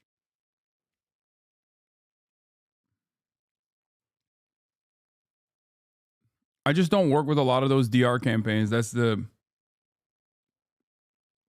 I say no to a fuck ton of advertisers. Honey is not even remotely relevant in that regard. Considering Honey is owned and run by PayPal, who purchased this company for $4 billion. This 3-part series is the result of a multi-year investigation where I believe I've uncovered signs of advertising fraud, affiliate fraud, the illegal collection of personal data, deception, lies, coercion, extortion, the list goes on. I've reviewed hundreds of documents, adverts, sponsorships. I've reviewed emails between Honey and merchants, interviewed victims. Believe me, this runs deep. Now, I want to be clear, the views, allegations, and conclusions expressed in this series are my opinions, based on evidence I have gathered, which will be shared throughout. With that said, ladies and gentlemen, this is the Honey Trap.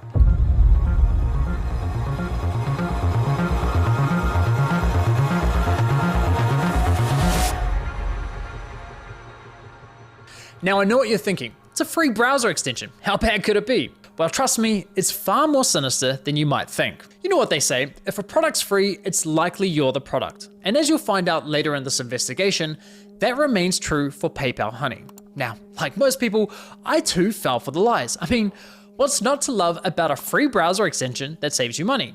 It's a compelling product, and with the endorsement from what feels like every single popular influencer on YouTube, it's no wonder millions of people downloaded it. Ironically, the very influencers promoting Honey seemingly had no idea the company was quietly picking money out of their very own pockets. Well, at least one of them realized, but we'll get to that later.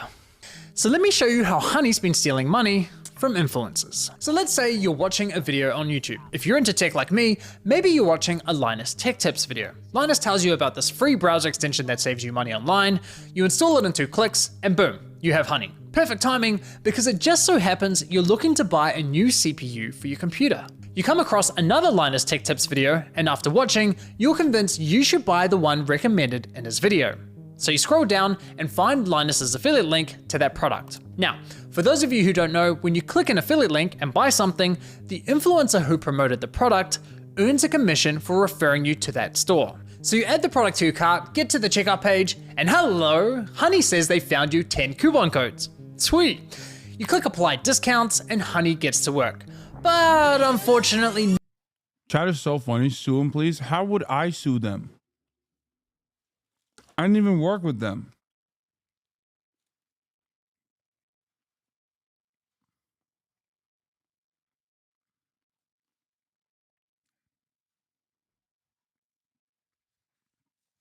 Chat has one speed, dude. They always are like, oh, something's happening.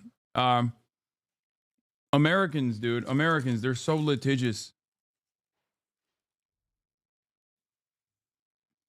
none of the coupon codes worked. Doesn't matter though, because as Honey has promised us for years, that means we know we've got the best deal. So you complete your purchase, you're happy, your new CPU's on the way, Linus is happy, he's getting his commission, everyone's happy, right? Well, let's quickly rewind and see what was happening behind the scenes. You see, after clicking Linus's affiliate link, you'll notice in the URL, there's a tracking tag labeled short circuit. That's a reference to one of Linus's YouTube channels. And this tracking tag is how Newegg knows who to pay a commission to. We can also see that this tracking tag has been saved on my browser in the form of a cookie that will expire in 30 days. That way, if we only decide to complete the purchase a few days later, Linus will still be credited the sale. It's kind of like when you're at a department store buying a TV and the salesman who helped you gives you a referral card or a receipt with their name on it, so when you eventually get to the checkout counter, the clerk knows which salesman to award the sale to. You can think of affiliate cookies as a digital version of that. So what happened when we got to the checkout page? Well, once Honey popped up, watch what happened to Linus's affiliate cookie after we clicked apply discounts. You see that? Honey came in, removed Linus's affiliate cookie, and replaced it with their own, claiming credit for the sale and pocketing the commission money for themselves. Yeah. Now, if we quickly go back again, we can see what's causing this to happen. After clicking apply discounts, I mean, that could be an initiative where they're like tracking on their end, but they don't really care necessarily because they already paid them. Maybe it's not a DR campaign in the way that like they get a percentage fee on the contract side. But I don't know. What you'll notice is that in the top left corner of your browser, Honey discreetly opens a small new tab, which acts like a simulated referral click, as if they were the ones to refer you to the website, even though you're already on the website and at the checkout page. Once that page is finished loading and has stuffed PayPal's affiliate cookie, the tab automatically closes, leaving you blissfully unaware that anything ever happened. It's very sneaky. Now, when I first discovered this was happening, I thought, there's no way. Why would all these high-profile influencers be promoting a company that is actively poaching their affiliate commissions? It didn't make any sense. So to make sure I wasn't going crazy, I went on a Honey testing spree, clicking one affiliate link after another, and it kept happening. But even after all those tests, I scoured the internet to see if anyone was talking about this and found nothing. Okay, there was this one debate about it on the Y Combinator forum, but nothing concrete. Besides that, virtually nobody was talking about this, adding fuel to my doubt. So I figured, screw it. I'll reach out to Honey. You know your YouTube channels that you don't earn revenue from make up to 100 grand per year? If you charge your offshoot YouTube channels? Yeah, I do know.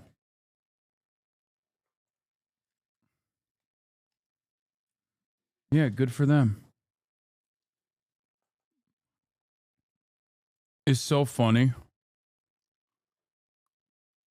Chatters were literally, America's the greatest nation on earth. Trump 2024, stand with Israel. God loves everyone. Maybe not you, Chatter.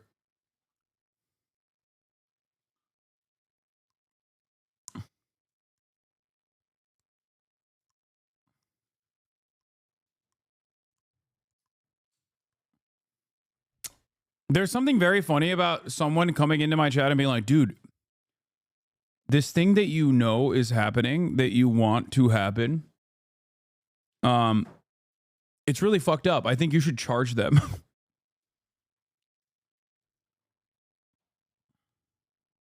I'm good, man. And ask them directly. And sure enough, they came back to me with the following. If Honey is activated and is the last program used while shopping on a site, it is likely Honey will receive credit for the purchase. I was right, and just like that, my investigation into Honey began. Now, some might consider what PayPal's doing here dirty or highly unethical, but personally, I can't see how it's anything short of fraud. I mean, just imagine something like this happening in a real-world scenario. Let's say you're at a department store looking to buy a new TV. A salesman spends time running you through your options. You decide to buy, he gives you his referral card, you get to the checkout, and right as you're about to pay, a sleazy salesman pops up. I generate my revenue off of you guys that subscribe at the top of the hour and in the middle of the hour and just in general, okay? That is how I make my money. You can subscribe for $6 or for free with a Twitch Prime, or by getting gifted a sub if you're lucky.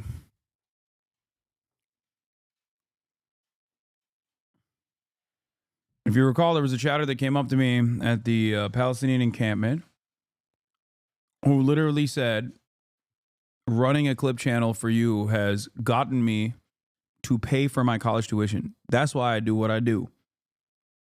That's why I don't give a shit about other people generating revenue off of my clips, my videos.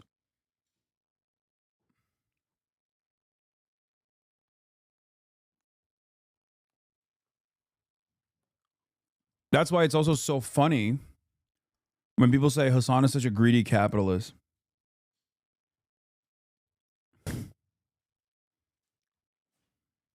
Up going, hey, shall I check if I have any coupon codes for you? Naturally, you say sure. He snatches your referral card without you ever noticing, looks for coupons, says sorry, no luck this time, but instead of handing back the original referral card, he hands back his own. PayPal didn't refer the customer to the store, they didn't promote any of the products, the salesman did that. PayPal provided absolutely zero value to the customer, yet they were rewarded for the sale. But because this is all happening online, buried behind clicks and cookies and tracking data, there's little to no transparency that this is ever happening. Okay, but what if Honey had found a working coupon code? Thank you, Purple Plasma, for the 20 gifted subs. Would that make it okay for them to claim the commission? Honestly, no, I don't think so. The fact remains that Honey didn't refer the customer to the store, nor did they promote the product.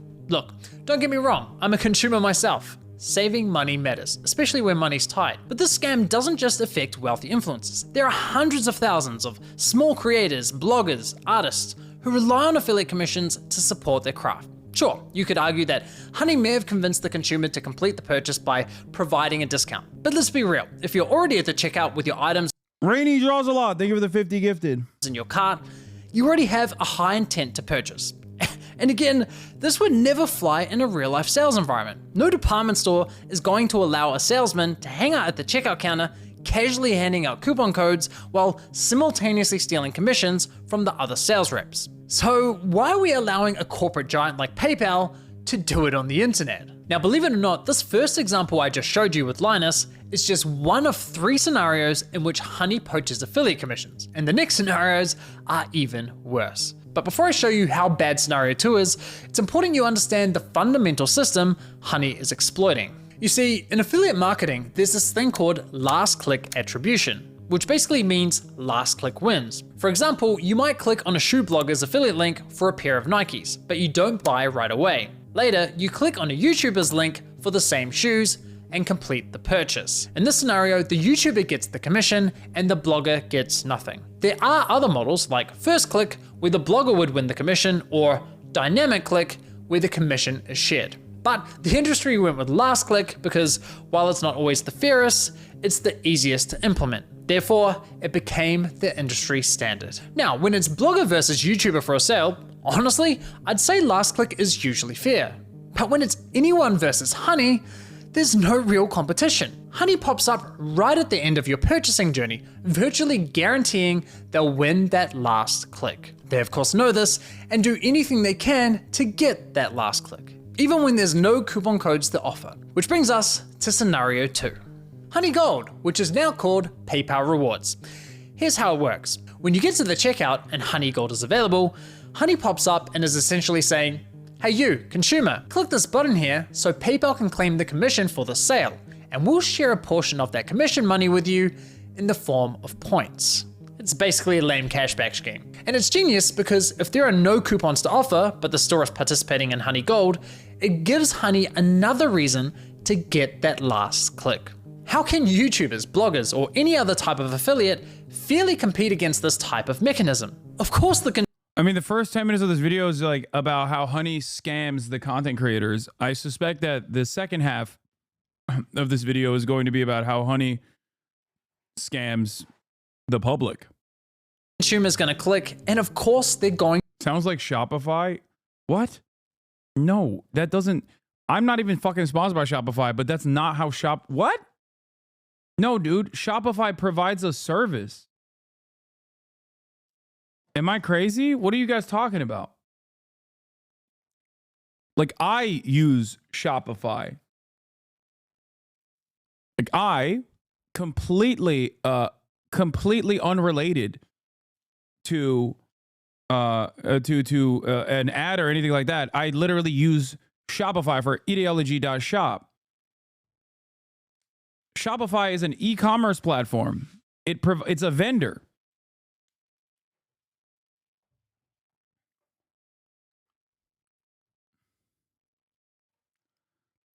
You did do an ad for Shopify. They were accused of anti-Semitism weeks ago. Wait, what?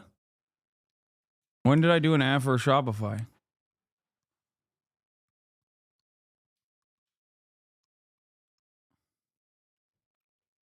Are you talking about, oh, on Fear and? Oh, yeah, that's true. That Fear and doesn't count. I don't have a say in who we take on as advertisers on Fear and, okay? Or rather, I only have 1/5 of a say. It is a democratically organized cooperative corporation. But yeah, Kaya is in charge. True. But yeah, Shopify, regardless, is very different than Honey. Was Shopify accused of anti-Semitism? I think that person was joking. It's just a different kind of middleman. It's not as nefarious as Honey. No, it's not a different kind of middleman. What the fuck are you guys talking about? It's literally directly providing a service for vendors. It has a back-end system for you to track all of the things that you're selling. Guys, please stop. Not every point of purchase or not every fucking thing that is advertised online is across the board the same, okay? Yeah, it's an e-commerce site template. Thank you. Honey isn't a service, it's a scam. That's it. It presents as a service, but it's smoke and mirrors.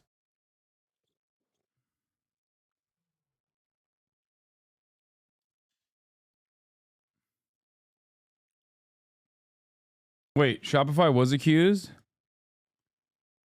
The official 1984 account has more than 200,000 followers on X and sells... oh my God, you weren't even joking. Sells apparel with designs that depict the Holocaust as make-believe and anti-Semitic propaganda. How the fuck is that Shopify's fault? What the fuck? Yeah, random motherfuckers like are using their website.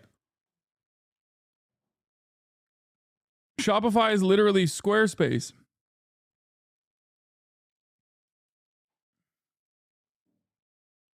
When you said Shopify was accused of being anti-Semitic, I thought, I thought that they were doing something.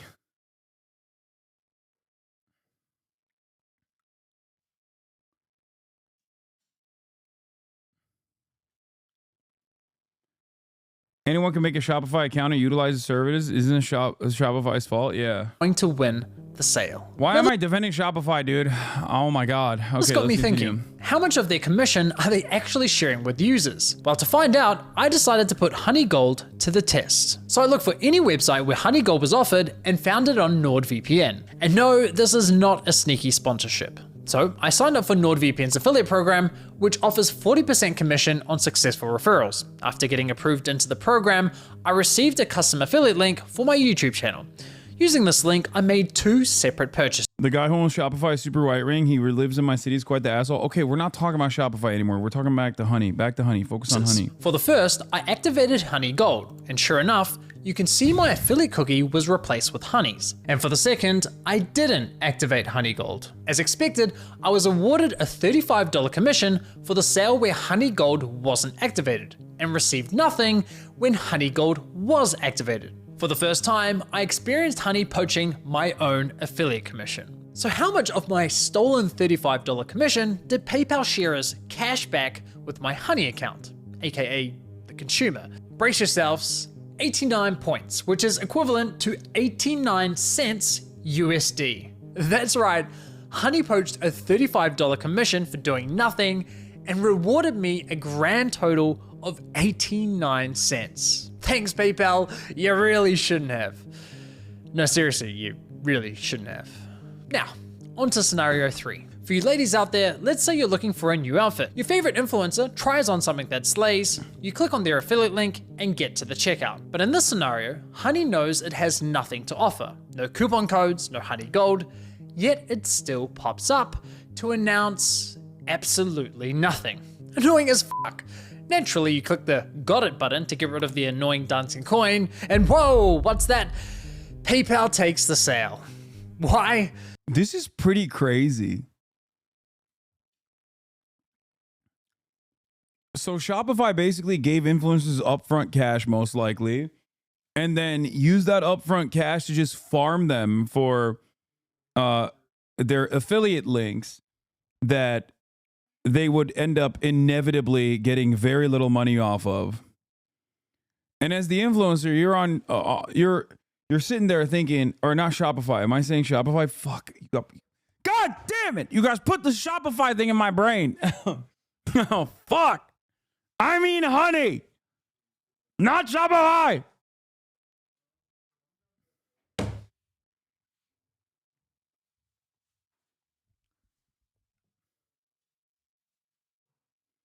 Merry Christmas.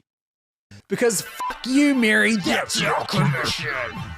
But wait, there's more. My personal favorite is when Honey has nothing to offer, so pops up offering you to check out with PayPal, even though the option is already available at the checkout page. And of course, if you click the checkout button, PayPal poaches the sale. Classy. As I was saying, Honey uses any excuse possible to get that last click from the user. It's absolutely disgusting. I can't even begin to fathom how much money has been lost at the hands of this browser extension. Imagine being the influencers who promoted Honey, telling your audience, who by the way are the most likely to use your affiliate links, to download an app that poaches your affiliate sales. It's crazy. Now, to be clear, not every influencer who promoted Honey engages in affiliate marketing, so those who don't are obviously unaffected. But did any of the influencers who are engaging in affiliate marketing ever catch on to what Honey's been doing? Well, it turns out yes, at least one of them did. Linus Tech Tips, who have been promoting Honey since 2017. So here's how I found this out. You see, one day I was browsing Linus's forum to see if... I wonder how much money in commission that they literally took from Linus. Since 2017, that's crazy. That's gotta be like a couple mil, right? Like that's got, no, maybe like at least $1 million. I think at least $1 million. At minimum, it's gotta be $1 million that they just stole from him. Because like Linus also is specifically like he's doing tech review. It's like Marcus Brownlee, right? Like these guys are the best possible influencers to promote Honey over because they're constantly reviewing products. It's like my favorite YouTuber, Doug DeMuro, having his own website where he where people can sell their own cars and buy cars. That's right. I watch a lot of Doug DeMuro. It's out. Okay.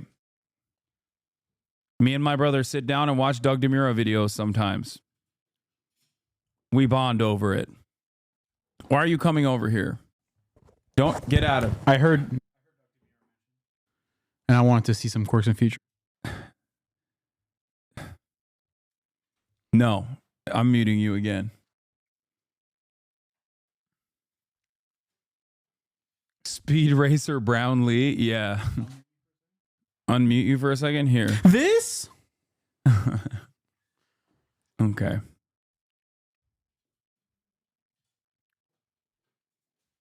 My suspicion, which they don't cover in this vid, probably part 2, is that Honey offsets it with a special side deal with the influencer sponsorship where they pay exorbitant amounts for the ad read in exchange for yoinking some of their affiliate clicks. Wait, that's what I said. That was what I originally said. I said maybe they have a separate deal with the influencer where they do a upfront, like a shit ton of money up front that they give to the influencers. So they don't give a fuck if they don't make money off of the commission. And they only care about tracking how many clicks it's actually driving to the website. Yeah. But everybody said I was wrong. But now Wife of Phonics is saying it, and you guys are like, well, he has a wife, so he must be right. I see how it is.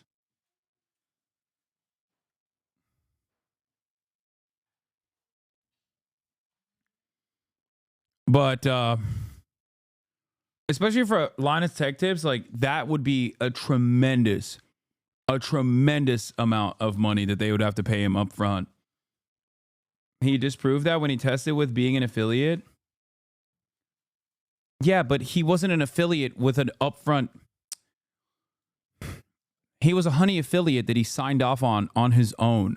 That is entirely different than Honey going through a marketing agency to Linus Tech Tips' company to give them A fat fucking upfront deal. Yeah. We don't know what the contracts look like for honey. Anyone had raised a red flag about honey. And sure enough, back in 2020, someone sounded the alarm, but it was ultimately ignored. However, in 2022, a different user noticed that LMG were no longer promoting honey and asked the team if they had been dropped as a sponsor, to which one of Linus's employees responded with, "We ended the partnership with Honey due to the way their service interacted with affiliate links. Essentially, if someone clicked on an affiliate link and then they use Honey and search for a deal, Honey will override that tracking link even if they don't find you a deal. That didn't jive with us, so we ended the partnership." Okay, so they had no idea this was happening, and it took them several years to catch on. That's quite telling, because we're talking about a tech-savvy YouTube channel that's run by a very large team. The fact that it took them several years to figure this out, in my opinion, really underscores the deceptive nature with which Honey operates. If Linus and his team didn't know, I can't imagine many other influencers would have known either. Now, I have to say, as a longtime viewer and supporter of Linus's channel, I'm incredibly disappointed they weren't more public with this discovery. I get this specific issue doesn't directly affect their viewers, but surely they must have realized the wider impact this could be having on the creator community, a community they're a part of. I think that matters. And it's not as though they only promoted Honey once or twice. They did approximately 160 sponsored segments, all of which remain live on YouTube. Those videos have accumulated around 194 million views. According to my data, that makes Linus's company LMG the third largest promoter of Honey on YouTube. So yeah, in my opinion, they should have made more noise about this. But what's truly baffling to me is that after LMG ended their partnership with Honey, they then went ahead and partnered with Linus got paid out by them. That's why Linus got paid to say nothing about Honey. Okay, I don't know if that's the case, man. H3H3 is the second one. The company called Karma Now, a coupon browser extension that literally engages in similar behavior. Now, I did reach out to LMG about this situation, and I'll be honest, their response was not to my satisfaction. They didn't address the majority of my questions, however, they did at least provide some important context about their dealings with Honey. LMG stated that as soon as these issues with Honey were brought to us, we tried to work with them to remedy them. After a few calls, we were informed that they weren't willing to change, so we stopped working with them across all channels.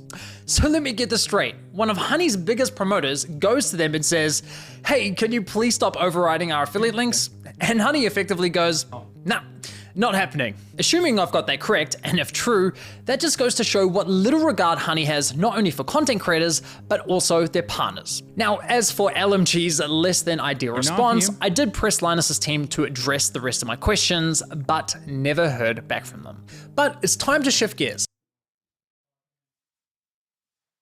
Why would they change their business model if they're making a shit ton of money from it? Assuming that 200 million views has a 1 to 1,000 click rate, assuming $20 a referral, that means LMG brought in $4 million for Honey. I wonder how much they paid them.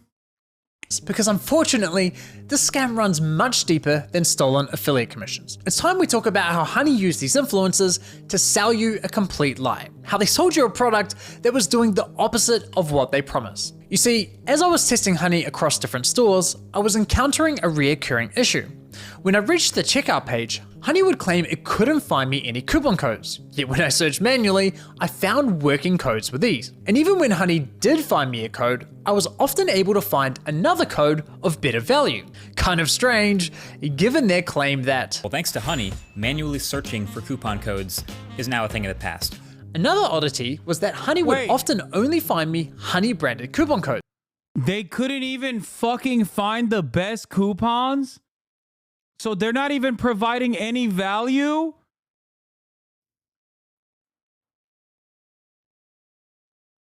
They actually hide the best coupons? Are you fucking joking? Such as Honey 5 or Honey 10. So they're quadruple booking. One, they're stealing affiliate links. So they're, one, generating revenue for themselves, making it seem like they're the ones who are bringing in all this traffic to the websites. So they're probably getting money from the websites. Okay. Two, they most likely have a separate partnership with all these websites where they offer their own personal coupons. so that they're also getting money off of that. I mean, this is, oh my God. Oh my God. Every fucking company, dude. Every company is like this. Greed maxing. Why would a store only have honey branded coupon codes? Kind of weird, right? But the biggest red flag was that when I tried submitting the better coupon codes I'd found, Honey wasn't adding them to their database. So why not? Well, eventually I figured out what was going on. It turns out that one of the key benefits for stores partnering with Honey is that they are given full control over which coupon codes go live on the platform, if any at all. I discovered this while listening to a podcast produced by Honey, which appears to be aimed at attracting new businesses to joining their platform. In this podcast, an employee from the Australian clothing store, Princess Polly, discusses the benefits of partnering with Honey. What would you say to any brand that is considered working with Honey but hasn't yet? I would say missing out on converting customers. Like I said before, Gen Z is super discount savvy. You can't ignore the fact that they will hunt for like discount codes and they might find a better deal. With Honey, you can also control the discount code percentage, which means like they will potentially find a higher discount code on the internet. It literally lets you control like the customer journey, convert and control like the discount code percentage as well. This is insane. That's crazy. She's basically saying Honey is great for businesses because it encourages users not to bother hunting for coupon codes. And it allows businesses to control which coupon codes are shared with consumers. That's now, insane. I was able to further verify this on Honey's website, specifically the FAQ page for partners, which clearly states, as a partner, you have control over the content hosted on the Honey platform. So yes, even if Honey knows of a coupon code that offers say 20% off, but a partnering store tells them, hey, only share a 5% off coupon. I had Honey on my computer for about a year during COVID and got 0 coupons that work. It's so fucked. More like Honey Pot, because that scam is wild.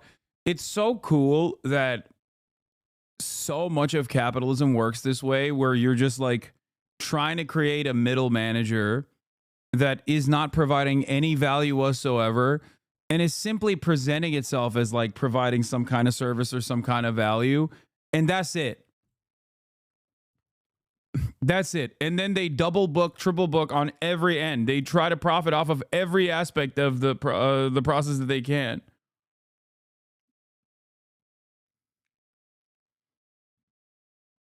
It's like there is so much unnecessary paperwork. Right-wingers who love capitalism often talk about the bureaucracy of the federal government and how bureaucratic red tape gets in the way.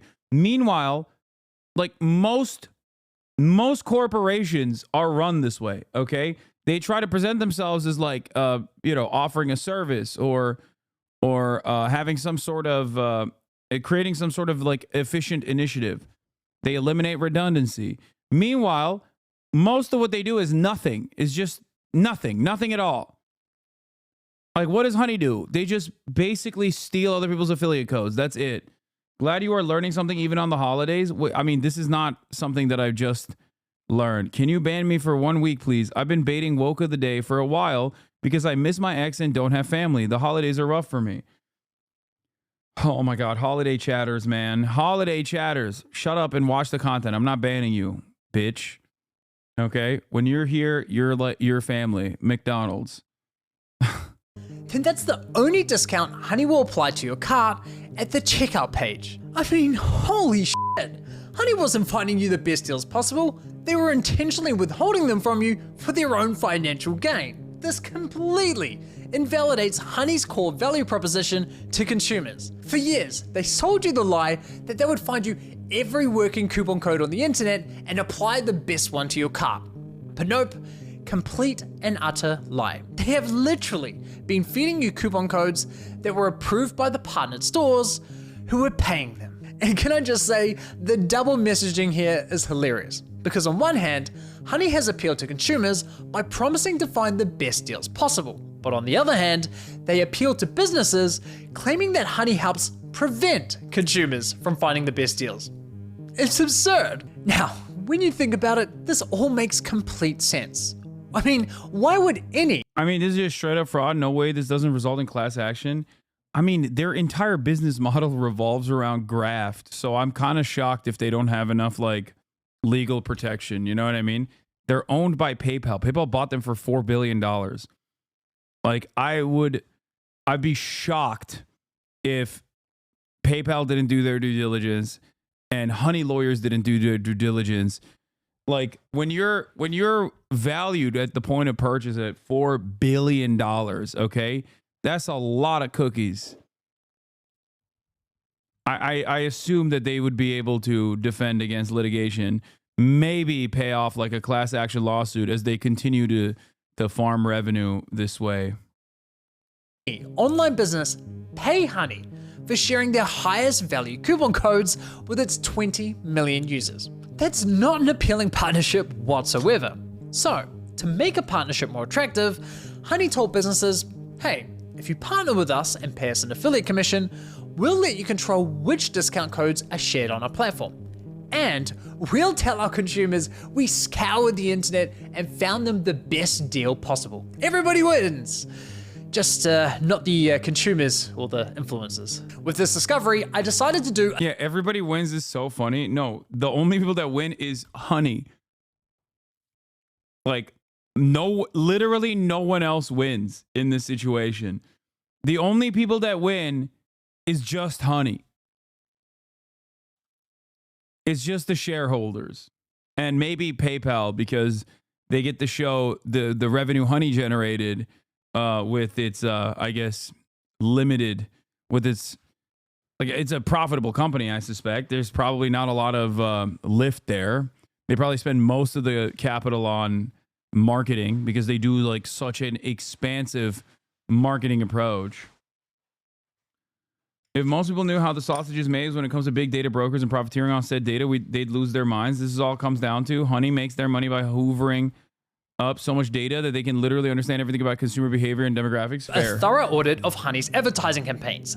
And yikes, the ads, the sponsorships, everywhere you look, it's lie after lie. I wouldn't be surprised if this ends up going down as one of the most aggressive, shameless marketing scams of the century. Just look at this insane list of videos that were sponsored by Honey. According to my data, they sponsored almost 5,000 videos across roughly 1,000 different YouTube channels, racking up an unbelievable 7.8 billion views. It's crazy. So now that we have a clearer picture of how Honey operates, let's reflect on some of their claims. Honey will find every working code on the internet and apply the best one to your cart. If Honey can't find a discount code for you, then you can rest assured there's not a single discount or promo code on the internet. It's a free browser extension that automatically finds you the best promo codes for anything you purchase online. You literally don't spend money. Honey searches the known internet for every promo code ever used. This means you always get the best deals without even trying. What Honey does is take money and they put it in your pocket. If there is any way to save money on your purchase,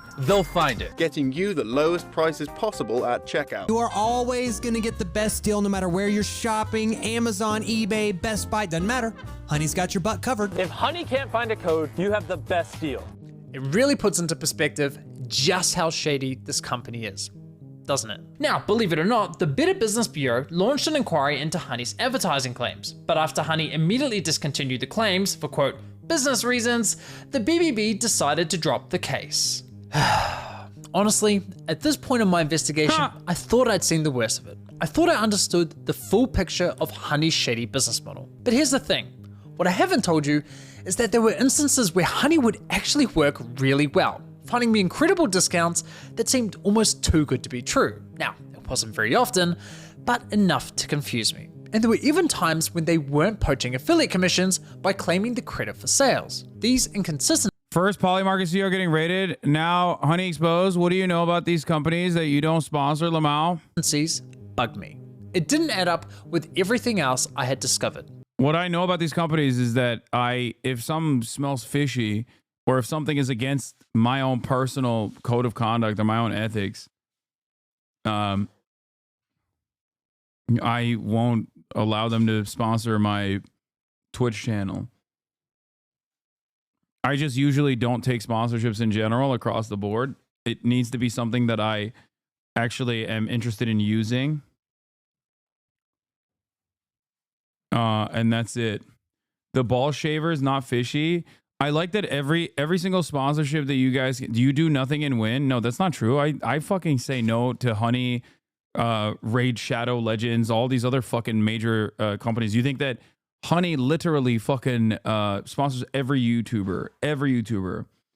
Does everyone vote on the sponsorship fear and? No, we voted on a marketing company that we have a right of refusal to for things that we advertise on, but I don't personally give a shit that much about whatever the fuck Fear End is sponsoring. They want to do it, they're fine to do so. Obviously, I'm not going to do like a gambling sponsorship or whatever, even if it's for Fear End, but no one else wants that either.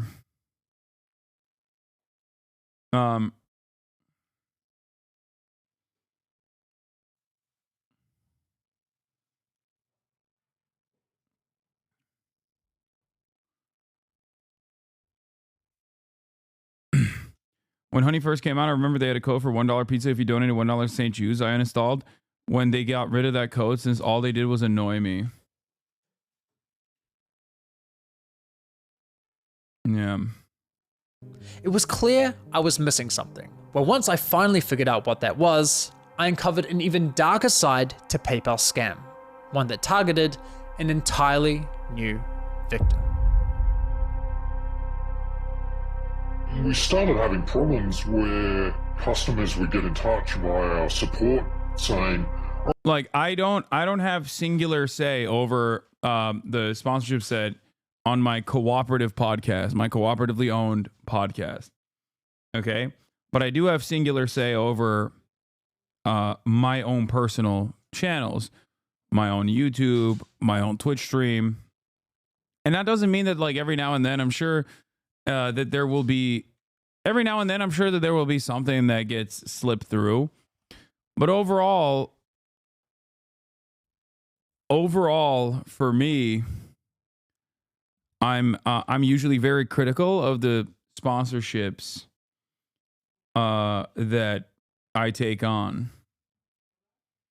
And I have said no to a shit ton of sponsorships, like a fuck ton.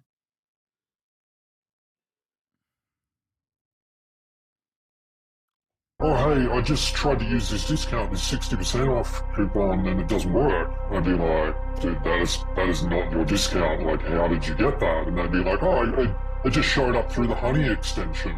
Yeah, it cost us thousands, and I haven't even looked into how far back it went. At the end of the day, like, you need to make the numbers work, and if Honey is going to steal 10% of your revenue all the time, you're going to have to raise prices at the end of the day, and it's just like a really awful business model. Like, we've been so mad at them for so long. Play Hogwarts Legacy? What? No, it was mid as fuck. I did. I played Hogwarts Legacy for like 5 minutes. It was mid as fuck. Here's Markiplier being correct about Honey, apparently. I have a natural distrust of Honey. I don't know what it is. I don't know why, but I naturally distrust Honey. And I don't... Okay, all right, guys. All right, we're going to stop. Everyone listen. I don't know what it is, but my gut tells me that nothing in life is free. So where's all these savings coming from? And like the money that people get from Honey, I don't trust it. They push so much advertising. They push so much advertising on YouTube. They do brand deals with other YouTubers. I think they've even offered me, and I said no, because I just don't trust Honey. I have a feeling there's going to, in like a couple years, there's going to be the great Honey conspiracy of like 2022. And I don't know what it is. I'm sure it's fine. And like, I got no problem with like the concept of an app that like clips coupon codes for you. That's great. That sounds great. Wow, you bring so much insight while watching videos. Thanks, man. I don't think I don't think it's healthy for you to be in a community that you fucking despise on Christmas Eve. I'm gonna be honest with you. I feel like hate watching on Christmas Eve, a content creator that you don't like, is probably going to push you further off the ledge. So here is your wake-up call, chatter. Step away from the ledge. 2013 account. Is pretty fucking sad. At least everyone here wants to be here, you know? 28,212 people in here that want to be here. You, on the other hand, could be watching like, I don't know, Elf, or I really want to watch Tokyo Godfathers. I heard it's like one of the best Christmas movies of all time. It's an anime. You know?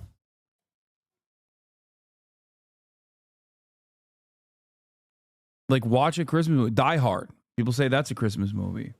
I don't fully understand why it is, but you know, there's a much better way for you to use your time than to come in here and, you know, try to make the world a more negative place. You feel me?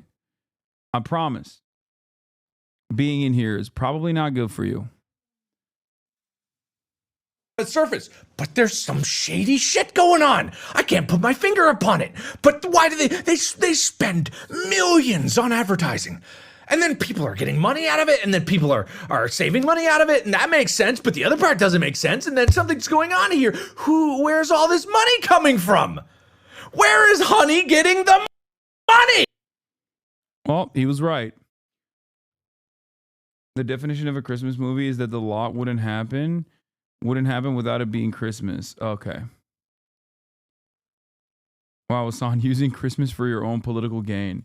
Yeah, my own political gain, which is to make that hater live a happier life by snapping him back into reality.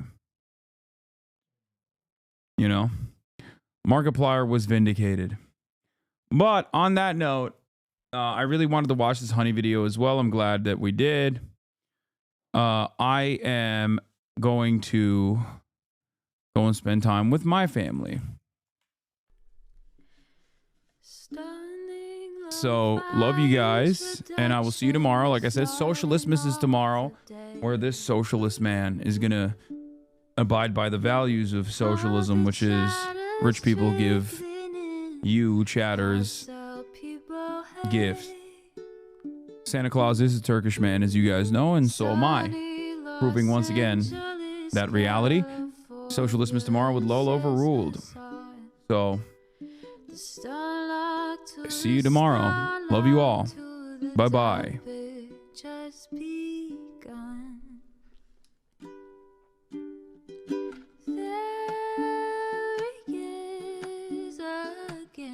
Hasan is streaming. Hasan is streaming. There he is again. Hasan is streaming. Hasan is streaming. Reviewing the P.O. box. Uncle Uger's face. Sudden Discord agitprop. Great names take embrace. Tiny Bernie Sanders, LGBTQ Air Force. The whole left at your fingertips, on at your door. H3 crowded debate, the Young Turks online show.